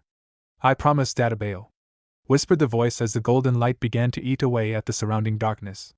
The blackness gave way to a field of soft green grass that slowly spread out around her even as a clear sky began to become visible as the blackness seemed to be wiped away from it. Naruko, however, didn't notice. Her eyes were drawn to a figure standing just a few feet from a great white tree. The figure of her Neji. Without a pause, Naruto slowly walked down to where the girl sat, offering her a hand up. She took it before he pulled her into a strong hug, holding her close. She held strong for a moment before allowing herself to cry out once again, fresh tears falling from her eyes as she pulled herself into her Neji, who just held her, whispering softly as he ran one hand gently through her long blonde hair. "Welcome back, Nei-san," spoke the blonde boy, as he held his sister close, and the two simply allowed themselves to bask in the happiness of being a family once again. For a long moment the two just stood there holding one another, until a sound like a thunderclap rent the air and the two blondes spun their heads as a whine of apparent pain shot up from far off to their right. Both teens looked at one another for a moment before nodding and turning to run towards the source of the sound. When they arrived, Naruto almost fell over laughing as Naruko just looked on, her own mouth falling open at the sight before her. The Kyuubi was hanging from the top of his cage, literally hanging, his many tails wrapped around the bars on its top while his great paws held onto it for dear life as it looked down with comically watering eyes to the figure below it. Tracking the fox's gaze, Naruko saw Jubi standing there, her fist set on her hips, looking up at the fox with all the authority a cousin could possess. "Sochi, you get down here right this instant. You pranked your sister Komiai for over 100 years and I won't have my children getting away with that," called the woman, raising a hand to point up at the great fox and then down to the now grassy ground below her with a swift motion as she called, "Now get down here and accept your punishment." The fox responded by tightening its grip on the top of the cage and shaking its head violently from side to side before shouting back down at the woman, "No, I am the great Kyuubi no Yoko, and I will not allow you to spank me like some errant child. If you want that, go find Q," shouted the beast, even as Jubi crossed her arms and fixed an annoyed look on her face as she did before responding, "What you are, mister, is in a great deal of trouble if you don't get down here right now, and Q already got his punishment, and now it's your turn. I'm not angry about the claw, but I will not let this slide," called the woman, even as the fox shook its head in apparent dismissal of the woman's comment. "Never. You may be my cousin, but I will not be treated like a child," fired back the fox, even as Jubi quirked an eyebrow up in apparent amusement before she allowed her head to drop slightly, absently rubbing one hand over her forehead. Says the 10-story fox currently clinging to the ceiling like a frightened cat, "Kami, give me patience. At least Q took his spanking like a man," the woman continued to mutter to herself. This was the breaking point for Naruko as she too succumbed to a fit of laughter beside Naruto. The combined noise drew Jubi's attention behind her, and a large smile broke out over her face as she saw the two laughing children standing out on the grassy meadow. She looked up, giving Kyuubi one more annoyed look before making her way over to the two who were just managing to stifle their laughter. "So Naruto, I see you and your Nei-san seem to be doing better. How about it, Naruko, are you going to attack me again?" asked the Jubi, her tone carry a twinge of mockery, but surrounded by a bone-deep happiness that made it come off more playful than hurtful. Naruko had just managed to stop her laughter, and shot an annoyed look up into Jubi's wide black eyes, taking note of the teasing smile spreading across her face as she did. The girl managed to straighten herself before breathing out a reply. "No." The girl responded, a little embarrassment at her own actions clear on her voice.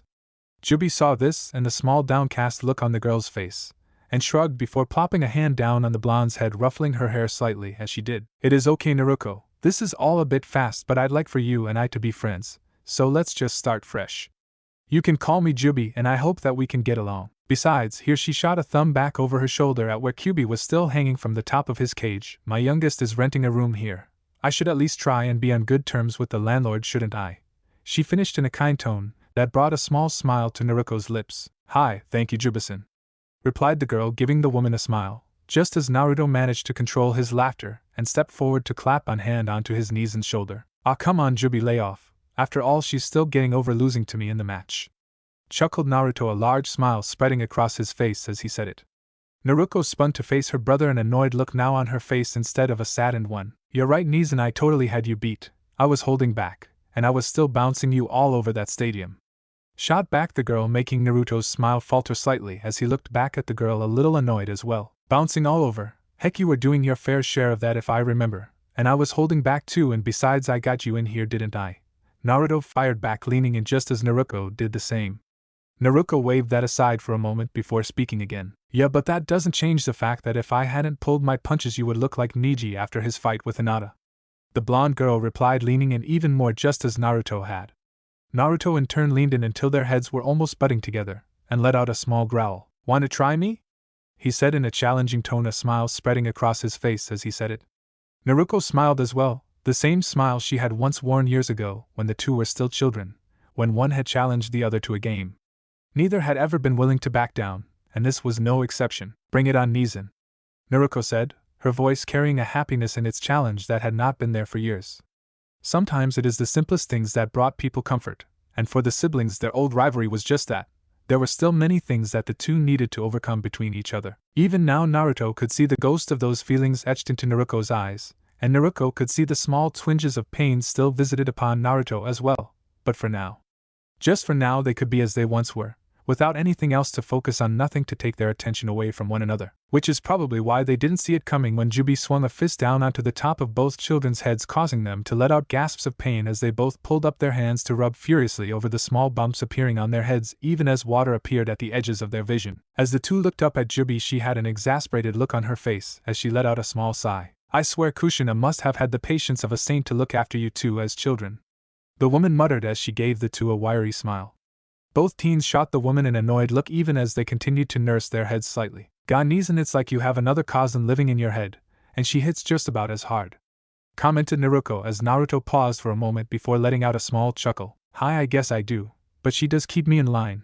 Heck, if not for her I'd probably have been ranting and raving like a maniac, shouting about my vengeance, and going emo on everyone," replied Naruto, giving his Neisan a small smile that didn't quite cover up the twinge of sadness that had come from thinking of how much he had been forced to rely on Jubi. True, she had been happy to help him, but it was never easy for him to remember that it had been necessary because of his own messed up childhood. Naruko seemed to sense in some way Naruto's discomfort before doing something she hadn't done for him in years. She leaned over and grabbed the boy's head in a headlock, laughing as she did. "Oh no, you don't, Nizan, I already have to deal with one emo, and trust me, Sasuke is enough of one for any village," laughed Naruko as Naruto struggled to break the girl's grip, laughing despite himself as he did so. After a moment Naruto managed to slip out of the headlock before giving a little huff, looking away from Naruko in mock contempt. "As if I, the great and powerful holder of the mighty Jubi, would sink to such levels of self-pity," the boy said in lofty tone that caused both Naruko and Jubi to look at one another before they both stepped forward to push Naruto so that he toppled back onto the grass with a soft thump accompanied by the playful giggles of the two females. As Naruto was making his way back to his feet, Naruko was just beginning to relax, her mind finally coming down from what had occurred to her moments before, and with it came a fresh release of questions, and before she could stop herself, she let one tumble from her mouth. "Naruto, why didn't you tell me, Tusan and Pervy Sage, about having Jubi with you for so long?" asked Naruko, not noticing that the gentle breeze that had been blowing around the open field had suddenly stopped. What she did notice was that Naruto seemed to stiffen slightly, his hands gripping the ground tightly, as if holding back something. Jubi looked over worriedly at Naruto and then back to Naruko as she stepped forward, reaching out to the boy, a worried expression on her face. Right before her hand alighted upon his shoulder, her wrist was caught in a strong pale hand. As she looked up, Jubi's black eyes met her own, as she gave the younger woman a small shake of her head before pulling her lightly away, even as the grass around the boy slowly darkened, as if it were feeding on something deadly. Naruko looked both confused and scared as she caught the sound of two voices arguing with one another from where Naruto sat, as though there were two boys there instead of the one she was seeing. Confused, she looked up at Jubi, who had led her away a few feet, and was looking back at the boys, form a concerned look on her face as she did. "Naruko, you need to leave him alone for a moment, he needs to gather himself again," spoke Jubi, her tone not commanding, but carrying with it a gravity that did not suffer anyone to question it. Naruko looked confusingly from her to the form of her Nizan before turning back to Jubi, her face etched with confusion and concern. She was still not sure of what to think of this Jubi woman, but it looked like Naruto was in some kind of pain. "What do you mean? What is going on with Naruto?" she managed to ask, even as Jubi looked down at her and let out a small sigh. "I suppose you need to know something. I take it that he showed you a few of his memories during your fight?" began the woman, getting a small nod from the girl. "Hi, I saw him." Here she was forced to stop as the vision of Naruto impaled resurfaced in her mind. Jubi seemed to understand the girl without her saying another word and nodded before continuing. "I see he showed you the events in Wave. Well, that makes things a little easier to explain. I'll leave most of it for him to tell you, but for now I'll cover the basics.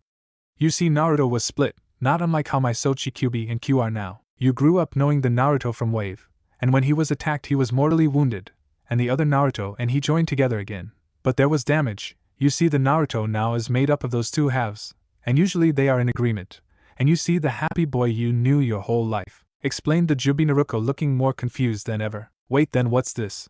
She asked, pointed over to where Naruto was sitting, the voices slowly fading as she did. Jubi turned a sad face over to look at where the boy sat, letting out a breath as she looked at him. This is when the parts don't agree. Think of it like when you argue with yourself, only a little more literal. You see, one half of Naruto is still hurt by the Hokage's actions, and wants him to answer for what he did to him, but also still wants to have a Tusan. The other side was the one who watched Naruto be left alone, and then die before him, powerless to do anything, continued Jubi, her tone soft and worried. Naruko looked up at her, and then back to where the grass was slowly coming back to life around the boy, as Naruto seemed to be coming to the end of his private debate. And that other Naruto, what does he want? Asked Naruko, scared of what she was about to hear. Jubi looked down at her for a moment before looking back at where Naruto was pushing himself up to his feet, when he learned the true reason for it all. He wanted to kill the Hokage, and Jiraiya, with his own hands. The woman said, getting a shocked look from Naruko as she looked over to her Nizin's form, a vague memory of his first response to her when he had arrived back from Wave, as though he had been holding himself back from her in some way, and with that came a fresh wave of sadness. Kami, Naruto, what have we done to you? She thought, her hands tightening into fists, as her own anger at herself grew. However, before she could do more than look down ashamed, a soft hand alighted upon her shoulder, and she looked up to see Jubi offering her a small smile. It is all right, Naruko, he is getting better, and you being here for him will help more than you could ever know. The thing to remember is that Naruto is doing this because he wants to. He had a choice to make, and he chose to have a family again. As for your Tusan, well, let's just say that his will be a much harsher wake-up call, but I think Naruto will be able to manage just fine if you're willing to help him, spoke Jubi, offering her a smile as she finished. Naruko considered the woman's words for a moment before nodding, but noticing something missing from Jubi's words before speaking up again. Jubi, you said he wanted to work things out with Tusan. What about Pervy Sage? Asked Naruko, as the boy turned to see them and slowly made his way over to them, an embarrassed little smile on his face. Oh, the toad, well, I wouldn't hold my breath, replied Jubi just as Naruto came within earshot, calling out a small apology as he did, even as his mind replayed the recent argument over in his head. Argument a few moments before, the Hokage. As if I would tell him, or that damn toad, anything. What the hell is Nizan thinking, asking me that maybe I should have pounded her into the ground a few more times, cause her head seems to be practically full of so much useless crap she could stand to lose some of it. One half of the boy shouted. To himself the sound forcibly continued, so that it came out only as a whisper to those around his form. Immediately another voice, calmer and gentler, responded to the other's harshness. Nizan didn't know, how could she? Darn it, we have been over this, she is just as much a victim here as we are. We are not taking out our anger and failings on others, not after what we just went through to get close to her again. Do you want to waste that chance? WWE just argued like we used to. We smiled, we laughed, isn't that what we wanted? The other voice responded in an almost pleading tone. This seemed to halt the other for a moment before there was a growl of anger, and it continued. Fine, you're right about Nizan, but darn it, if she thinks we are just going to leap back to the Hokage and that useless excuse for a godfather after some nice words, she can forget it. She, Minami, and Kazan may have been hurt just like us, but it ends there as far as I'm concerned. I won't be letting him get away scot-free from hurting them and me just like that queen from Snow, or Spring, or whatever it's called, hurt Mito. Shot back the voice. The other let out a sigh of apparent exasperation before speaking up again. Hi, fair enough, we both know that the Hokage and Toad have some things to answer for, but lashing out at others when they come near our family isn't the way to solve anything. You and I both know that we don't want to be some raging lunatic, so just calm down already. I swear it's no wonder all of Jubi's kids have anger issues. I swear, did she put something in your food while you were with her or something? The voice replied, half mocking. The other let out a small indignant huff before letting a small amount of annoyed happiness creep into his tone as he replied. As if Jubi was just okay with me expressing my anger is all. Not all of us had Hinata to cuddle up with in the park, or take on secret dates to the Hokage monument. It shot back, actually drawing a small smile from its fellow. Still jealous about that, are you? Mocked the other, the laughter almost visible in his tone. The other let out an annoyed huff before responding. Yo, well, I'm here now, and you didn't seem to mind letting me take command during that last kiss. I swear you were so shocked I was afraid you would freeze up on me again. The voice huffed out in a mocking tone that caused the other to fall silent for a moment. But I guess you're right, sorry. Let's just get back to Nizan already. We must look like a lunatic at the moment. And it was good to see her like that again. It's been a long time. The voice finished, as the other gave a mental equivalent of a nod as they allowed themselves to shift back into one entity again. As they did, Naruto blinked slightly as he felt a small headache. I hate it when we? Or whatever, I hate it when that happens. Why is it my mind has to go into a civil war all the time? Still, I guess it does make me happy knowing that they are still there. Here. Forget it, where did Ne-san and Jubi go? Naruto said to himself as he stood up and looked around, spotting them a short distance off. End of argument. Sorry about that, just had to get my head in order. Chuckled Naruto as he reached the pair, one hand slipping idly behind his head and scratching it lightly. The gesture was so Naruto that Naruko found herself relaxing as she saw him do it. I guess Nezen really is still here, she thought as she let a smile cross her features and playfully punched Naruto's arm before speaking up. Hi, you better be. I don't want to win on account of you having a mental breakdown, she said, noting the irony of her words as she did so. Naruto grinned as well for a moment before seeming to pause for a moment, as if only remembering something he had just forgotten. Oh yeah, about that. I kind of forgot, but we have to push back our fight for a while. Something big is happening in the stadium. I don't know what, but I've been hearing weird things all month from around the village. And something big is supposed to happen today at the stadium from what I've heard today, the boy said, drawing Naruko's attention in once again. Huh? What do you mean something big? She asked, her tone expressing the confusion mirrored in her face. Naruto gave a small shrug in answer. Don't know exactly, I have just heard snippets here and there from my pollen net. But the village is on high alert, and something is going on, I just don't know what, replied the blonde. He then proceeded to explain the idea of the pollen net, and the info he had managed to gather with them over the past month. After he had finished, Naruko nodded in understanding. I guess wearing each other out more in a fight wouldn't do us any good. But still, it's not like we can just call a halt to it and give up, right? She asked as a large smile played across the boy's face. For a second, Naruko looked confused before she started shaking her head in apparent fear of what was to come. Oh no, no way, we are not settling the match like we did when we were kids. I never won once against you and you know it, called Naruko, even as the boy's smile grew steadily bigger, threatening to cover his whole face. Hi, Ne-san, that, replied Naruto, letting out a small chuckle as Naruko dropped her head in an over-the-top comical gesture of surrender. You're evil, Nezen. But it's nice to talk to you like this again, she said, giving him a happy look as she straightened herself back up.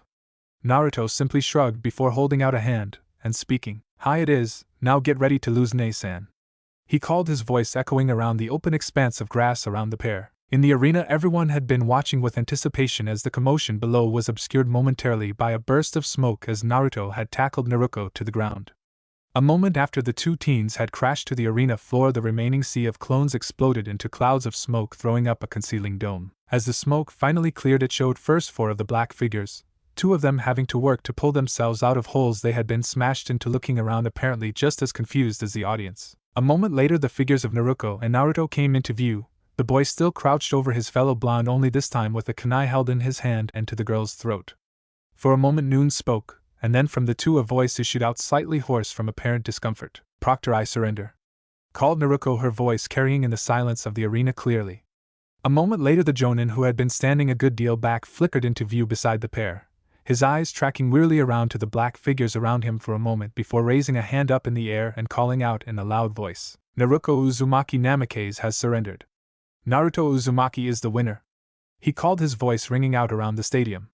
For a second there was no response to his words, till a sudden call of happiness came from a familiar part of the stadium. That was awesome, Aniki and Narakanezen were awesome. Yuta Seedkun, called a young girl's voice, overflowing with apparent happiness and excitement. The girl's voice seemed to act as a trigger, and soon the crowd was roaring its approval, even a few of the shinobi joining in, though most still watched the black figures below with obvious suspicion. Naruto stood up, offering a hand to Naruko, which she took, and soon the two were standing, giving a small wave as they moved back towards the contestant box and medical area. The seedlings in the meantime were following behind, humming happily as they did, one even waving excitedly at the crowd, unfortunately shifting into its Ino form as it did so, and bringing forth what sounded like a series of curses and shouting from a part of the stands that had been silent a moment before. But that could have been simply the two's imagination.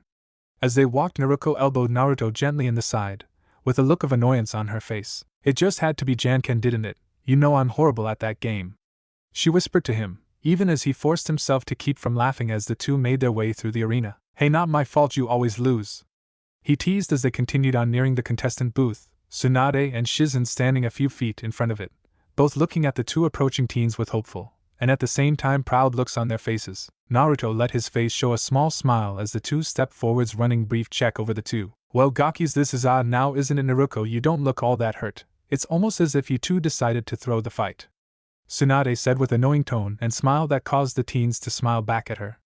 Shizun in the meantime handed both a couple chakra pills before giving the two a quick hug. Good match, you two. I have to say most of the crowd are still picking their mouths off the ground, continued Tsunade, fixing a few of the minor scrapes on Naruto, Naruko's having already healed thanks to Kyuubi's presence. At this, Naruko gave Naruto a playful shove that almost overbalanced the boy. Naruko was many things, but a delicate flower wasn't one of them. However, all her action got was a happy little smile from the rest of the group. You'll well thank this guy for that, and those, she said, jabbing a thumb back at the seedlings who were standing behind the two, humming slightly in apparent contentment. Shizun gave a shrug at her words while Naruto looked over towards the four seedlings still behind him as if he had managed to forget they were there. With a small pulse, they all collapsed back into seeds and shot into his coat, taking their places on the tree on its back once again. You know you're going to have to explain how exactly that works sooner or later, Naruko said while Naruto just gave her a mischievous grin before replying, Hi, but for now you just get to be amazed by how awesome I am. This caused Naruko to roll her eyes as the two started to make their way back to the competitor's box. As they approached, Naruto held out his hand to Naruko, palm down, pushing something into the girl's hands as he did. When Naruko looked down, she saw a small black orb the size of a marble. Before she was able to ask what it was about, Naruto's voice spoke up in her head. It's just a gift, Nei-san. Don't worry, it won't explode or anything. At least I don't think so, he finished in a tone only a known prankster can master. Naruko was about to ask how he was doing this, but thought back briefly to the discussion and decided just to wait. After all, she had already learned a lot for one day, and if Naruto's feeling was correct, the day was going to get more interesting. Great, more craziness, just what I needed, she thought as the two reached the steps and started up them. Preaching to the choir, Nei-san, preaching to the choir, Naruto replied, causing the two to snigger slightly as they reached the top of the booth. Before the two blondes could prepare themselves, they were both impacted in by two figures. Naruko was the first as Minami crashed into her, giving her a hug as she did, the girl's own pollen allowing her to instantly communicate with her. Nei-san. Naruko, you baka, I was worried about you, but you did it, didn't you, Naruto, and you are okay now. That's great, now I can stop hiding it from you. Q was driving me crazy wanting to talk to Kyuubi about it. Oh, and good match by the way, the redhead said, firing off so many comments that Naruko at first thought that Mito had suddenly aged a few years and had replaced Minami in the booth with her. After a moment, Naruko was able to steady herself enough to reply, Hi Minami, we are getting better. I won't say it is fixed or anything, but we have a chance now. And sorry for being so pig-headed about everything. Thanks for trying to help me see it. If you hadn't, I don't know if Naruto and I could have this chance.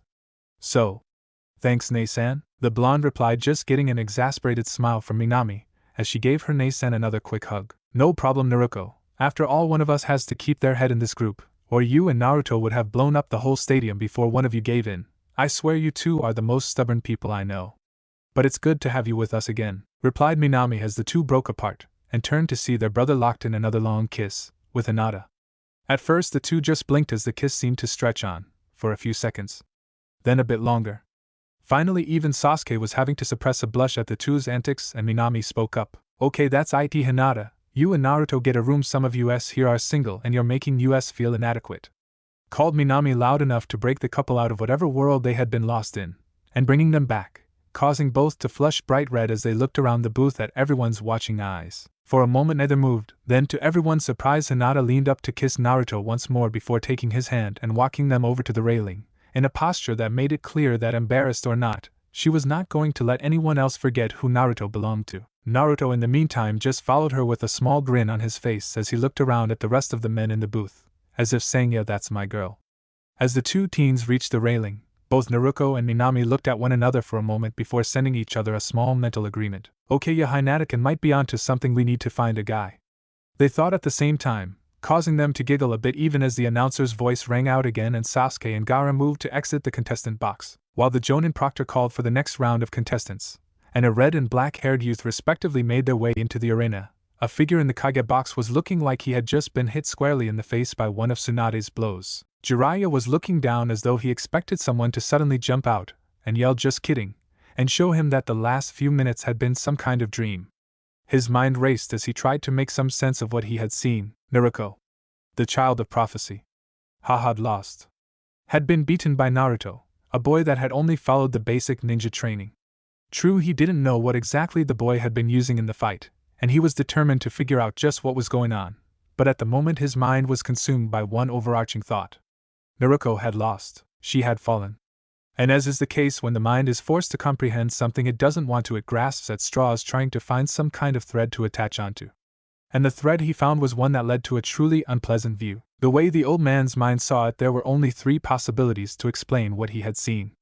First, that Naruko wasn't the child of prophecy, and that it was now clearly Minami, as she fit all of the requirements now, but he had been so sure it would be Naruko.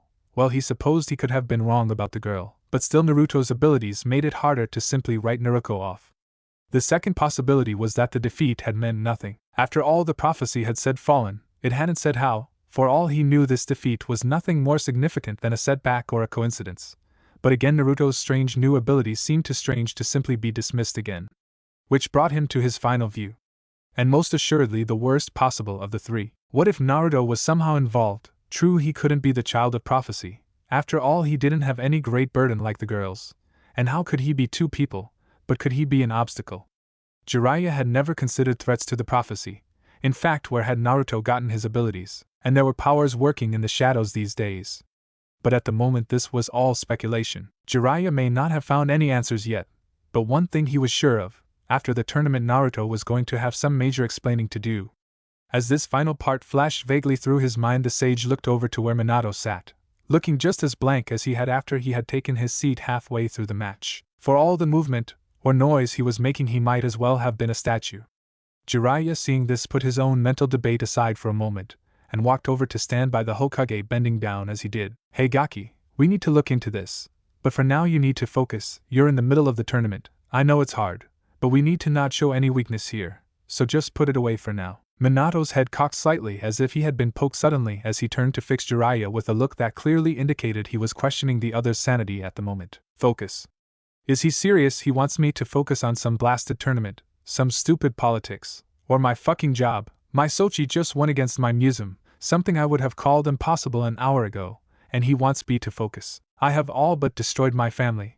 I have hurt and pushed everyone I have ever loved to the breaking point, all of it to figure out some fucking prophecy, and I've followed everything you have said like some damned puppet, and now it looks like it was all pointless because apparently Naruto managed to best all of our work despite me basically abandoning the child.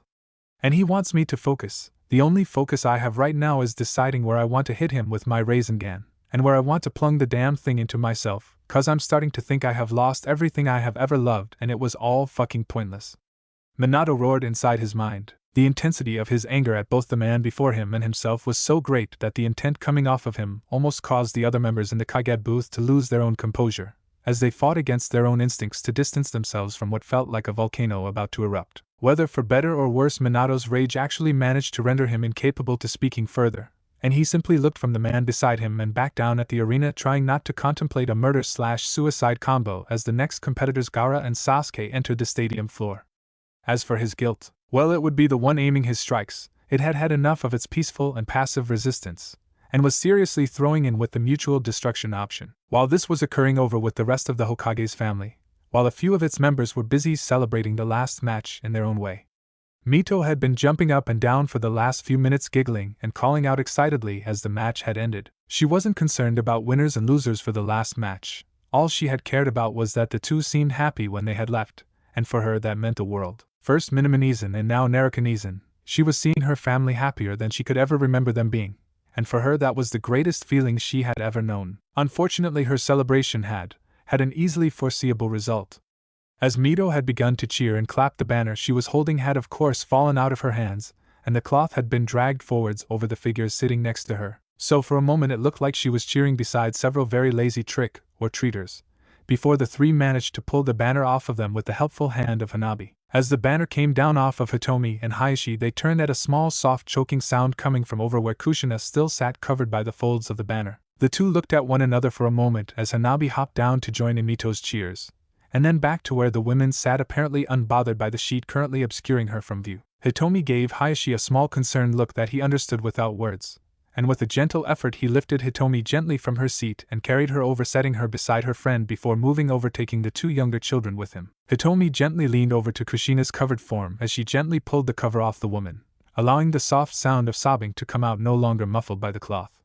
There Kushina sat, her eyes pressed shut, but unable to halt the slow trickle of tears that came from her eyes all the same. She had pulled Kyud close to her chest and was cradling it as though it were a child, the small orb letting out a small concerned whine barely audible over the woman's own stifled tears. Hitomi reached out, resting a hand upon her friend's shoulder and leaning in before speaking. Kushina, what's wrong? I thought you would be happy, Naruto-one.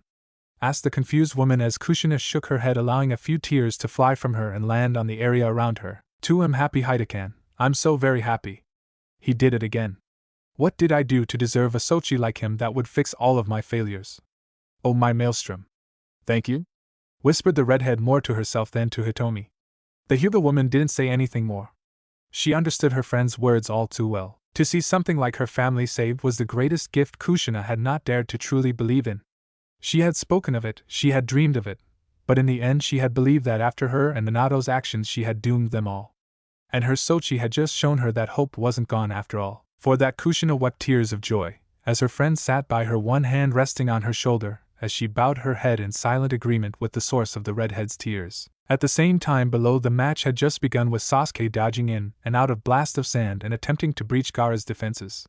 While this was occurring, Kakashi and Guy were busy having a conversation about the match, Kakashi explaining his own teaching method as his rival listened, throwing in a comment every now and again. Meanwhile, a few feet below them, the other Jonin senseis and their students were having a very different conversation, oblivious to the conversation of the others. Well, that was a surprise with the last match, commented Asuma as he leaned back, his eyes lazily tracking the match bellow without much interest. So far either competitor had shown any real shift in their abilities since the prelims, and while Gaara's sand was impressive, and Sasuke's speed had improved, after the previous match it was hard to capture the same amount of interest.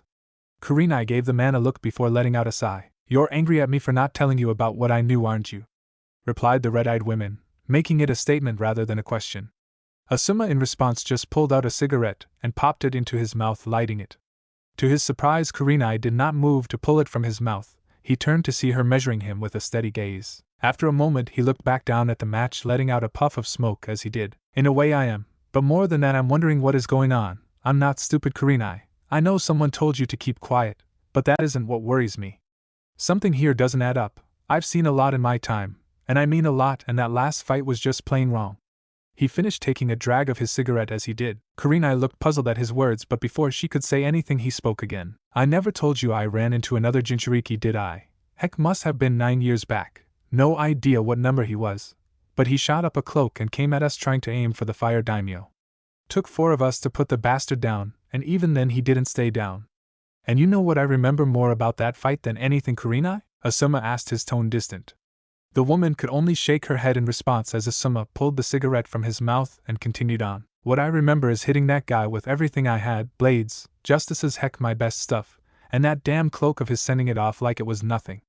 Heck, we had to bust out some team attacks just to punch through it, and I just saw Genin do what a team of a rank shinobi couldn't do. So Kurenai, what I'm angry about is that either the Hokage is keeping secrets from us, or that we have all been duped by a Genin who Kami only knows what his abilities are. Heck, from what Ino said, he may be able to create life.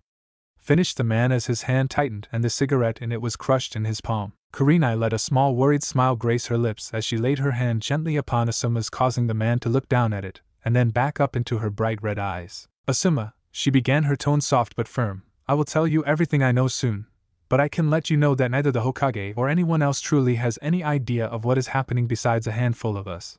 But you can trust me that Naruto hasn't been duping anyone, he isn't that smart. She finished with a small smile, as Asuma let a small chuckle spring from his lips as he opened his palm, allowing the woman's to slip into it. Okay, Kurenai, I believe you. I guess I'll have to find out everything sooner or later, but for now I trust you, replied the man as she looked back towards the fight below. While the two had been talking, Yakumo had been edging slightly away from Ino, who in turn had edged closer to the girl, till they looked like there was some magnetic pull occurring between the two. After a while, Choji finally spoke up, his tone exasperated. Ino, stop that. Yakumo doesn't have to tell us anything right now, and we can just ask Naruto later. You just got done screaming about that thing that changed into you, and now you're eyeing Yakumo like she is some kind of accomplice. Can't we all just get along? Asked Choji, his tone soft and hopeful. His kind heart did not enjoy seeing Yakumo in such obvious discomfort, and after finding Shikamaru in his own little world, he had relented to trying to help the girl on his own. Both girls turned their eyes over to where Choji sat, Yakumo sending a silent thank you while Ino just looked slightly annoyed. Look, I just want to know what's going on, Choji. That thing, Sibling or whatever it is, looks like me, and she knows something, and I want to know what it is," the girl said, turning to look at Yakumo again, who had pulled out her sketch pad to try and hid behind. Ino, however, seemed unperturbed and just kept staring at the girl's sketch pad as if willing it to become transparent, and allow her to continue to see her target. Choji let out a sigh and turned back to the arena, watching as Sasuke leapt back, dodging a fresh wave of sand before spitting out several blasts of fire that impacted upon Gaara's shield, throwing up clouds of smoke, but doing nothing else as far as the boy could tell. Ino in the meantime was silently trying to piece together how she was going to get Yakumo to open up to her. From what Sakura says, she likes drawing, and is rather shy. Great, I don't have idea one on how to get her to open up to me. Crud, and she knows something about those seedling things. Darn it, I can't have that thing running around looking like me. Kami only knows what it has been doing. Wait, if Naruto made those things? And as Ino's mind settled on that thought, a horrible and completely inaccurate idea overcame her on what exactly Naruto could have possibly done in connection to the seedling. Without warning, Ino let out a cry of mixed horror and anger that caused everyone around to suddenly focus on the girl as a fresh round of shouts and curses spilled out of her mouth. Over in the contestant box, Naruto and Hinata were standing beside Minami and Sakura, all watching the match with some interest. Naruko had already headed out of the box and was making her way up to where she had seen Mito's signs, looking to find a place to sit in order to watch the remainder of the matches. The group had mostly remained silent as they did, none of them wanting to miss what came next with the fight. "So that kid Gaara is like you and Naruko?" Sakura asked, looking over at the red-headed girl, who gave her a small nod. "Hi, from what Naruto and Q have said, he holds the one-tailed raccoon, Shikaku, but besides that I don't know anything," replied Minami, looking over at Sakura before the two turned to look over at the blonde boy beside them. Naruto seemed to notice their eyes on him, and pulled his eyes away from the match to look at the two. Did you to say something?" asked the boy, turning to face the two girls. "Yes, sorry Naruto, I was just asking about this raccoon thing that the kid from Sand has. I mean, I know Minami and Naruko have been trained to control theirs, but something seems off about this Gaara kid. Do you or, well, your guest know anything?" Sakura asked. Naruto seemed to consider the question for a moment before giving a shrug. "Well, really all I know is that he controls that sand via Shikaku's chakra. Apparently it was a trick he learned from the Jubi. He just adapted it to fit his chakra stores and abilities. Beyond that, all I can say is that it's Shikaku in the driver's seat out there. The Gaara kid might as well be a puppet," Naruto replied, the three girls nodding their heads as they took in what he had said. From a little ways behind, the four Temari went ridged as she heard the other blonde's words. As the four genin continued to chat away, the genin from Suna was busy having a small panic attack. How did they know? Fuck, the invasion was based on Gaara being a surprise ace, and these genin seem to know all about him. Damn, if they know, then there's no way the higher forces don't. This whole operation is FUBAR, and we haven't even started. And what the hell was that about Shikaku being in charge? What does that mean for Gaara? Crap, there are just too many questions here. Damn it, I'm almost empty as it is. If we lose the element of surprise, I'm as good as dead. What the hell was the Kazekage thinking? We never should have trusted that blasted snake. He's leading us into a fucking minefield." The girl raged inside her mind, trying to keep her calm facade in place. However, her subtle shifts in facial and body language had caught the eye of an easily overlooked genin standing just a few feet from her. Shino, who had been standing stoically in the rear of the competitor's box watching all of his fellow genin in silence, had seen the girl's apparent anxiousness. For a moment he was willing to let the action go unnoticed. However, a nagging feeling told him that to do so would be unwise. So he moved over so that he was situated directly behind the girl, his eyes trained on her, and his stance lax. Something is happening here today. Naruko took a dive in that last match, and I know darn well that Naruto must have had more up his sleeve as well. Something is coming, and this Suna Kunoichi seems to know about it. Better to be safe on this one, thought the teen as he took up his new position. Meanwhile, in the arena, Sasuke was quickly losing patience with his match. True, with his new speed and fully developed Sharingan, he could accurately predict Gaara's next attack, but even then he could not find a blind spot to exploit. Every time he had closed in, the sand had been there to either trip him up or funnel him into a more direct path. Once he had only managed to dodge the next attack thanks to seeing a small smile on his opponent's face. He was slowly starting to suspect that he was being led around the fight like a chess piece, led into attacks that were more dangerous to him, or bluffed into dodging an attack that never came, and this was making him angry. When that anger came, the sand seemed to almost slide around with some excitement, as if it had tasted blood in the water as it rushed and redoubling its efforts on the boy. So Sasuke had decided to end the game and had shot away from the redhead and up the arena wall, ducking down as he did so. From Gaara's mind a low chuckle came as Shikaku watched his opponent. So the little red eye has some brains after all. I was half expecting him to not notice I was leading him around. Still, his speed is a problem. Gaara is still slowing me down, or this fight would have been over by now. But no matter, the red-eyed one has gotten angry. All I have to do is wait, and he will make a mistake. They always do in the end, and I can wait. Chuckled the great raccoon as he sat watching the match as though watching a particularly fascinating game of chess. As Sasuke dashed away from him, he allowed his mind to wander for a moment. It found itself thinking back to his encounter with his cousin a few days before. And with that came a small twinge of sadness. True, he did not question his choice, it had after all been the correct one, but to see the sadness on his cousin's face hurt him. After all, if he hurt her, how was he any different from that bastard of a man and his kind? Damn, I need to stop thinking like that. I do what is right, they harmed my family, so I will tear theirs to sunders. This is not petty revenge, this is justice, and I will not forego it. Shikaku thought again, as he idly waved a hand causing Gaara to raise his ultimate defense. It was not wise to leave a vulnerable weakness exposed, while he was thinking after all. Outside, people watched as Gaara was slowly covered in a massive orb of tightly compacted sand, encasing the boy in darkness. As the darkness fell, Gaara found himself standing on the edge of a great expanse of white sand. Shikaku sat way off in the distance out of the boy's view, but for the eldest of the tail beasts the child may as well have been standing on his own finger. After all, he was the desert, and his reach was all-encompassing. Ideally, Shikaku gave a small wave and a figure rose from the sand, forming into the body of a motherly figure, her face soft and comforting, even thought it was made of the same white sand as everything else.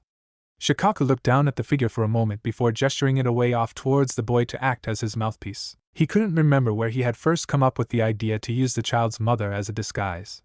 Heck, he couldn't even remember how he had known what the woman looked like to begin with. He had just remembered awakening in his latest host and feeling an odd pull to create the mouthpiece.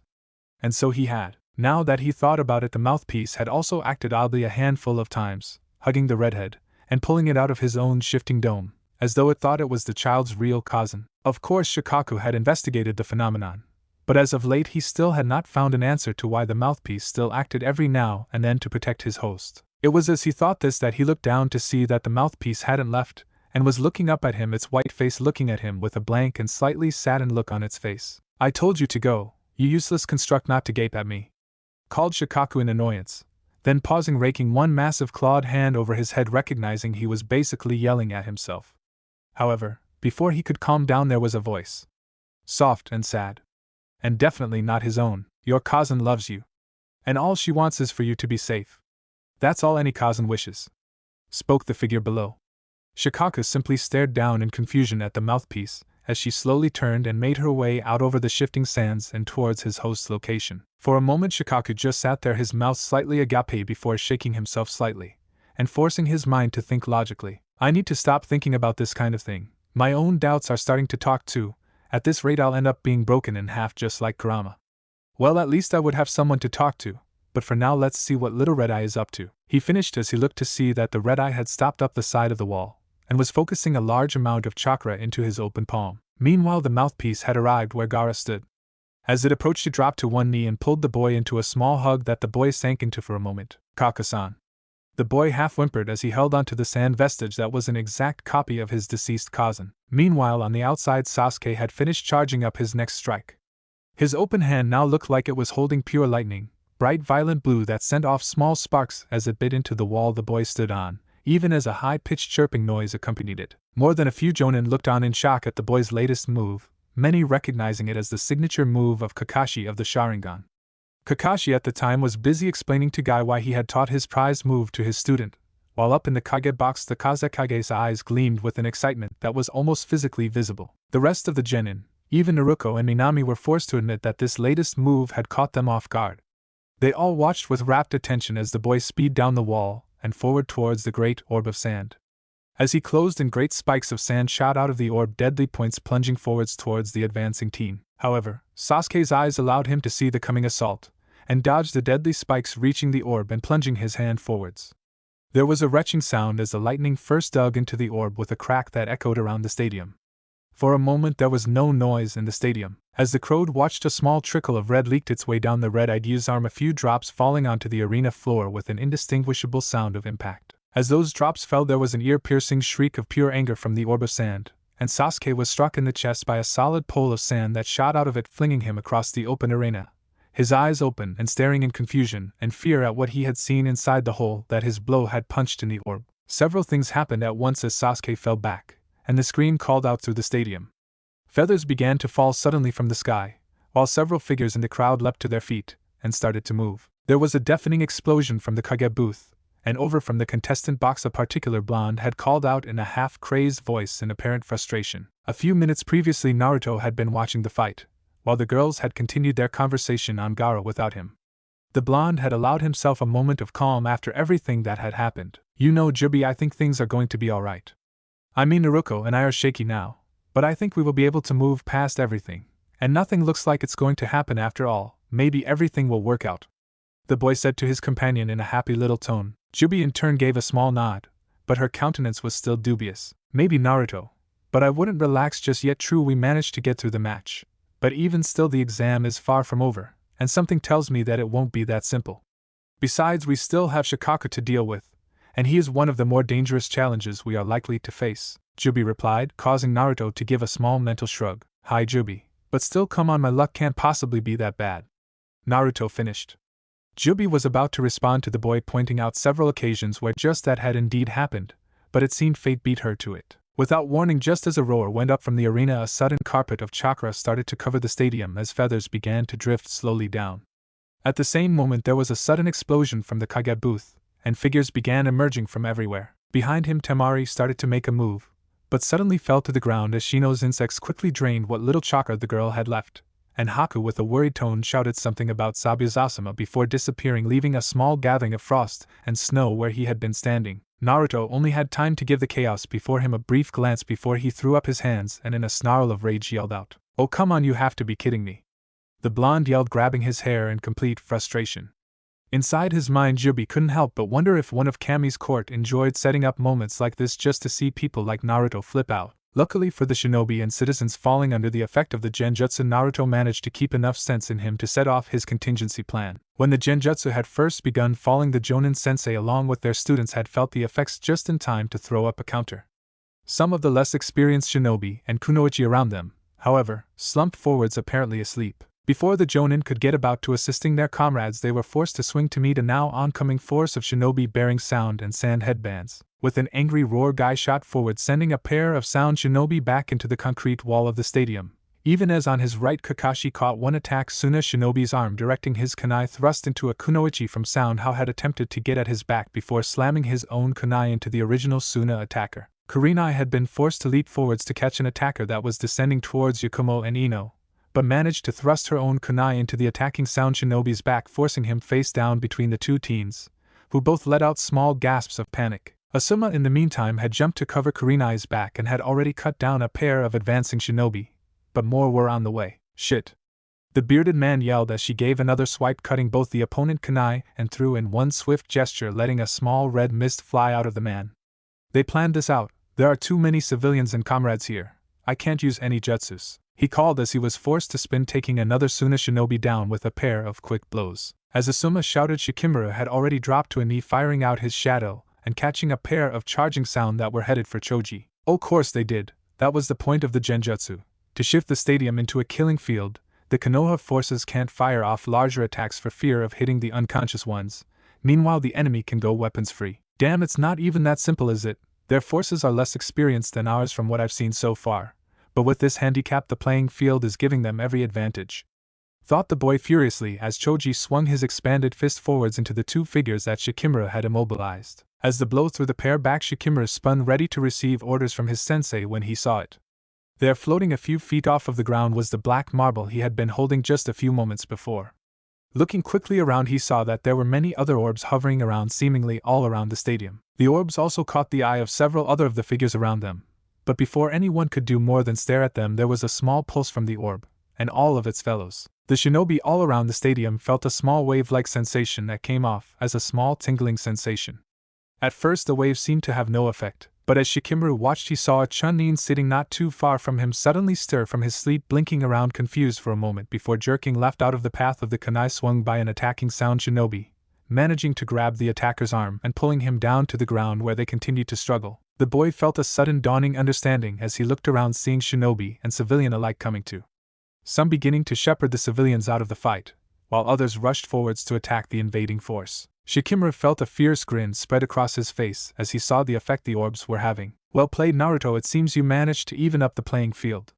The boy thought as he trapped another figure who had rushed towards Kurenai's unguarded side as a section of the stadium seemed to come to life and grab hold of a shinobi that had leapt over his fellows aiming for Shikamaru. The boy turned to see Yakumo holding a painting out depicting a great stone fist coming out of the ground reaching out to grab a figure. Beside her Ino was lying limp as Asuna shinobi leapt forwards to attack his confused sound allies. However, while their group seemed to be holding its position rather well, most of the rest of the stadium seemed to be in utter chaos.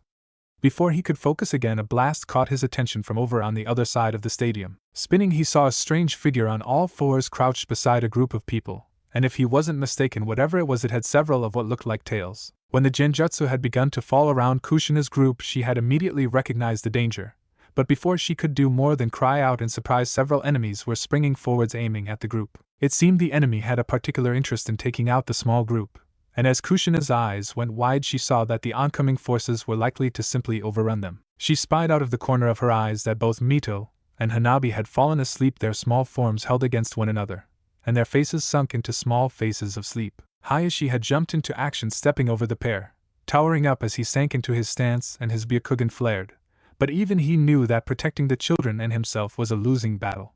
However, if that bothered the man, he did not show it as he set himself ready to meet the oncoming horde. Kushina also noted that Hitomi looked to be in a clear panic, knowing that she could only put up a token defense at best, but more horrified at the possibility of seeing her husband and child fall just a few feet from her. All of this flashed through Kushina's mind, even as she summoned as many chains as she could, fire them off towards the oncoming shinobi. However, it was too late. Although her chain struck true, at least half of the oncoming attacker barreled through the golden assault and plunged forward, kunai bared like the fangs of some great beast. Kushina gritted her teeth as she waited for the blow to come, fighting the fear she felt, as she roared in her mind that she would not die here, not now, not when she was just starting to have her family again. And that is when it happened. Hayashi had just battered away 2 shinobi, as a third managed to plunge a kunai into his back before the Hyuga spun, slamming a palm thrust into the man's chest, and liquefying his chest cavity in a second. As he turned to meet the next assault, a sudden blackness rushed across his vision as he heard a strangled gasp from the attackers he had seen racing towards his exposed back. Hitomi also saw the black appendages intercepting the coming attack, and with her Byakugan blazing turned to see where the long, oddly furry-looking thing had originated from. Both Hyuga's eyes fell upon Kushina, who was looking just as shocked as her fellows as the figure to which the tails belonged to crouched beside her as it left off a low humming growl, and its purple and red eye flashed in apparent anger. Kushina could only blink down in surprise, momentarily forgetting her position, or the fact that she was under attack. A moment before, when the enemy had closed in, the orb in her lap had exploded out, as 9 great, tails of black fur shot out, either slamming into the shinobi around her or flying out to grab the ones headed for those around her fellows. As the redhead watched as the orb in her lap fell to the ground, breaking and spreading out into a figure that looked like a cross between her Sochi and a fox. 2 long, almost rabbit-like ears shot out of the creature's head, twitching slightly in apparent agitation as from its newly formed face a small humming growl escaped from. Kushina was able to take notice of a small jagged crease where the creature's mouth must have sat. With a jolt, she realized that the creature before her looked almost identical to the girls when they had manifested 4 tails of power. However, before she could do more than look down in shock, Kyuid had leapt between where Hitomi and Hayashi were, dragging several of the would-be attackers with it in its powerful tails. With a few jerks, its tails swept out, flinging those held in them out into the stadium, bringing small cries of pain as they smashed into different parts of the stadium seating. Then the creature was back down between the group, its eyes narrowed as it looked around at the others that had sprung forwards to attack the group. The 3 adults stared confused, and a little afraid of the creature before them, even as Hanabi and Mito blinked slowly awake, as the pollens around the stadium let out their pulses. The 2 leaned up off of one another, apparently ignorant to the havoc occurring around them. The 2 blinked for a moment before Mito leaned over and grabbed hold of one of Kyuid's tails, letting out a small sigh as she let herself fall back to sleep with a small mutter of "Hi Kyuid." Before the genjutsu's effects caused her to slip back into sleep, the genjutsu may have been broken, but the after effects were enough to overpower the children, and after arranging themselves happily against one of the Kyuid's tails, the 2 children sank back into sleep. Kyuid, along with all of the other adults, could only look in wonder at the children, wondering how they could have fallen asleep at a time like this. However, the next moment another pair of sound shinobi were rushing them, and before any of the adults could do more than start to move, Kyuid had allowed its mouth to pop open and spit out a blast of purple and red chakra that impacted the two in midair, flinging them back into a wall with a blast that caused the watching adult's hair to blow back slightly in the wind. The last assault seemed to have caused the attacker to fall back for at least a time, and Hayashi managed to put into words what the others were feeling at that moment. "What the heck is that?" the man asked through the pain in his back as he reached around to yank the blade from where it had been buried in his back. Hitomi grimaced and pulled herself over to Hayashi, tearing a strip from her kimono, as she did to push into the wound and keep it from bleeding out. The pair turned to look over at Kushina, who had moved to put her back to them, her eyes looking around trying to make sure that no one got in an attack on them. "To think that's Kyuid," Kushina said, not dropping her guard or taking her eyes away from any potential attacker. However, she almost let out a yelp of shock as Kyuid, hearing his name, let out a half hum and purr, leaning over to rub affectionately against the women's side, looking up at her with its bright eyes now back to their round proportions. Kushina managed to look down for a moment, and couldn't help but give him a small smile before looking back out over the stadium, her mind racing as what to do next. However, before she could do more than start thinking of her next move, there was a familiar voice not far from her, accompanied by several explosions that caused both her and Kyuid to spin their heads around to focus on the commotion. "You picked the wrong girl to mess with today, take this Rasengan," called Naruko as she blasted through a mixture of sound and Suna shinobi, her form already cloaked in a level 1 shroud, and her red eyes spinning in search of her family. Her eyes spotted them a moment later, and she hurried over, swatting a few stray enemies away as she did. As she reached Kushina, she almost lost her footing as she saw Kyuid, but managed to keep from crashing by falling to all fours a few feet from the group, bringing her almost eyes level with Kyuid himself. For a moment the two just looked at one another before Kyuid let out a small purring hum and proceeded to rub its face against her cheek. Naruko just stared, momentarily dumbfounded, as inside her mind her thoughts matching her confused expression perfectly. Yo. What the heck is that thing, and what's it's doing?" her mind blankly asked, even as she heard a deep chuckle coming from Kyubi's cage. So it seems I'm an uncle. No wonder Q was so excited. "Oh, and look, he likes you," chuckled Kyubi in mocking tone, directed at the frozen girl. Naruko shook her head slightly, giving the fox a mental glare as she did. "Oh, shut up, Kyubi, we don't have time for this," she shot back just as the whatever it was leaned back, its 9 tails swishing back and forth in apparent happiness. Naruko pushed herself to her feet and looked over the group, letting out a small happy sigh as she saw that Mito and Kushina were unharmed. "Cousin, what's going on? I was on my way up when all heck broke loose. And what's that thing?" she asked, looking over at her cousin for answers. Kushina gave Naruko a small smile before focusing back on her surroundings. "Hi, Naruko, we're all okay, but this position isn't secure and Hayashi is injured, we need to move. Oh, and that's Kyuid," the woman said, firing off a pair of golden chains to stop a sound shinobi from jumping onto a leaf chunin that was just staggering up from his seat. "Naruko, we need some cover and time to organize. I need you to buy that time, okay?" Kushina said as she yanked the enemy shinobi forwards and down the stairs. Naruko gave a fierce little grin before crossing her hand in a familiar sign. Soon there was a large poof of smoke and there were several dozen Naruko charging in every direction, charging into the sound and Suna forces. As her clones crashed into the enemy forces, Kushina took a moment to look upwards to where an explosion had torn the Kage booth apart. She spied a blonde figure charging up to the roof after someone, and let out a breath she hadn't known she had been holding. It seemed that Minato was alright, and joining the fight as well, so she turned back to focus on protecting those she could. "Okay, Hayashi, we are getting out of here and getting the kids to the hospital. It will be the most heavily defended, and knowing Tsunade and Shizen, they have already gotten there and raised the alarm." "Understood," called Kushina as the group around her nodded in agreement. Before they moved, Kushina cast a look down below into the arena where Minami and Naruto were likely still there along with Hinata. Naruko seemed to notice her cousin's gaze and without waiting summoned another force of clones around her, drawing Kushina's eyes. "Don't worry, cousin, I'll head down and support Minami, Hinata and Naruto. You just get everyone out of here. My clones will give you cover," called Naruko as she flashed a smile towards the redhead. Kushina looked as though she wanted to argue, but the words died in her thought as she looked around at her group, 2 children sleeping, while 1 cripple and Hayashi was injured. No, she couldn't move them all alone. After a moment she finally managed to speak up. "No, Naruko, I need you here. I can't protect everyone here and get them to safety alone. I need you here. Send a few of your clones below and tell them what is happening, but I need you here to help me," Kushina called as she bent down to pull Hanabi and Mito into her arms, while Hayashi picked up Hitomi.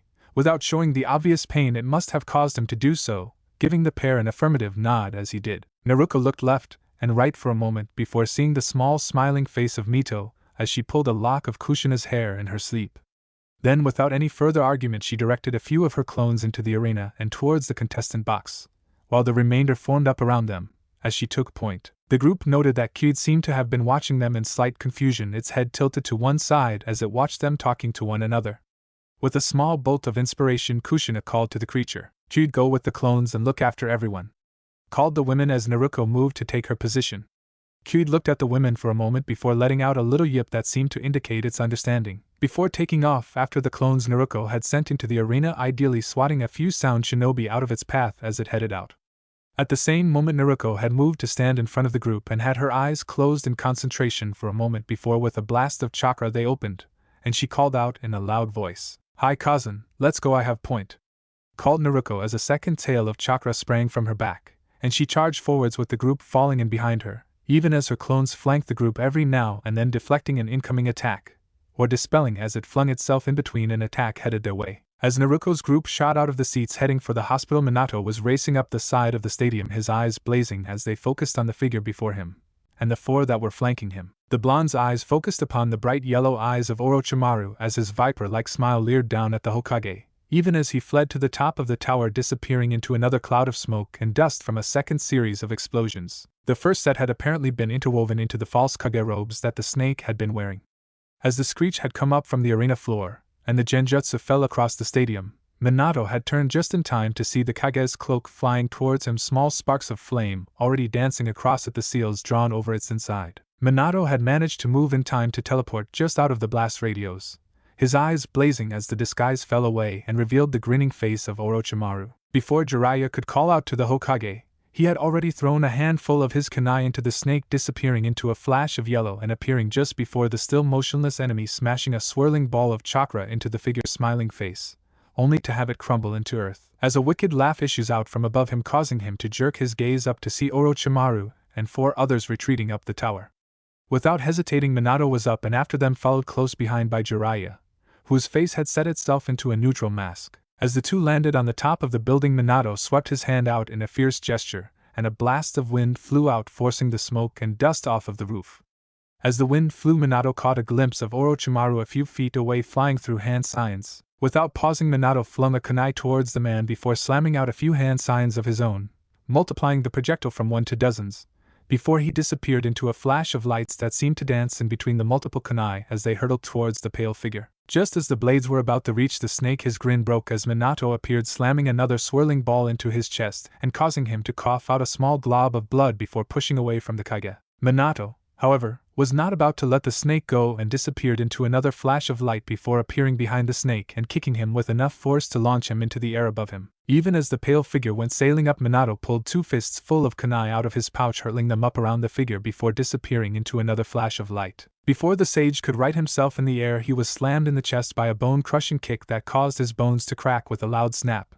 But that was only the beginning. Minato flashed back and forth between the kunai in the air, landing blow after blow, throwing the kunai he had teleported to a fresh one as he did, and using the momentum to slam blow after blow into the figure, each becoming harder and faster as he continued to build speed. The pale figure in the center of this shining ball of dancing light and pain could only jerk and spasm as blow after blow fell, too quick to even properly react to the first blow before three more had fallen. Finally, after a few moments that felt like a lifetime, through an almost destroyed face, the man saw Minato appear above him, two swirling balls of blue chakra clutched in his hands, along with small trails of what looked like wind swirling around them as though each had a mini tornado wrapped around it. The snake opened its eyes in horror, but was only able to watch as with another flash the orbs were suddenly buried in his chest as he and the blonde flew down into the ceiling with a small destination from the force with which they struck. There was a horrible breaking sound as the pale figure's form distorted under the blow. His insides turned into an absolute mess as bone became a ripping blade that shredded the figure's chest from the inside.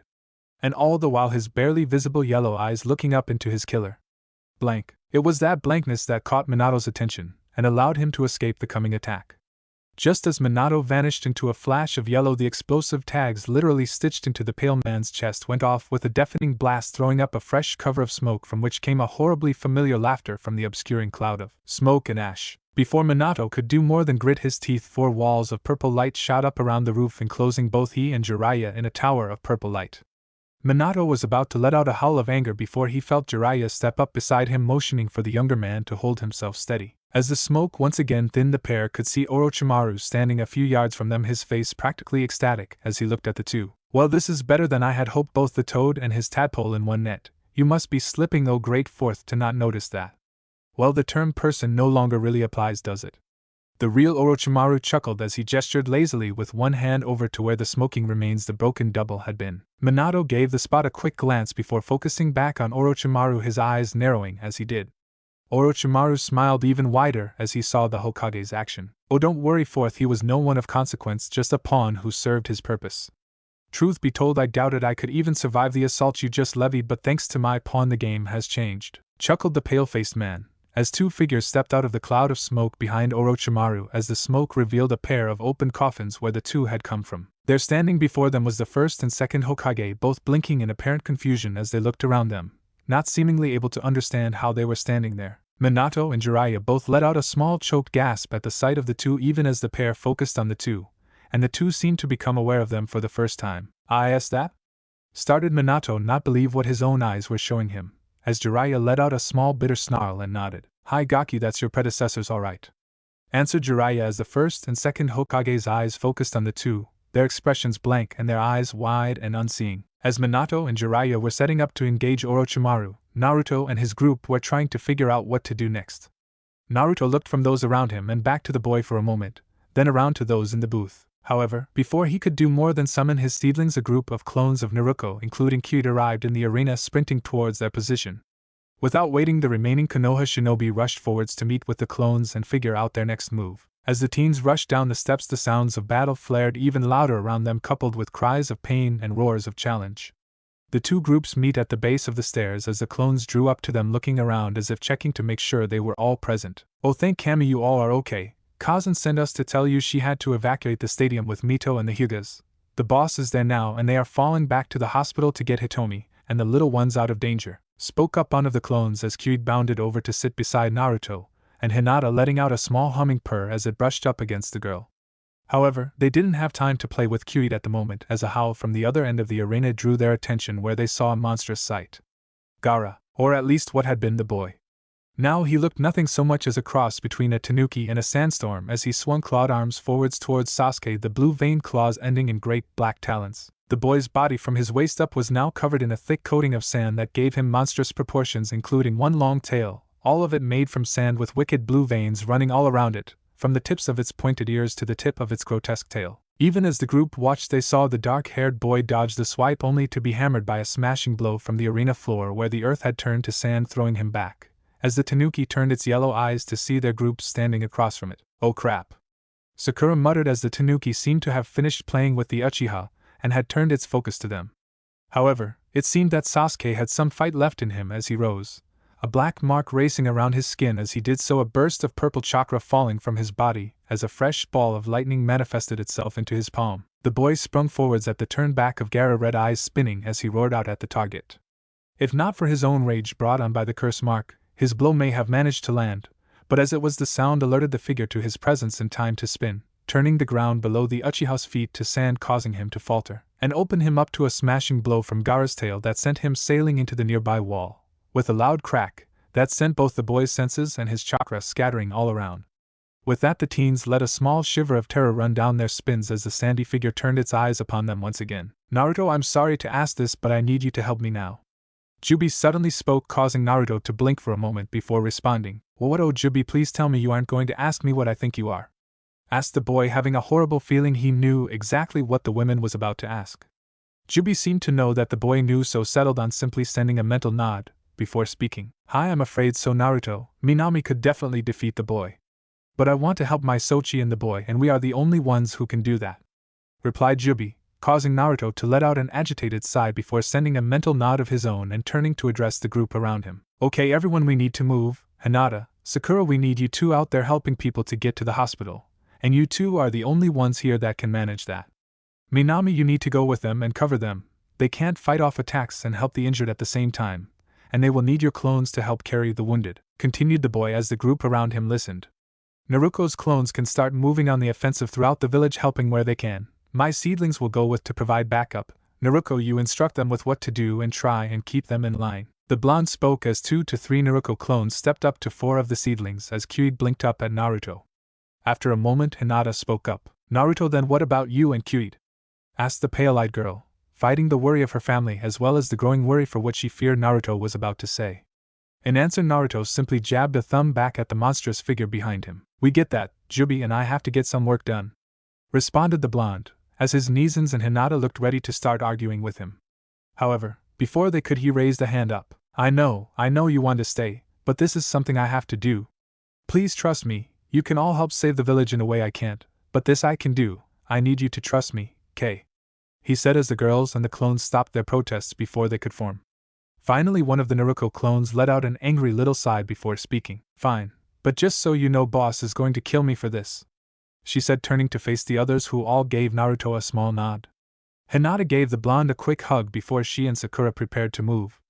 Naruko's clones gave him a quick nod as they too headed out. Minami was the last to leave as she looked at Naruto as 2 of the seedlings collapsed back into seeds and Naruto struck them, redonning his black skin-tight mask and armor around his arms, neck and face. Before she left, Minami gave Naruto a quick hug and then she hopped back as a chakra cloak surrounded her, and she and the others raced out. The 3 girls headed up into the stands to find any injured, while the seedlings led by the clone teams headed off into the village to attack any targets they could find. As they all left, Naruto turned slowly to see Gaara staring at him with a positively evil smile upon his face as his massive arms and tail slammed into the arena floor with dull booms. Oh yeah, this is going to be just great, thought the blonde as he stretched out his hands, and Kyuid on all fours crouched beside him, letting out a small growl towards the figure across from them. Up in the stands, the Jonin senseis had managed to gain the upper hand in their area, and had managed to gain a quick breather as they turned to their students prepared to issue orders. Kakashi and Guy had already shot off in pursuit of the enemy after Guy had told Tenten to stay with the others. So Asuma and Kurenai turned to face the 5 genin who were in varying states of weariness. Battle is not an easy thing to do, and even a brief bout of hard fighting can quickly exhaust someone. But to their credit, the genin looked prepared to move again if they needed to. Okay everyone, it looks like Sound and Suna are launching a joint attack. I need you to start getting the civilians out of here. Kurenai and I need to start taking out the pockets of resistance. Stay together, and you should be okay, Asuma called, turning to look around at the gathered genin. Kurenai beside him nodded her head in agreement before shifting her gaze around the stadium where she could see fighting still going on. The genin looked at one another before Shikimura let out a sigh. Troublesome. Okay, we'll head out. Where is our meet-up point? Asked the boy as he glanced up at his sensei. However, before he could answer, a group of 4 figures jumped up over the arena wall and into the seating. The group was about to jump the new arrivals when they saw that they were 3 Narukos along with the seedling version of Ino. For a moment the 2 groups looked at one another before one of the clones let out a small chuckle. Hi, we were just leaving, it said as the 3 clones started to leave, along with their seedling, but Ino was having none of it. Exhausted, and in the middle of the battle, didn't seem to even register with the girl as she leapt forwards in time to grab onto the end of the retreating seedling's ponytail, bringing it to sudden halt as it let out a startled hum, as it tried to turn and see what had attached itself to its favorite appendage. Oh no you don't, called Ino as with a yank she pulled the seedling over as it let out a panicked hum and started to try and run, only causing it to trip and fall over its own feet as it was pulled back, resulting in it toppling over on top of Ino. The 2 came down onto the seating with a thump. For a moment everyone just looked over at the spot where the 2 had fallen before the Ino seedling shot up, looking around in apparent panic as it spotted the Naruko clones and took off like a rocket towards them, humming in apparent terror as it sprinted past them. The Naruko clones looked around at the retreating seedling, and then back to the group before giving a small shrug and following the girl's hasty retreat. The rest of the group in turn had their attention drawn down as a small groan came from where Ino was pushing herself to her feet. As she did, Shikimura spotted that she had a few strands of what looked like black hair clutched in one fist as she rubbed at her head, blinking around. Where'd it go? Ino asked, a little punch-drunk, as she looked around at the rest of them.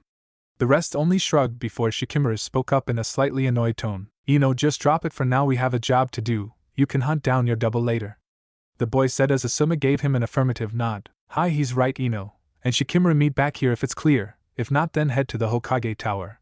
Now get moving, the civilians need to get moved out of here now. Without any further arguing, the genin took off, headed for the nearest group of civilians, while Asuma and Kurenai dashed off in the opposite direction, heading towards where the fighting was thickest. What neither group had noticed during the small exchange and confusion was that the small orbs that had been floating a few feet away since the pulse went out were slowly unfolding as if they were a bit of paper that had been folded up, fading slowly from black to an electric purple that seemed to be waving slightly as if they were being blown in the wind. Nor did they see when it and its fellows suddenly began heading down into the arena below as another crash occurred below. Meanwhile, Naruko's group was having problems as they battled their way through the town heading for the hospital. Though Naruko could handle just about anything that was thrown at her, she was constantly summoning more and more clones to act as shields for her group, whose speed was horribly slow. Between Haishi's damage and the two children held by Kushina, they weren't able to effectively travel at their usual speed. This made the trip a moving battle, with the enemy taking the opportunity to attack and harass them as often as possible. Early on, Naruko had tried to carry the group with her clones, but one wind blast later they had found that the clones created too great an opening to get at the weakest of their party if they were dispelled, so the going was slow at best.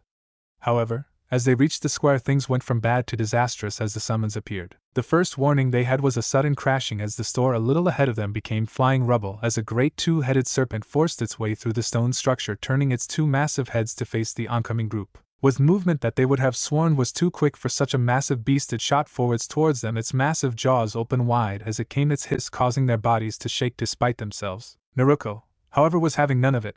With Kazan and Mito at her back, not to mention the Hyugas, the girl was not going to let some snake get anywhere near them.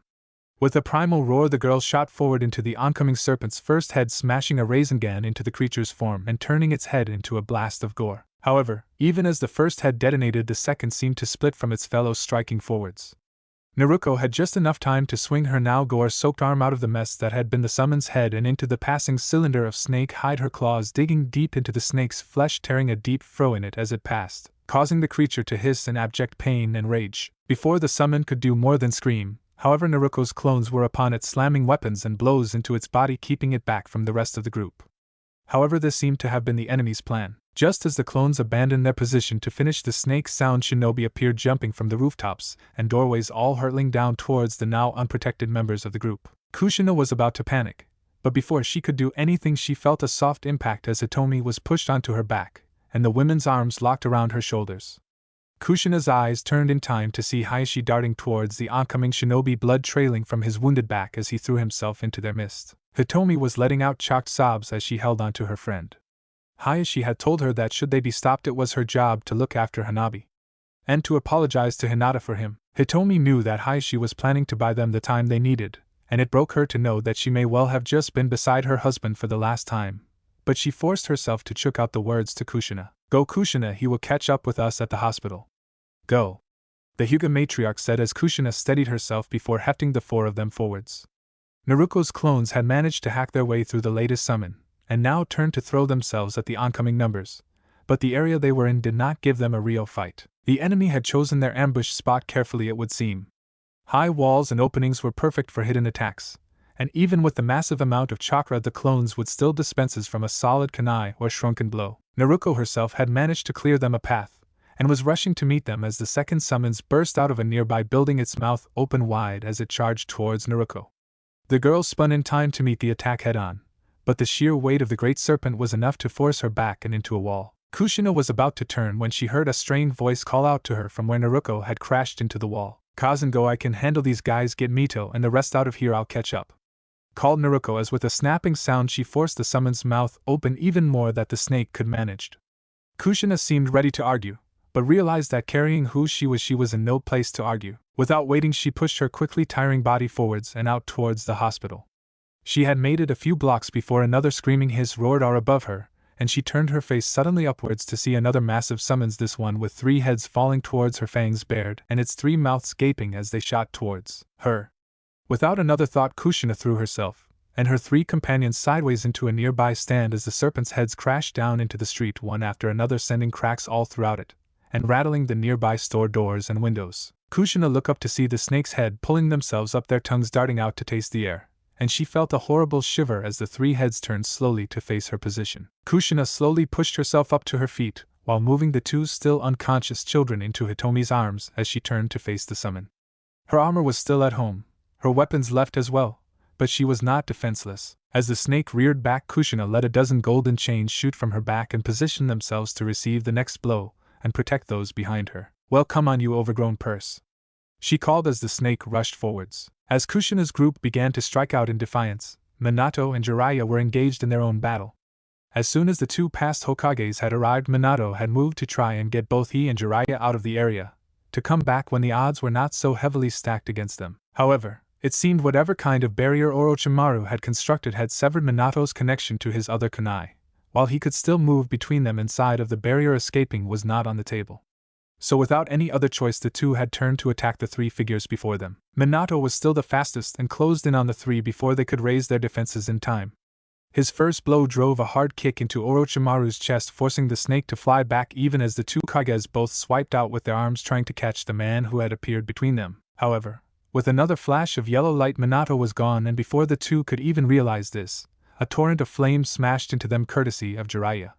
As Minato appeared beside his sensei, they saw the two black figures amongst the flames falter slightly. However, the next moment they were forced to dive apart as a bullet of water fired past the two, tearing up the roof where it impacted, sending clay tiles spinning out in every direction. Before the pair could steady themselves, they were forced to move again, as what appeared to be living forest shot towards them, long vines and roots digging into the roof as it came diving in and out of the structure like some giant living creature reaching out for them. The vines closed in around the two, but before they could tighten there was another pair of yellow flashes as Minato disappeared, soon followed by Jiraiya, the two landing on top of one of the large wooden roots that had stopped growing. The blonde Hokage looking down at his two predecessors as the fire died away, and he saw as their bodies were knitting themselves back together even as they turned those dead eyes up to look at the pair. Jiraiya, what the hell is going on with them? Minato asked as he summoned another kunai to his hand, and prepared to re-engage the two below. Jiraiya in turn was looking down at the two, his mind racing, before as though struck by a shock he stiffened. "Oh Kami, he did it!" The toad sage muttered as the bit into his thumb and started drawing a seal onto his other palm with his blood. Minato flashed his sensei a puzzled look as the sage finished his work and slammed his palm into the wooden surface, obscuring him momentarily in smoke. When he had re-emerged, he had changed. His nose had swelled out and sprouted a few warts, while his hand had become slightly webbed, and the lines of red on his face now stretched out. Minato recognized this as his sensei's sage mode, something he had only seen the man adopt once during the last Great War. "Did what, Jiraiya?" Minato barked out, his anger still fresh in his mind, and in no mood for the sage's half-answers. Jiraiya turned slightly to face the blond man before answering. "Edo Tensei." The man breathed out before the two turned to face their opponents once again. Minato's mind raced as he recalled what he knew about the forbidden jutsu, and he felt himself suppress a small shiver as he thought what it meant they were up against. However, he was the Hokage, and Orochimaru had picked the wrong day to pull off this attack. Without waiting for another word, Minato disappeared in another flash, hurtling down towards where the Hokages and presumably Orochimaru waited. At the same time, just outside of the stadium, another group was having its own run-in with the living dead. Mei the Mizukage stood tall, one hand raised to her lips, tapping idly as she looked across the chaotic area outside the stadium where fighting was still occurring towards where three figures stood. The first was a man apparently in his late teens. His hair was pure white, while his skin just a shade darker. He wore a simply open kimono tied with a purple rope, and his sunken eyes focused on the woman before him with a calm attitude of a trained killer. Behind him stood two men taller than him, that Mei recognized clearly. The one on the right was a skinny man, his head covered by a huge mane of shaggy blonde hair almost like some kind of animal, and his face hidden behind the mask of a hunter shinobi. The other wore a simple green kimono, and had his head and one eyes bound up in bandages, his brown beard hanging down over his chin. Oh yes, she knew these two men. After all, she had killed them herself just a few months ago during the revolution. What caught her eye more than anything were the weapons clutched in their hands. The skinny figure held a needle-like blade lightly in one hand, while the other had a massive club-like blade that had a roll of explosive tags carpeting one side of it. Well, now isn't this interesting? Who would have thought I would run into some familiar faces? And in the middle of all of this chaos, what are the odds? The woman spoke, her dangerous sensual tone, telling anyone who listened that she found nothing about the situation amusing. From behind her, Zabuza let out a small chuckle as he glanced over at the three, looking them up and down. "Oh, I don't know, Mei. I would say they were here just to see little old you. Aren't these business reunions always such a blast?" Mocked Zabuza as he unslung his blade from his back, allowing it to crash into the ground in front of him, even as a small mass of purple chakra began to form behind him, taking on the form of a demon. Mei actually gave Zabuza a small genuine smile at this before casting a look over to the pale member of the group. "Well, now a survivor of the Kage clan, I had heard you had all died out. Are you here for some petty attempt at revenge? Because the time for that has passed," called Mei even as three figures dropped in behind her and Zabuza. The pale figure didn't seem to even notice her words, and his eyes tracked to the three newcomers. Haku, along with Karen and Sujetsu, had just arrived, the three looking over at the figures across from them, their faces blank with apparent shock. "Hey, isn't that Jinpachi and Kushimaru? I thought they were dead?" called Sujetsu, raising a hand to point at the two. His question was answered by the impact of Karen's fist on the back of his head, causing it to explode into a wave of water. Baka, of course they are dead, this has to be trick or something, she called out in an annoyed tone. Haku let out a small sigh at the other's antics before looking over at Karen with a blank expression. Karen, you know he can't hear you if you destroy his head like that, the boy said in a tone that made it clear he had this same discussion countless times. Karen seemed not to notice his words as she looked up to where May was still watching the three figures across from them. May, tell you what, I'll take the two big ones, and you and the genin get to play with the bone boy, Zabuza said, stepping forwards to stand before her and the genin. May seemed to consider it for a moment before giving a small shrug of her shoulders. That is fine by me, it will at least let your apprentice fight someone after his match was so rudely postponed, smiled the woman, her tone one of almost sensual pleasure. Zabuza smiled behind his bandage as he fixed his gaze across at his newest targets. You hear that, Gakis? Try not to die out there, the man called as he charged. The two figures behind the pale figure darted out to race towards him, leaving the Mizukage and her genin relatively alone with the pale figure, who finally seemed to have found his voice. No, he said in a flat tone, which almost sounded like it belonged to a dead man. May and the genin looked slightly puzzled at this before he continued. In answer to your question earlier, this is not some revenge on the mist. I am here at the bidding of my master and nothing more, the pale figure called before he pulled his head to one side, and with the same dead expression yanked a blade made from bone from his shoulder before pointing it towards the woman before him. And he had ordered me to make sure that you do not interfere in his plans for the leaf, finished the youth. May looked at the boy for a moment before a small laugh escaped her lips and her eyes flashed with an almost primal excitement, her lips curving into a wicked smile that promised nothing good. Well, boy, you don't lack for courage, but let's see just how long you can keep that up, she called as with a small flick she blew a kiss that was accompanied by a small ball of molten lava that the boy threw up his blade to block. As he lowered his blade, he saw the three genin charging forward as May smiled behind them. Without another sound, he flung himself forwards, intent on serving his master's goals, even if that meant slaying the Kage before him. As the Kages began their battles, Naruto was about to get their own match underway. Gaara had turned his full attention from the now unmoving form of Sasuke as he watches the two figures before him. Without a moment wasted, he dug his two hands into the arena before, with a move like a cross between a track starter and a pole vaulter, he flung himself forward at the two. Shikaku in the meantime was staring across at the two figures, his mind focused on the two as a nagging feeling kept trying to force its way into his mind. Gaara's rage should be enough for these two, but something doesn't sit right here. That one on the left looks like little Kurama. I wonder why that is, and the monkey. Why does that form of his look familiar? It's almost Lick, Shikaku was saying before his thoughts suddenly slammed into place, and he let out a cry of rage at what he had just realized.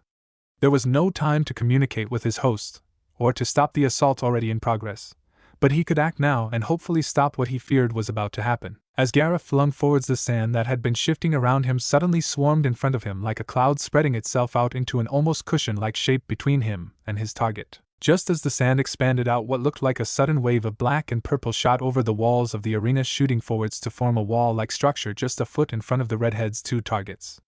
If not for the cushioning sand, Gaara likely would have plowed directly into the obstacle and smashed against it like a bug. Instead, the sand broke like a wave and Gaara managed to dig his tail into the arena floor before flipping back to land crouched as he let out a roar at the obstacle keeping him from his prey. Shikaku in the meantime was not much calmer than his host as the anger boiled up inside him, seeing his cousin's technique, the one he had painstakingly recreated in the hands of one of those puny monkeys. What he saw was a wall made up of overlapping leaves that shifted lazily between black and purple, the same as those that adorned his mother's true form. As he watched, the leaves seemed to relax before, as if carried by a gentle wind, moved to slowly circle the boy's form, a few gently alighting upon him, and covering the orange of his coat, turning it that same shifting countenance. Even as he watched, the coat seemed to spread out behind the boy as if caught in a breeze itself, the back parting, becoming 10 separate ends gently swaying like tails, flashing purple and black in the midday sun, even as his face looked at him with those two glowing orange globes. The rest of the leaves simply drifted around the boy gracefully like his own sand, almost as if they had a life of their own.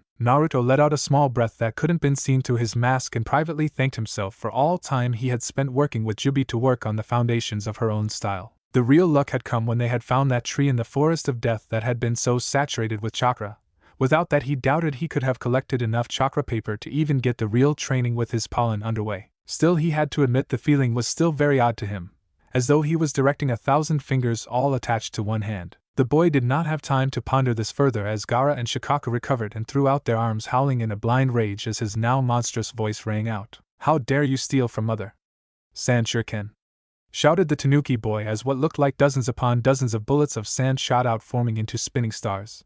The hail of bladed sand shot forward, seemingly cutting the very air, as they came, sending up a shrill shriek as they came. Naruto in turn swung both his hands through the swirling leaves, swiping them violently forwards towards the oncoming projectiles. As if by themselves, several leaves pulled themselves forward and grouping into spinning blades of their own that plunged forwards, shimmering between violent purple and black as they spun forwards. The projectiles smashed into one another, bits of sand and leaf scattering as they impacted with a sound of ripping furiously. Even as Naruto had launched the assault, his own voice rang out in a commanding tone. "Kyuid, get in there, I'll cover you," the blonde shouted as he swiped his arms forward again, countering a second volley of sand that flung itself forwards. Kyuid let out a small humming growl before it shot off like a dart on all fours, racing over the ground towards the sand monster before him. Gaara was still too focused on Naruto to give the approaching figure any mind, but Shikako was not so blind to the danger. Great claw-like spines shot up out of the ground as the fox creature charged, trying to entangle the creature.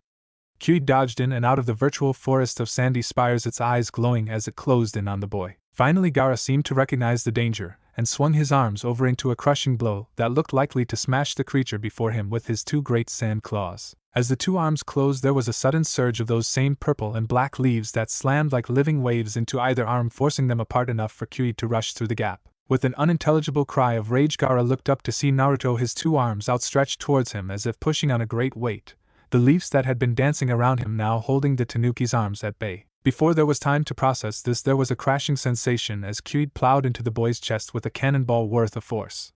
Suddenly Gaara found his arms wrapped in several powerful black bands, as he twisted his head down just in time to see Kyuid's mouth opening right in his face. This may have been the end for the boy if Shikako hadn't been ready for the next attack. Without a moment's hesitation, Gaara felt his mouth slam open, pulled by the sand around him as a concentrated ball of chakra formed in his own mouth.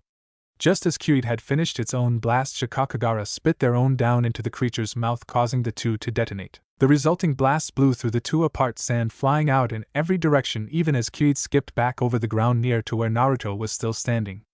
As Kyuid skidded to a halt, looking disheveled, one of its tails bending in an odd way as its ears drooped in obvious discomfort, Gaara was in a similar state. The sand face around him had been crushed back along with most of the chest and one of the arms of the beast, sand trickling down like blood from his monstrous form. However, even as Naruto watched, the sand stopped its collapse before surging back up the face, repairing, as the boy's body and arms swelled out to their previous form. "Oh come on, that's just not fair," Naruto shouted as Gaara stood again, apparently unharmed from the last assault. Kyuid beside him let out a small whimpering hum of annoyance. The two looked at each other for a moment before Naruto nodded his head, and Kyuid flicked its tail in "I'm ready if you are" kind of motion before the two turned to face the sand figure before them once again. Gaara had just managed to recover from the last blast when he looked up to see the two charging him. Without another thought, he threw his arms up in violent slashes, great clumps of sand flying off of his arms, becoming great flying claws of sand followed by slivering rivers of the grainy substance. Kyuid leapt into the flying claws, swiping its tails around to smash the coming projectiles, spinning forwards through them one after another. Naruto beside him was busy directing waves of his leaves crashing into the waves of sand, countering them before they could push forwards and entrap the pair. As the detonations of sand and leaves blasted all around them, Naruto and Kyuid closed on Gaara, bringing the battle into close quarters. Kyuid was the first to move, leaping up at Gaara's face, his claws pointed forwards towards the boy's face. Shikako, however, was coming to an end of his patience with this fight, and without pause pulled the sand around the boy's right arm, swinging it up to block the oncoming creature. Kyuid buried its claws into the great sand arm, its tails wrapping around the appendage, even as a couple shot forward to wrap around the sand boy's neck and chest, pulling, trying to force itself closer. Almost without thought, the sand upon the arm shot out into spines, several shooting up into the creature's tails and body, sending up a cry of humming pain from the creature. The cry soon turned into a roar as Kyuid swung its head round and began spitting out small fast blasts of chakra into the sand around it. However, before he could get off more than a handful of shots, Gaara's tail came slamming forwards to crash into the figure's head, crashing it down into the sand of its arm and smothering its attack. At the same moment, Naruto had shot up and under the beast's other arm, even as he threw out another wave of leaves to intercept a missile of sand that shot towards him. As he reached the base of the sand monster, he slammed his still armored palms into one another in a clapping motion. As he pulled them apart, a length of chain extended between the two, as Naruto swung himself up and around the figure, looping the chain around the beast's neck before yanking it taut, pulling the howling beast's head back just as it let out another blast of chakra that had been meant for the entangled Kyuid. Without pausing, Naruto set himself before pulling the chains taut and sending what few leaves he had available into the boy's exposed leg, causing it to buckle with the force, and the whole beast come toppling down onto the arena floor. As the beast fell, Naruto released the chains before leaping up and towards the now fallen boy's head, looking to end the battle now while he had the advantage. Kyuid in the meantime had managed to free a few of its tails and was even now fighting to free its mouth and open up with a fresh volley of blasts. Gaara was lost in a blind fury as she struggled to crush the two figures around him, all sense of reason having left him some time ago. Shikaku, however, had calmed into an ice-cold calm. So the little monkey wants to play like he is a monster. Well, let's show him what a real monster is like, called the great Sand Tanuki as he closed his eyes in focus and let out the seals, limiting the amount of chakra allowed into his host. The only warning that Naruto had was a sudden pulse of bone-deep fear, and Jubi suddenly calling for him to watch out, but both came a second too late. There was a moment before it happened when Naruto was still hanging in midair, committed to his next strike, even as Kyuid was just managing to pull its head free. In that moment, Gaara suddenly halted his shifting as his yellow eyes went wide, and the sand around him stiffened for a half a second before suddenly exploding out. Naruto was caught and flung away from the sheer force of the coming wave, flying a few dozen feet to skip across the arena floor, swinging his head up to see the slowly growing mass of sand before him. Kyuid wasn't so lucky. He was carried up with the blast, as the arm he had been battling was slowly formed into a single claw of one great hand. Naruto watched in horror as the sand slowly formed into a head and legs, while an immense tail burst forth from its back. Bright blue veins sparkling up around the body as the mouth opened in an earth-shaking roar. Shikaku's body, fully formed, now stood in the center of the stadium, its bulk taking up nearly the entire floor area, the still form of Gaara hanging limply from the center of the beast's head. With an almost lazy movement, the great beast looked down at its figure, where Kyuid was firing off a few blasts of chakra into the beast's arm and chest, blowing chunks of sand that shifted back into place a moment later. Without another thought, the massive creature flicked its arm in a swishing motion, flinging Kyuid free of its claw and into the air away from itself. Kyuid. Crap, Jubi, why the heck do I ever listen to you? Called Naruto as his wave of leaves surged around him, even as Shikaku looked down at the boy, along with Gaara hanging limply from the beast's head. Oh, and you never get us into trouble. Jubi fired back, her tone a little anxious as well. Yeah, well, this is still worse. Naruto yelled back, almost causing Jubi to smile despite the situation. However, before she could respond, Naruto forced his waves of leaves to fly between him and an oncoming blast of wind that the giant-tailed beast had fired off at the boy. The blast hit the wall with such force that the whole structure bowed in, despite the chakra being weakened as it hit. Jubi, I don't think I have a chance here. Naruto shouted, his tone slightly panicked.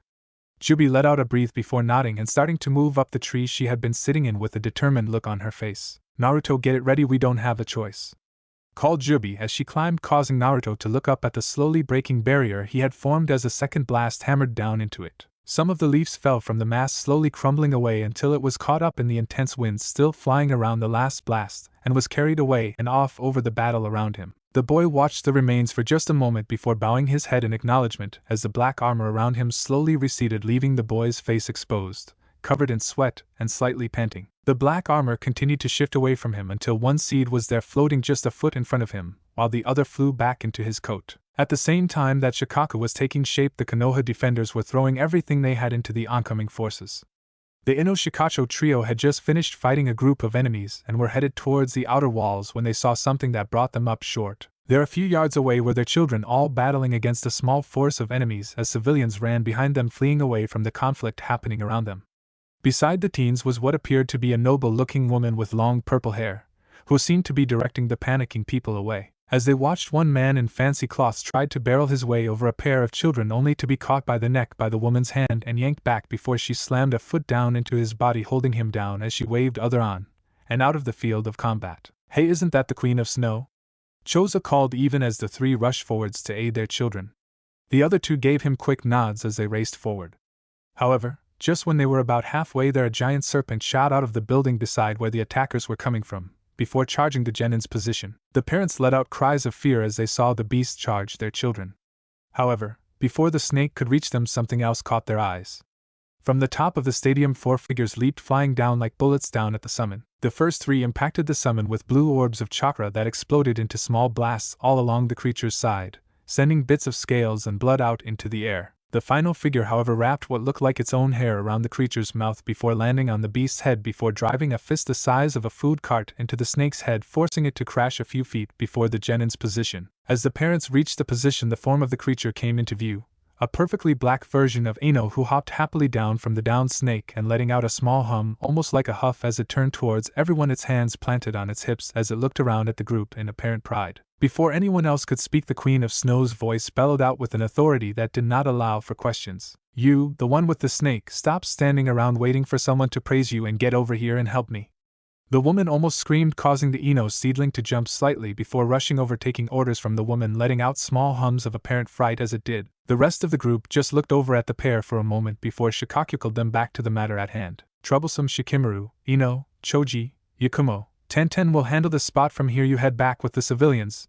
The village still has pockets of resistance, and they need an escort," called the man, immediately getting nods from the genin, who raced out to get to work as the adults rushed forwards towards the outer wall, spying a few groups of clones that they recognized as Naruko's, accompanied by one of those strange black figures, usually causing 9 kinds of hell for anyone they came across. At the same time that the summon fell to the Ino seedling, Kushina had just finished spearing the final head of the massive summon she had been fighting. She was now sporting a pair of cracked ribs, and one arm hung limply by her side, where she had been forced to hold her ground to keep the snake from charging past her to get at the 3 she protected. With a sickening crack, her golden chain snapped the final head's jaws open and back, almost splitting the creature's head apart. As she turned back to see Hitomi and the children still huddled a distance away, still safe, Kushina let out a heavy breath as she moved back to the 3, her feet heavy, but the smile on her face showing through the pain as she pushed herself back to their sides. However, just as she was about to reach them, there was another loud roaring hiss, and she turned wide-eyed to see another pair of serpents slithering forwards towards her over the body of the fallen serpent. These only stretched till the size of large horses, but even still Kushina let out a cry of rage, shouting as she did, "When will you fucking purses get the idea?" she called as a new group of chains burst out of her back and pointed towards the oncoming serpents.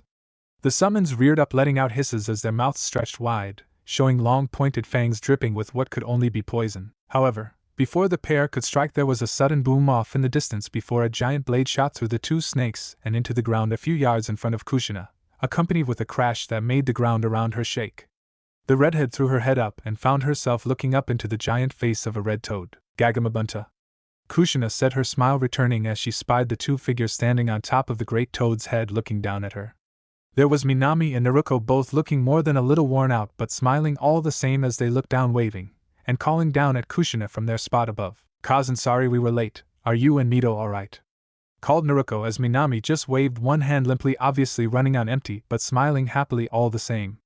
Kushina had to blink tears out her eyes as she looked up at the 2, nodding her head in before brushing away the moisture with one sleeve and looking back up at the girls. "Hi, we are all safe thanks to you. Can you get us to the hospital?" called Kushina as the 2 girls nodded in reply. "Hey boss, we need to get my cousin, Maida-kan, and the others to the hospital. Think you can help us out?"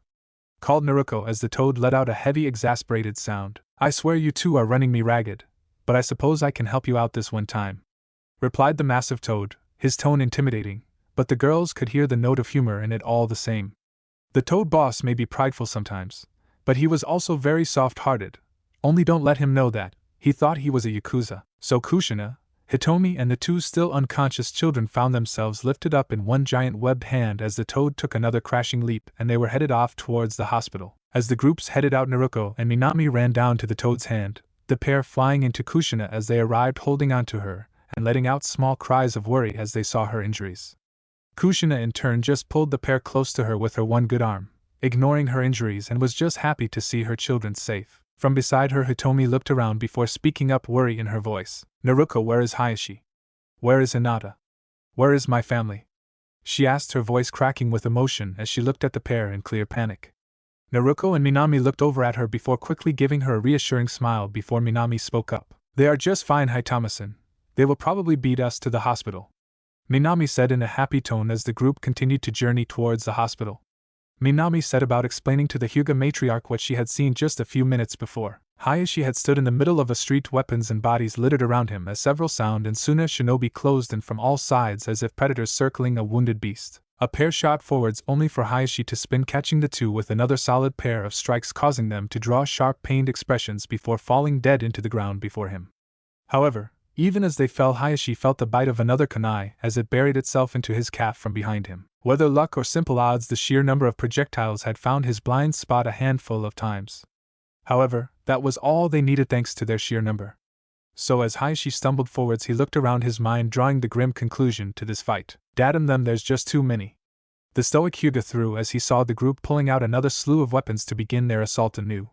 As the next attack sprang forwards, Hayashi found himself in a sudden sense of peace as he thought of the smiling faces of his wife and children. Well, at least they are safe, the man thought as he prepared to sell his life at the highest cost he could manage.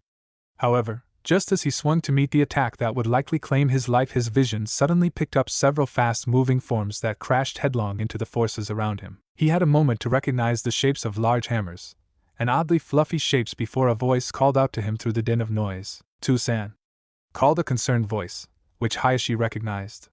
He turned in time to see Hinata jumping down from the back of the same massive gray rabbit, which stood up and in a swift motion swung its massive hammer to catch a Suna shinobi in mid-leap, hurling the figure into a nearby wall with a loud crack. The man blinked slightly as he felt his legs giving out under him, even as his eldest leapt up beside him, her eyes the shining white and black that he had seen in the arena. Idly he also noted the horns that gave her the impression of having a pair of bunny ears shooting out from her head. She was speaking quickly in an half-panicked voice as she applied glowing green chakra to his form as the pains slowly began to fade. With it soon faded his consciousness as well. Hinata looked down at Hayashi, trying not to cry out at the wounds littering the man's body, while looking left and right to where Roku and his siblings were smashing their way through the would-be attackers. She, Minami, and Sakura had managed to fight their way clear of the stadium, and were moving when they had run into an attacking force from sound. Minami's clones had been able to stall, but they were slowly losing ground, and the injured behind them presented too great a target to hope that the assault would lighten any time soon. Then Minami had come up with the idea of helping Hinata to fuel a summoning, to help get the injured out. The girls had seized upon the idea, and the next moment Hinata had slammed the abundant amount of chakra that Minami had created into a summoning. The result was what stood around them. Roku and 7 of his siblings had arrived, turning their hammers into the attacking forces, before moving to help evacuate the injured. The group had been on the move when they had almost crashed into Hayashi's battle, Hinata spotting her To-san and calling the summons forwards into the battle. Now she sat kneeling over Hayashi, stopping the worst of the injuries as the rabbits formed up around her, and the other injured, creating a very deadly albeit fluffy wall around their position. "Sakura, I need you," called Hinata, her tone panicked as Sakura dropped down beside her, taking a quick look before diving into her own medical work on the man. Minami in turn arrived a moment later, draped across the back of a smaller rabbit, the amount of chakra she had discharged between the clones and the summoning having drained her impressive reserves more than she had thought possible. "Oh, how is he?" asked the redhead, the exhaustion clear in her voice as she posed the question. Hinata and Sakura remained silent for a few more moments, focused on the man below them, before they let out small, tired but relieved sighs. He's going to be fine," whispered Sakura, leaning back and letting out a small happy chuckle as one of the rabbits brushed up against her, causing her to lean gratefully into the softness for a moment. The rabbit didn't seem to mind, and just let the girl rest for a moment. Hinata in turn was crying, unable to speak. The fear she had felt at seeing Hayashi in such a state had almost driven her to break down, but with an effort she forced herself up to look around them. "Rora-kusan," the girl called, causing the rabbit to turn its face to look back at her in recognition of her words. "We need to keep moving, the hospital isn't far, and the injured need to get to cover. Can you and your siblings keep going?" she asked. The massive rabbit let out a small huff before calling out in a loud voice. "Well, Nizans and Nizans, what say you? Can we carry our summoner and her charges to safety?" called Roku in a deep voice.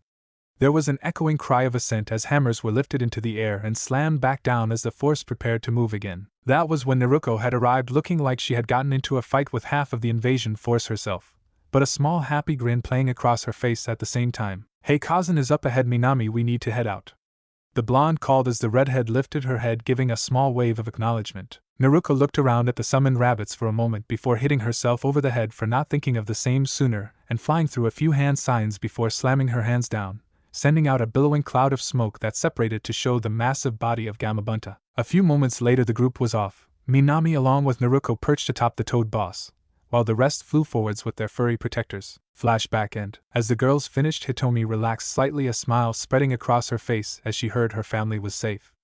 Kushina to let out a happy little smile at the news before she noticed that someone was missing. "Minami, Naruko, where's Naruto?" Kushina called even as a sudden roar caught her attention, and the group turned to see the massive form of Shikaku rising out of the stadium a great distance away. Above the stadium in the purple pillar, Minato found himself being driven back along with Jiraiya against the assault of the three figures before him. The two resurrected Kages seemed to be able to absorb everything they threw at them, and keep coming. At the same time, Orochimaru continued to harass them with long-range justice and weapons fading back every time they got close to him, and allowing his puppets to take any attack meant for him. Minato and Jiraiya had found themselves breathing heavily back-to-back as they looked over at the two immortal Kages facing them. "Well, Gaki, I hope you have a plan for this, cause I'm just about out of tricks to pull. If we had time, we could figure out the seal that blasted snake used, but at this rate it isn't looking good that we are going to make it out of this," the sage said, setting his eyes forward towards the second Hokage who was standing a few yards before him. Minato in the meantime was still running on the combined rage he had been feeling and barely registered the sage's words. Instead, he gritted his teeth in a silent snarl as he summoned a pair of shadow clones to either side of him. "Buy me some time now," shouted the blonde as the three began to focus on whatever they had planned. Jiraiya was about to argue but decided against it. Instead, he flung himself forwards towards the second Hokage, throwing out everything he had at the figure, forcing him to fall back, before swinging round to charge at the first Hokage in turn. On his shoulders, Ma and Pa Toad did what they could to hold off any justice flying in at the man from afar. In the meantime, Minato was busy as two swirling balls of chakra slowly began to change, as wind began to gather around them. A few moments later there was a whistling noise that drew everyone's attention back towards the blonde Hokage. However, even as their eyes turned there was a bright flash of light, and then the noise was gone for a moment before it flared once again into clarity just behind the two undead Kages. The two turned only in time to receive two massive bladed Razengans like oversized shining shrunken that plunged into the two with a horrible sound of ripping and tearing that rent the air as though it could actually sink teeth into it. Jiraiya looked on in utter shock as the two figures disappeared into blinding blue orbs of light, and that noise swelled out to ear-splitting volume. Then it all came to an end with a massive detonation that dropped the two Kages to the ground, their forms unmoving, covered in what looked like millions of cuts and stabs. Turning, Jiraiya saw Minato standing a few yards above him upon one of the massive wooden branches that the first had thrown at them, breathing heavily, his arms hanging at his side, and his palms a horrible black in color. Jiraiya was about to call out to him when a sudden blow impacted his back, flinging him into a wooden root and knocking the man momentarily unconscious. Minato, who had been looking down, saw a long snake slinking back into the shadows behind the man, a manic cackling filling the rooftop as it did. "Very nicely done, Minato. I must say you truly are a genius of the highest caliber. Something so destructive, I have to say I am impressed," called the snake's voice as he stepped out of the shadows. Minato felt his stomach's bottom drop out as he saw the figure before him. Orochimaru's skin was still pale white, but instead of being its usual smooth completions it had rough breaks in it like scales. His eyes, usually snake-like, had swelled out, his whole face shifting to become a horrible cross between snake and man, even as the snake that had impacted Jiraiya slunk back to show that it was attached to his back like some kind of grotesque tail.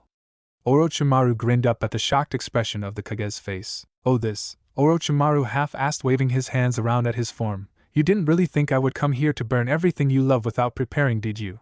I may be ambitious, my dear Minato, but I am not a fool unlike those who live in this village," called the snake sage, his grin becoming a leer of deepest enjoyment and insult. Minato's eyes narrowed upon the man as, despite the pain in his hands, he clenched them into fists, as he looked down at the figure below him. "Orochimaru, I should tell you this, you picked the worst possible day to pull this invasion," called Minato, even as with some intense pain he pulled a new pair of kunai out of his coat, Orochimaru giving the man a puzzled look as he did. "Oh, do tell, O great fourth Hokage, why is today any different than any other?" called Orochimaru, his tone brimming with false interest as he reached out the hilt of a blade which he pulled out a moment later.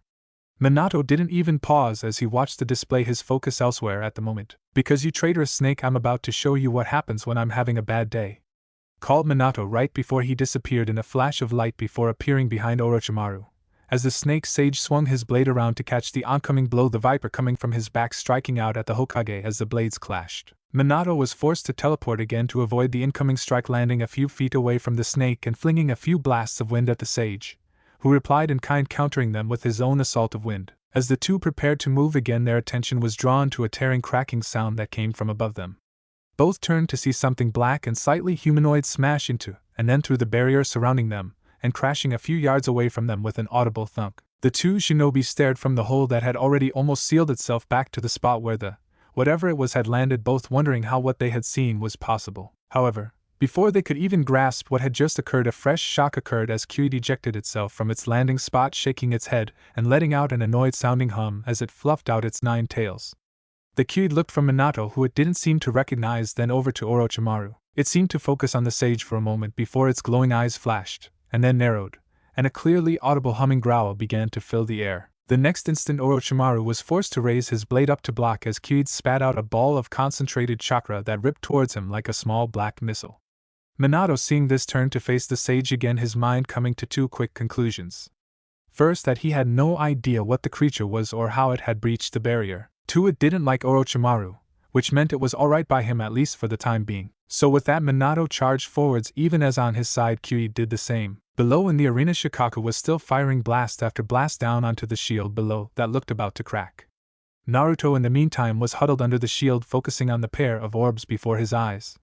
Slowly one of the orbs began to shake as Naruto concentrated. "Jubi, for the record, if this blows up I'm blaming you," Naruto called as a small hum started to shake around the orb before him. Jubi, who had just reached the top of her tree when she let out a heavy breath, along with a small laugh. "Haha, okay Naruto, but let's do this. I think it's about time that I started carrying my own weight around here," Jubi called as Naruto himself allowed his face split into a fierce grin. "Hi, I suppose so, just make it count," called the blonde, as he threw his hand forwards to grab the orb in front of him. Without waiting, he swung the orb down into the ground below him and with a small effort fired the ball off like a shot, plunging it straight down into the ground with a loud crack. For a few moments the only sound was the continued crashing of air against Naruto's ever-shrinking shield. Then it came, a loud rumbling sound that shook the ground all around him, reaching all the way up to the stadium seats, causing more than one group to turn down past the great Tanuki, who was looking just as apparently confused down at the arena floor. For a long moment everything seemed to go quiet, the explosions around seemed to soften, as the cries of battle began somewhat muted, as all eyes seemed almost pulled to the arena, and not towards the great-tailed beast, which wasn't exactly an everyday occurrence. What came next, however, shocked everyone more than anything they had ever seen. The silence was slowly overtaken with a sudden calm that seemed to stretch out over the entire village. Fire justice dimmed, and winds broke, as water seemed to calm its crashing. Even the earth and lightning stopped their crashing, as if afraid of something that they had not felt in a lifetime. There was no violent roar or crash as the structure rose, no call of great power, instead an almost silent fear was all that announced its entrance. Thousands watched as from the arena floor a pillar of white slowly stretched out, slivers splitting off to four branches as it went, as millions of leaves, that seemed to shift between midnight black and electric purple, sprouted out to cover its branches. The tree, for that is what it was, stretched up and up until it was taller than the massive form of Shikaku, who stood beside it, his mouth open wide in shock at what he was seeing. As the tree finally stopped its ascent, the leaves seemed to open up, casting a soft glow over the stadium, even as small flecks of black and purple lights, like stars, slowly drifted down from its branches. Eyes turned from the magnificent tree to spot two figures whom appeared to be riding upon the sea of leaves that carpeted to top of the great monolith. Naruto was there, sitting, his hands thrown out behind him to keep him from falling through the canopy, and looking as though a stiff breeze may be enough to take him out of commission. However, that is not where everyone's eyes were drawn. They stared in wonder and shock at the figure standing beside Naruto, long purple hair blowing softly in the wind, as the light from the tree played off her porcelain skin. The figure slowly drew in a breath, the first in over 1,000 years on this plane, and opened her eyes towards where Shikaku stood, a sense of power simply radiating off of her that swept out over the village and the elemental nations. In other nations across the land, a girl jumping excitedly from tree to tree while trying to learn to fly nearly crashed as the creature inside of her suddenly froze, causing the two to fall to the forest floor. In mountainous region, two men sat drinking before at once both found themselves frozen as their tenants both suddenly came forwards at the same time, calling out as they did. In a land of mist, a traveler sat watching his student just as he was about to blow a fresh set of bubbles. A sudden distress call from his tenant caused him to breathe in and begin choking on the substance. From a lake off in the hidden waves, a creature that had been sleeping let its one eye blink suddenly open in shock and excitement. Even as a pair of jonin fell to their knees in the Raikage's office, both stunned at the intensity of their tenant's calls. In all cases the cry had been the same, called from many tongues in many lands. It cried out, "Kazan." Jubi looked down at Shikaku for a moment, her eyes saddened but firm, as she did. Without a word she lifted one hand up in a smooth gesture before stretching it out towards Shikaku, the great beast withering slightly in her gaze. "Shikaku, it's time you let your rage go, my brave little protector," called the Jubi as from the tree around her great pillars of leaves shot up, giving the impression of 10 great tails swaying in the air. Thanks a ton for watching, Shinobi Squad. I hope you had as much fun as I did putting this epic what if together. Make sure to smash that like button, subscribe, and hit the bell icon so you never miss a single twist in the story. Drop your thoughts, theories, or even wild ideas in the comments. I read every single one. And hey, if you're craving more awesome Naruto content, Go check out the other videos on the channel, I've got plenty of heat waiting for you. Until next time, stay sharp, stay awesome, and remember, even a shadow clone needs love. Peace out, Shinobi.